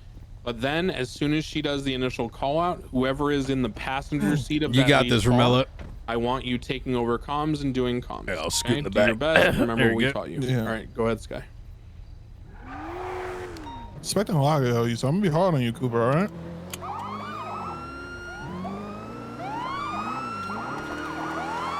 I just want to stay out. They're good for me. We're channel 12, right? For me. Yeah, channel 12, but I think we're doing anything in the VR. Sky? Sky. Radio. She Was I muted not on the unmuted? VR. You were not unmuted. Go ahead. My fucking on my bad. All right, Okay. active AD with a black and color muscle car, eastbound Marina Drive. No, I want you to do kind of.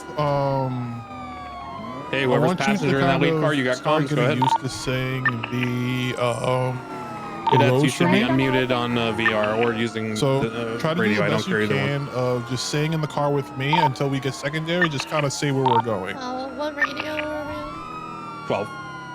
So right now we'll be westbound on Algonquin. Yeah, I was just moving the so I'm not doing it there too. North, northbound, northeast, the Kudo. You just want the road names, or do you want the? I want full- everything. Give me the full comms. Okay. Right. Taking a right. Nope. Southbound. No fluff words, no When they're taking, doing no rapid gonna, turns no like this, you continuing, can just say right, right, immediate right, left. and Right, then southbound, immediate Alhambra left, Drive, and then try right. to do the street name and direction. Eastbound San Or Kudo. direction to street name. Left, southbound, Island Ave. Left, westbound, Algernon. Okay, so try continuing comms here.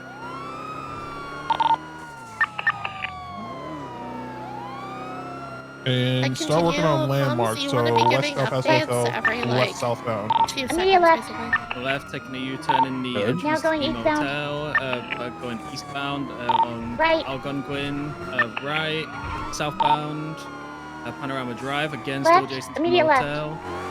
Going Immediate northeast. left onto Alhambra Drive, coming onto the BCSO Sheriff's Office. Continuing past the heading BCSO northeast. Sheriff's Office. Left. Left, northbound, Nyland Drive, right, Wait, eastbound, I'm gonna San Pedro give an Ave, example left, for a couple northbound, turns and how the comp should be Drive.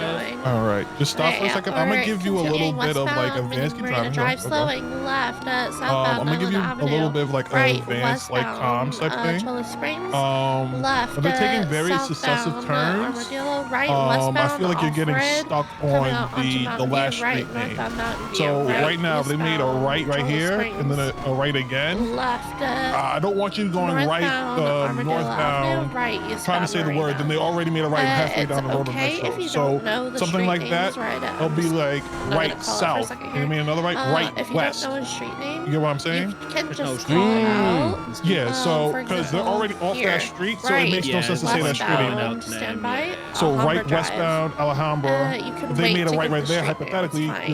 wouldn't say But Alhambra, you wanna say get right the- west, right exactly, northbound and behind Sandy can BCSO. hard it on top of Heading it, towards 'cause, Algonquin. you know what I'm saying? Then when Things they like get that. on like familiar a with the names. straight, you maybe say continuing on. You always Yeah, wanna get continuing, and that's when you the use your action and landmarks, the passing direction Stab out City, as fast as passing the possible. motel. Yeah. Yep, perfect. Uh-oh, Sybil just Alright. passed out. Oh no, you guys gotta eat. Food check. All right, let's get her on her feet. Give me some food. So yeah, as Sky was saying, focus on Jesus Christ. not overthinking your shut off your confidence level sirens. about doing the comms. Focus on just like kind of just saying what you're seeing. So for example, when you guys are in the car, some of you may have noticed this, some of you might not like notice very readily, but about to lose my at the shit, top sometimes you I'll have that compass, right? So at the very least, you should be able to call the direction of the turn, so left, and then as soon as you know you see that direction, you say left and then northbound. Now, one thing to be careful about and remember is that if you are trying to give the comm based on what you see in your car, but you do the comm at the time they make the turn, you're probably Can going you to say say a the sign direction your car is facing and not theirs. So again, Good you now? can wait to say like the southbound part and all that until you're facing the same way that they made the turn at. And eventually you'll just learn, Does it all you know, have a which drink? is which. Okay. Bjorn should have everything. But yeah, I mean, comms is difficult. It just takes Commander, practice. we need food and drink. Coming. Alrighty.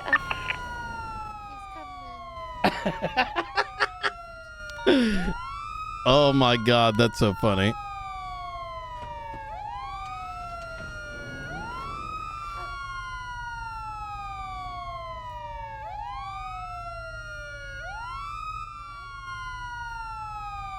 We're just waiting on yours to join. Do these cars have sirens on right now? Yeah. There goes sirens. Let me drive real quick, Cooper. Let me drive real quick. Hop in the back seat. Might have to take night out too. I got a Yeah, I get it. Is it? Oh, it's scuffed. Romello's just swapping the car. It's got the go sirens going. No problem.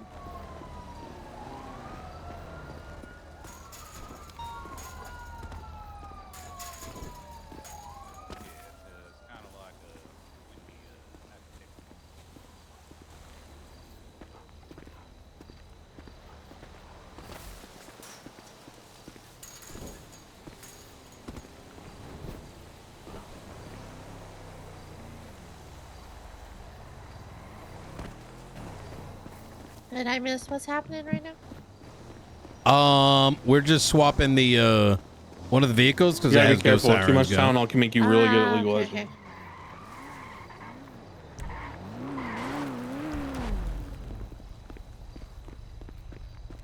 You on that Tylenol only diet, Declan? Straight Tylenol, bro. Extra strength. Liquid Tylenol. Listen, I have a big migraine candy. I need some, please. Wait, what is that? Is that joking about doing drugs? All the time. I'm on that Tylenol, bro. I used to get Tylenol Kinda like an PM, American thing. and I'd take 2 of them, get one of those glass Sobe bottles, dump out half in the bathroom, go to duty free, get some whiskey, fill that bitch up 50-50. Oof. Never even felt the flight. Woke up in a new place. Back in my day, we just took Quaaludes. Dude, Quaaludes are crazy. I'm guessing I'm the only British person here because I have no clue what Tylenol is. It's just acetaminophen. Acetaminophen. It's just dog shit over the counter pain reliever. Wait, they don't have Tylenol in. They do. They call it paracetamol.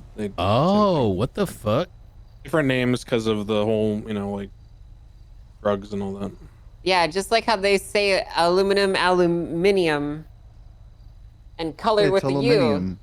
Oh, No, it's flashlight. not. They call them torches for no reason. Yeah, like what the They hell? also call her a vacuum a Hoover. Yeah, like what Trump the hell? says that Tylenol causes autism. That's what I'm saying. Current Brother. admin You says would. it. You can't spell European without P on. Yeah, that was a That's right. problem almost Shut before. We had up. I forget who, hate but that. some Europeans said, wow, you guys, I don't remember, I think it was someone in Hydra or someone interacting with us said, you guys, we should call you guys the Hoovers because you really emptied that guy's pockets. And I was like, let's not, because the Hoovers is a notorious gang from LA and we're not going to name ourselves after that. Yeah. The more you know. 5 dudes Hoover Crip, cuz. Yeah, they wear orange and they love the Texans, guys. True story. The Hoovers. Who even calls a Who vacuum asked? a Hoover anymore? Motherfucking Oh Petrov. my God, Petrov. This fucking guy. All right, are we good to go? Is everyone alive? Where are you guys? The muscle car. Oh, we're I'm all good. we're coming back to you guys. What? Okay. Let's get restarted. Let's switch up the order a little bit. Whoever just whatever Sky wants to do. Wait, this is on whitehouse.gov. Fuck you, cops. Takes Guys, off that's an driving AI from mod, traffic by the stop. way. Oh my goodness.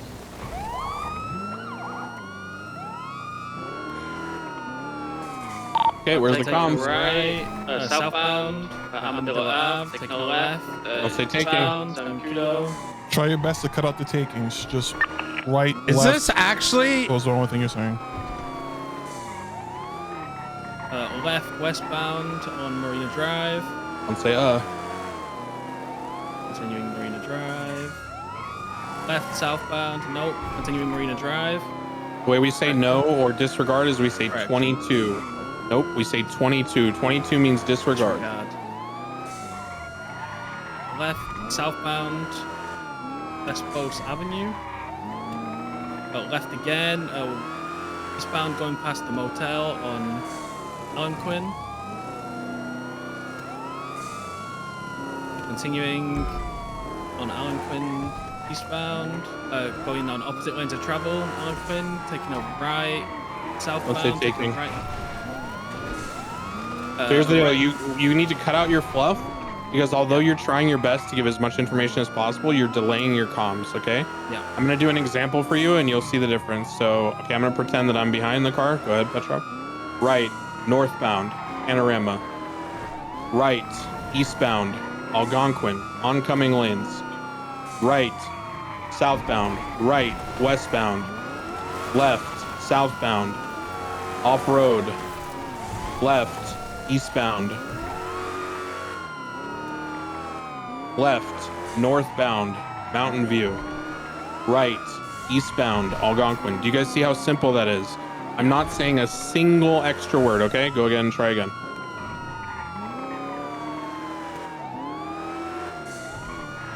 Right, southbound, Marina Drive.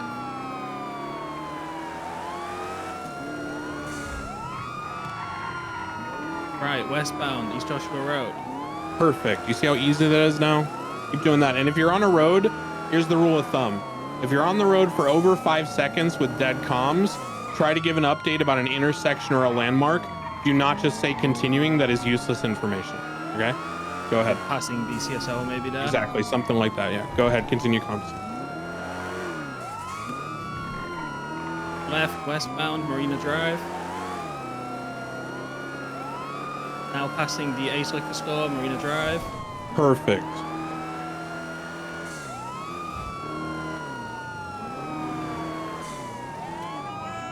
Even if you don't know the names of them, you can make shit up, right? Whatever you see, it's fine. Left, eastbound Joshua Road.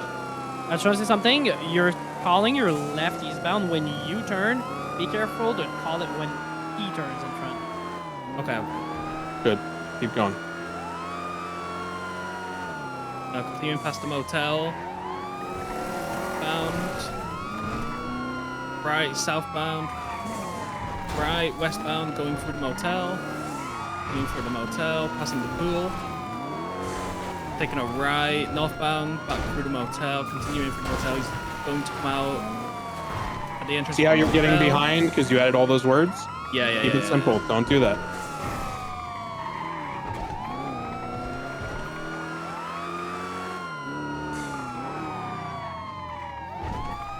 You got this. Get back in the rhythm. Keep up normal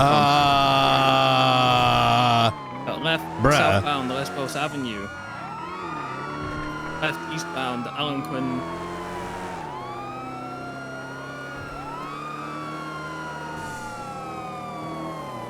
Continuing past the BCSO, Alan Quinn Road. Now going ongoing lanes of travel. Right, southbound, Marina Drive.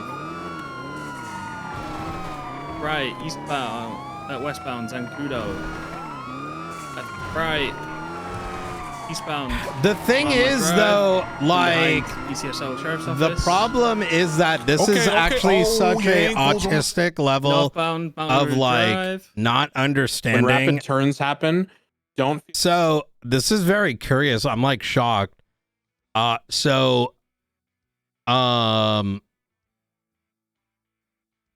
This is like grasping for straws. This is so the way that white papers work, chat, is a white paper is like a study that's done, right? And these things get published pretty often. And there's so many, like you could probably find a study that shows some of the most crazy shit. But what's interesting about this is, first off, most of these people are like, there's like fucking environmental motherfucker. Like, there ain't anyone even in here where you're like, oh, okay, this makes sense. Like at best, this guy's a associate professor at Yale School of Public Health. But these other individuals like immediately like raise questions because like they're there. Air pollution, environmental. By the way, the order is usually the amount of contribution. And so you look at this and you're like, okay, Columbia University sounds cool, but where are these interests? Now, professor of epistemology, okay, fine, right? But the problem is that what this study fails to do, and to me this seems like rather common sense, is everybody and their mother uses Tylenol.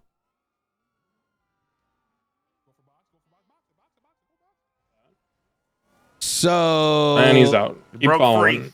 How is this enough? Okay, now adjust dynamically. Who's in primary? Scene control or scene lead? But Put it on the radio, right? Right, Yeah. on Zancudo. But boxing, a car, Going whenever you have the eastbound, opportunity to, just go ahead and do that. We don't worry about inner cardinals. Okay. Only just Like, that's what's strange to me about it. Left. It's a very short study too. Lost vision. No, but why VCB are is they? what we say I'm when we so lose vision. confused. We say VCB, that stands Like, for by the visual way, contact broken. I am somebody that look. I'm sorry we're talking about this, chat. I genuinely wasn't expecting to see this. But like, here's the thing. I'm not gonna be somebody who says You're okay. Whoever's in primary in the passenger seat, go ahead. Northbound. You know eastbound, what? I Alabama support Drive, more left. further studies into the matter. Immediate right. Right? Left. I support more studies by everybody. But it's very evident just looking at that shit was pulled out of someone's ass. Okay. If that study was actually groundbreaking, it's not going to be hidden away. Some things. I know that wasn't good. Europe would be probably the first one to blow the whistle if we're going to be real. So if I was totally EU would blow city, the whistle real I was fast. doing right here, and I had some space where we're just going straight. I might say, continuing on Marina Drive, passing an old beat-up. Yeah, the study says, hey, we might need to look into this more. Eastbound Joshua Road, left, northbound, right, eastbound, passing the liquor store sign, right, southbound, off-road. Like, it doesn't have to be perfect. You don't need to be a doctor to. You might just say passing a yellow billboard that says tattoo on it, right? Like, anything is fine. Continuing eastbound. You don't need to be a doctor to be able to read a white paper. Past an old motel. That's concerning. Just 1 second. Angel, status check, you good? I mean, brother, anything to hide the Yeah, fucking I'm Epstein freaking- papers, you know what I mean? Yeah. Okay. And the genocide. Seems like you're having a It's good crazy. time over there. All right, continue comms, guys. Left. Oh, I think we stalled out. Yeah, I think our And shutting down the FBI director. Okay, let's regroup. And the other That was good. crazy So, number of things that I are want currently you guys to happening all in the learn first from each year. other's mistakes. This is the whole point of this, as I said. There should be no worry about anybody feeling like they're getting judged or embarrassed or anything. Everyone's new to Turn this. your sirens off, You are please. not expected to be good at something that you've never done before when it's a skill that, you know, is new to you, okay? If only Trump Everyone finds your struggled with study. comms the first time. Oh, you mean like? Not some very- Could you imagine? You're saying like if you were at a college and all of a sudden you're like, wait, the White House is citing your study? Yeah. Yeah, she crashed out of everything. You have repair kits? We'll wait for her to come back. So that's good. Yeah, let's get the sirens off. Couple notes. If you guys learned from what your friends were doing there, you notice how there were some adjustments, right? Especially, I think a good example there that I'll call out was, I believe, Cooper was doing comms for a while. Sorry there, for the and distraction. you noticed at the beginning he started I didn't know. saying, I was like, why is everyone turning, talking about heading, Tylenol? I'm like, what the continuing fuck? This way, doing That's this, crazy. doing that. And every time he tried to add in, I blame the something at the end Democrats to be too, more by the way. fancy and be more Don't think I don't hate Steven on the was late on Democrats the next equally turn, on this. right? We So wouldn't what I have want you to Trump if it encourage wasn't you for to those do fucking is retards. Don't aim for the stars. Don't try to, you know, Fucking DNC to my dick. 360 You know what I mean? trick shot the first time you know, pick up the controller, right?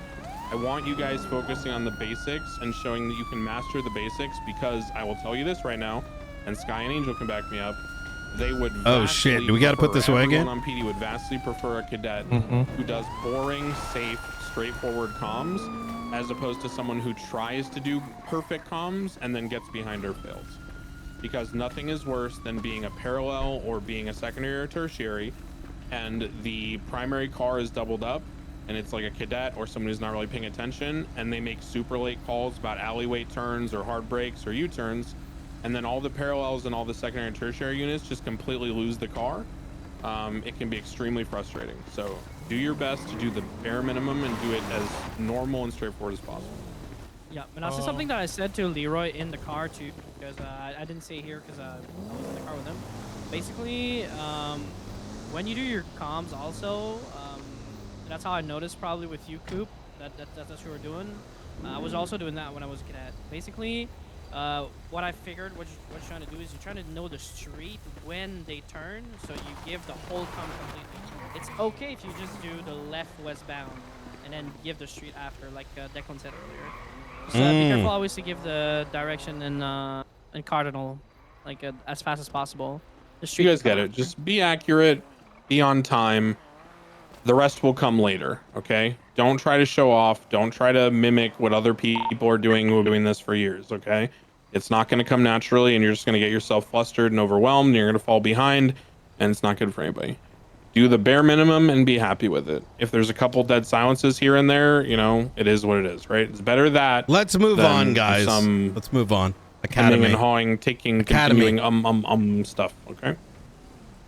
One thing I also said to my cadet in the car is there are certain areas of the city where you'll have a bunch of streets that are all kind of on an angle, and you might be tempted to say, you know, northeast, southwest, that kind of thing. You'll come to learn that the police departments in general approach these areas of the city on an angle. So, like, for instance, the south side. Roylo, most people will refer to that as a north-south road. Carson, people will consider that a east-west road. So you'll just kind of learn these areas that are a little bit more confusing in terms of the cardinal directions, how to best approach them. It's all little stuff, but we're just trying to give you guys the basics. Something that helped me when I was a little baby cadet was thinking when you're doing your comms and trying to figure out what cardinal Let me to get use, some thinking direction hearts in for the terms of, like, where you are in homie. the city. If you're going towards Polito, you're going north. If you're going towards the docks or like the old tuna docks or Buccaneer docks or something like that, you're going south. If you're going towards the beach, you're going west. If you're going towards oil fields, you're going east. It kind of helps if you're tempted to say sub-cardinals. Yeah, you guys really are just behind the curve on everything. Remember, there's people that have been in this city for a decade plus, whatever, okay, with thousands and thousands and thousands and thousands of hours just driving around, juking cops, doing rat strats, whatever, okay? So don't feel like you're in a position where you have to try to keep up with How many them. hours do I have? What I will tell you is this, okay? Do your job to be as useful as you can, like we talked about. Learn how to parallel, learn how to do comms, learn how to do the basics of like lines and following. Don't try to be perfect. Try to do, you know, be Wait, can you not check anymore? All right, so we're gonna do that again. Wait, you can't what check. we're gonna do is we're going to have FTOs drive the car, and I want cadets doing comms. Oh no, you can. This way, it'll simulate an environment where you are able to freely anticipate, you know, how an actual pursuit would go with somewhat competent drivers. Huh? And this way, you're just going to focus on your comms.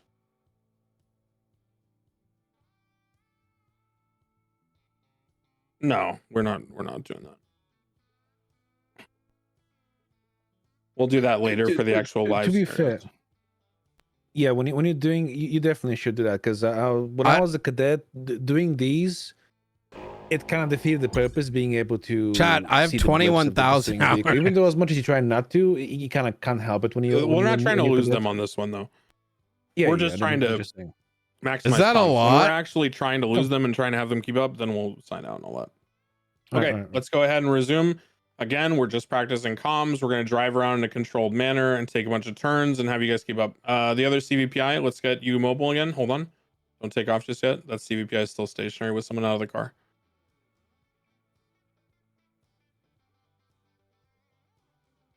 Oh We're, my a little god. to the north off of Marina. I totally was paying attention. Yeah, we're good. I'm loading back in right now. You're good. Yeah. This Okay, actually might we be got worse the than 3 extra. CVPIs. Okay, let's go ahead and let's do it. Let's go. Left southbound. Wheat Avenue. I think this Right westbound. Zancudo is Ave. used to load up like Right northbound. I don't know Panorama Drive. actually. I think it's like Right I don't know. eastbound Marina Drive. Holy fuck.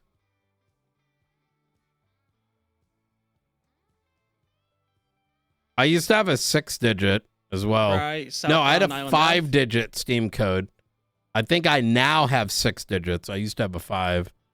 Left eastbound. Zancudo Yeah, I had Ave. this before even all this Right shit, bro. southbound Marina Drive. Right westbound Alhambra Drive. Coming up on the sheriff's office. So, oh Continuing wait, they past don't even BCSO have Sheriff's 1.6 Office. in this, do they? Really good. Left southbound Panorama Drive. Going off road. Right. Westbound Joshua Road. So Chat right there is a is- teaching moment. I would Kick not have is tried to having say panorama. issues, so I am Off-road, very, just do the very, round. No, I very wouldn't have said delayed. panorama because when you said okay. panorama, Yeah. that made you late on the next turn. So you saw a second turn happening while you were describing the first turn, and you stuck to your guns on saying panorama instead of keeping up the comm, right? Wait for the It's second more turn. important to be accurate. So again, if he makes 2 rapid turns in a row, you can either just say left, immediate right. You can say left southbound, right westbound, whatever it is, but you don't try to fit everything if it's not going to fit. Yeah. All right, continue. Right off road southbound. I can't even do DeYoung. Left eastbound adjacent to Uh-oh. the Sandy Airfield. Off road. Wait. Hey, Perkins, can you hear me? The Sandy Airfield adjacent. So whoever's paralleling, I want you to try to get ahead of the chase by like cutting off angles and putting yourself where you think it might go, not where it was. All right, continue. Right eastbound Zancudo Ave. Uh-oh, something bad's happening. Continuing past the back of the sheriff's office. Left northbound Armadillo Ave.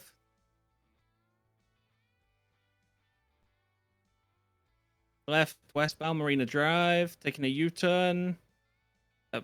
Back south VCB, last seen southbound Zancudo Ave. Southbound headed Armadillo towards PD. Right. Westbound Zancudo Ave. Left southbound. Quick right in between the motel. Left southbound. Right northbound. Lesbos Lane. Northbound Marina Drive. Right southbound. Quick left northbound Cholla Springs.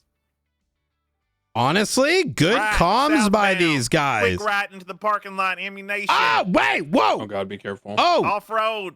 he got that. Okay. West, southbound. Okay. Cholla Springs.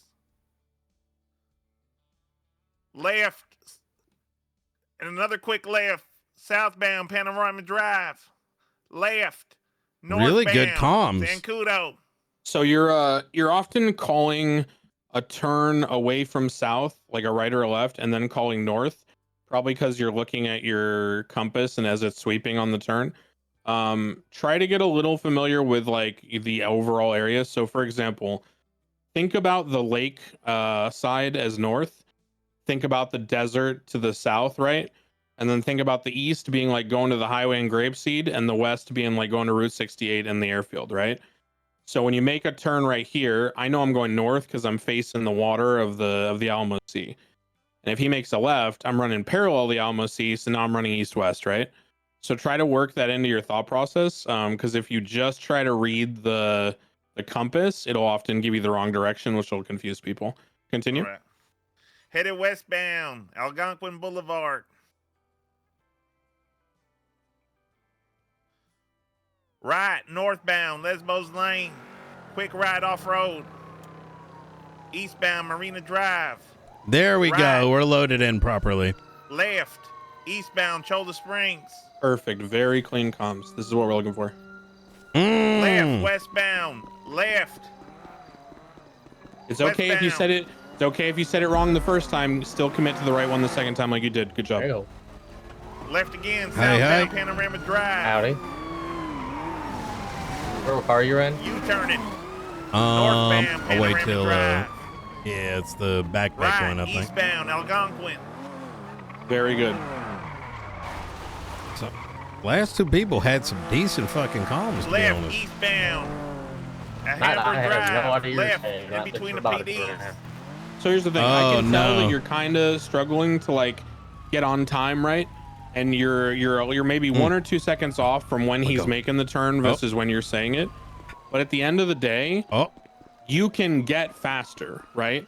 You can get more Wait, what accurate. the You can fuck? get more descriptive the more comfortable What you get. the fuck? The only way you're going to improve is, you guys can notice, like Coop and Hungry right now are doing really well. Is they're just giving the bare minimum of what we expect, which allows them to be a little slow or to be, you know, a little unsure, but still not fuck up the chase. So very good work from you two. Let's have another person slot in now. Someone else take over comms. In fact, why don't we have? Yeah, I'm seeing shit. Why don't we have like an FTO do some comms real quick, just to sort of reiterate. Whoever's in primary, just do comms.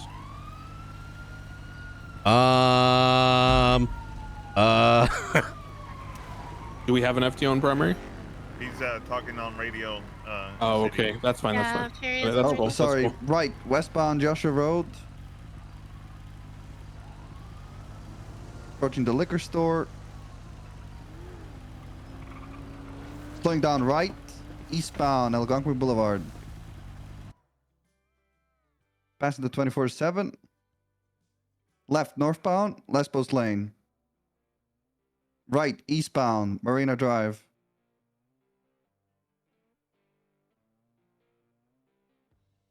Continuing eastbound, right southbound, Mount Vinewood Drive, right. Correction, span out, U-turn. Correction, eastbound now, Mount I'm going to Vinewood point Drive. something out here about his comms and why they're good. I want you guys to notice that when the target car does an action he wasn't expecting or he wasn't ready for, he shortens the words he was saying in that exact moment to shift to the action they took. So you notice when he started saying like slowing down, the word down became very short because he wanted to say the right turn on time. That's what I want you to guys get in the habit of, like he's doing, is shortening the information you were giving as soon as it becomes old or irrelevant and there's new information to give. Always prioritize the most current up-to-date information. All right, continue. Eastbound Zacuto Ave behind BCSO.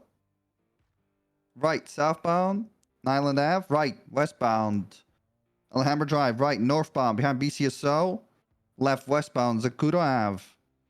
Perfect example of what I was just talking about. Good. Left southbound, left eastbound, Alhambra Drive. See how he cut off the name of the street there, guys? Because he knew he wouldn't have time to say it, right? Break. So he cut off the name of the street, and then he just said left eastbound, and then when he knew we were staying on Alhambra long enough, then he said the name. Okay, very good. Thank you, Fury. Okay, Yeah, anytime. so those are sort of some examples for you guys. I think you guys were improving as you went through it. Everyone's going to get a chance to do comms. I just want everyone to sort of observe from each other and learn, okay? Any questions about pursuits now that we've done some comms, now that we've done some driving? Anything anybody's unsure about? Okay, anything from the FTOs anyone wants to point out? Sky, Angel, anybody? Well, Angel's out of here, but anybody that wants to point anything out about pursuits? Okay, so that was the basics of pursuits. What we're going to do now is we're going to drive over to the clothing store on Route 68. So everyone head over there in the cars that you have out already. And what we're going to do is we're going to do a like a robbery hostage scenario. We call that a 1090, typically a 1090 alpha. Frost is going to lead us there. We're going to the clothing store at 68. So everyone head over there, and Frost is going to instruct you on the start to finish of a robbery scenario. Once we get done with that, we'll take our final break, and then we'll have the FTOs sign off duty. We will, get some civilian cars going, and we'll do some actual pursuits. There will be an FTO in uniform in each one of your cars to assist you and to guide you through the scenarios. But we're going to try to put kind of everything you've learned into place. So we're going to do some situations where we might bail out of the car and run on foot and see how you handle that. We might do some car swaps. We might do some pickups. We might try to break people out of custody. Everything that you guys have learned, we're going to try to put into practice. And those will be our live scenarios to kind of close out Academy. Yay! So we'll do the robbery I hope scenario, I then can we'll get take a in. I break, want and then we'll the... do live scenarios to finish out the day. Is this one that you want to go? The other one? No, keep going. Further. Not Harmony. The other one, right? Yeah, all the way down, like Before Zancudo. correct. The one that's in the middle of nowhere, basically. Okay. First of all, guys, what's important, okay, is your communication, where you're going. So I would go, for example, dispatch 50276 1090 Alpha Route 68. Since that's not the one that we want to go. No, it's the other one. So very important to tell where you're going. Alright, we're just gonna get there real quick. Yeah. Okay, I'm just gonna start talking already. So since we're getting there, so basically when you first one that arrives at a robbery, depending also sometimes somebody's gonna ask for primary or whatever, but usually the first that arrive, Officer Plus will be the primary of the call. Okay, that's what we call. That's what we talked about earlier when we're about pit boxes and spikes. Where are the they? Was approving it. That is the Oh, primary they're down there. about, not the Okay. primary on pursuit. The primary of the call. I think I should be good now. The lead. Because people use the animal arc for bank trucks and shit. And I don't want to be there. Yes, fine. Porter was asking why we don't use the laundromat, but he's deafened on VR. Yep. It's up out of the cars. So Frost is going to run through the different jobs and stuff that you're going to do when you arrive on scene. There's different roles. There's, the person who's primary. There's people who will show up later. Frost will show you how the primary is going to control the scene, assign people jobs, etc. We're going to take an example like this is a laundromat, okay? Laundromat robbery. So basically you will arrive at the laundromat robbery. You will not park your car anywhere at any place, okay? I will show you how you park your vehicles when you arrive. So first that arrives, okay, you always want to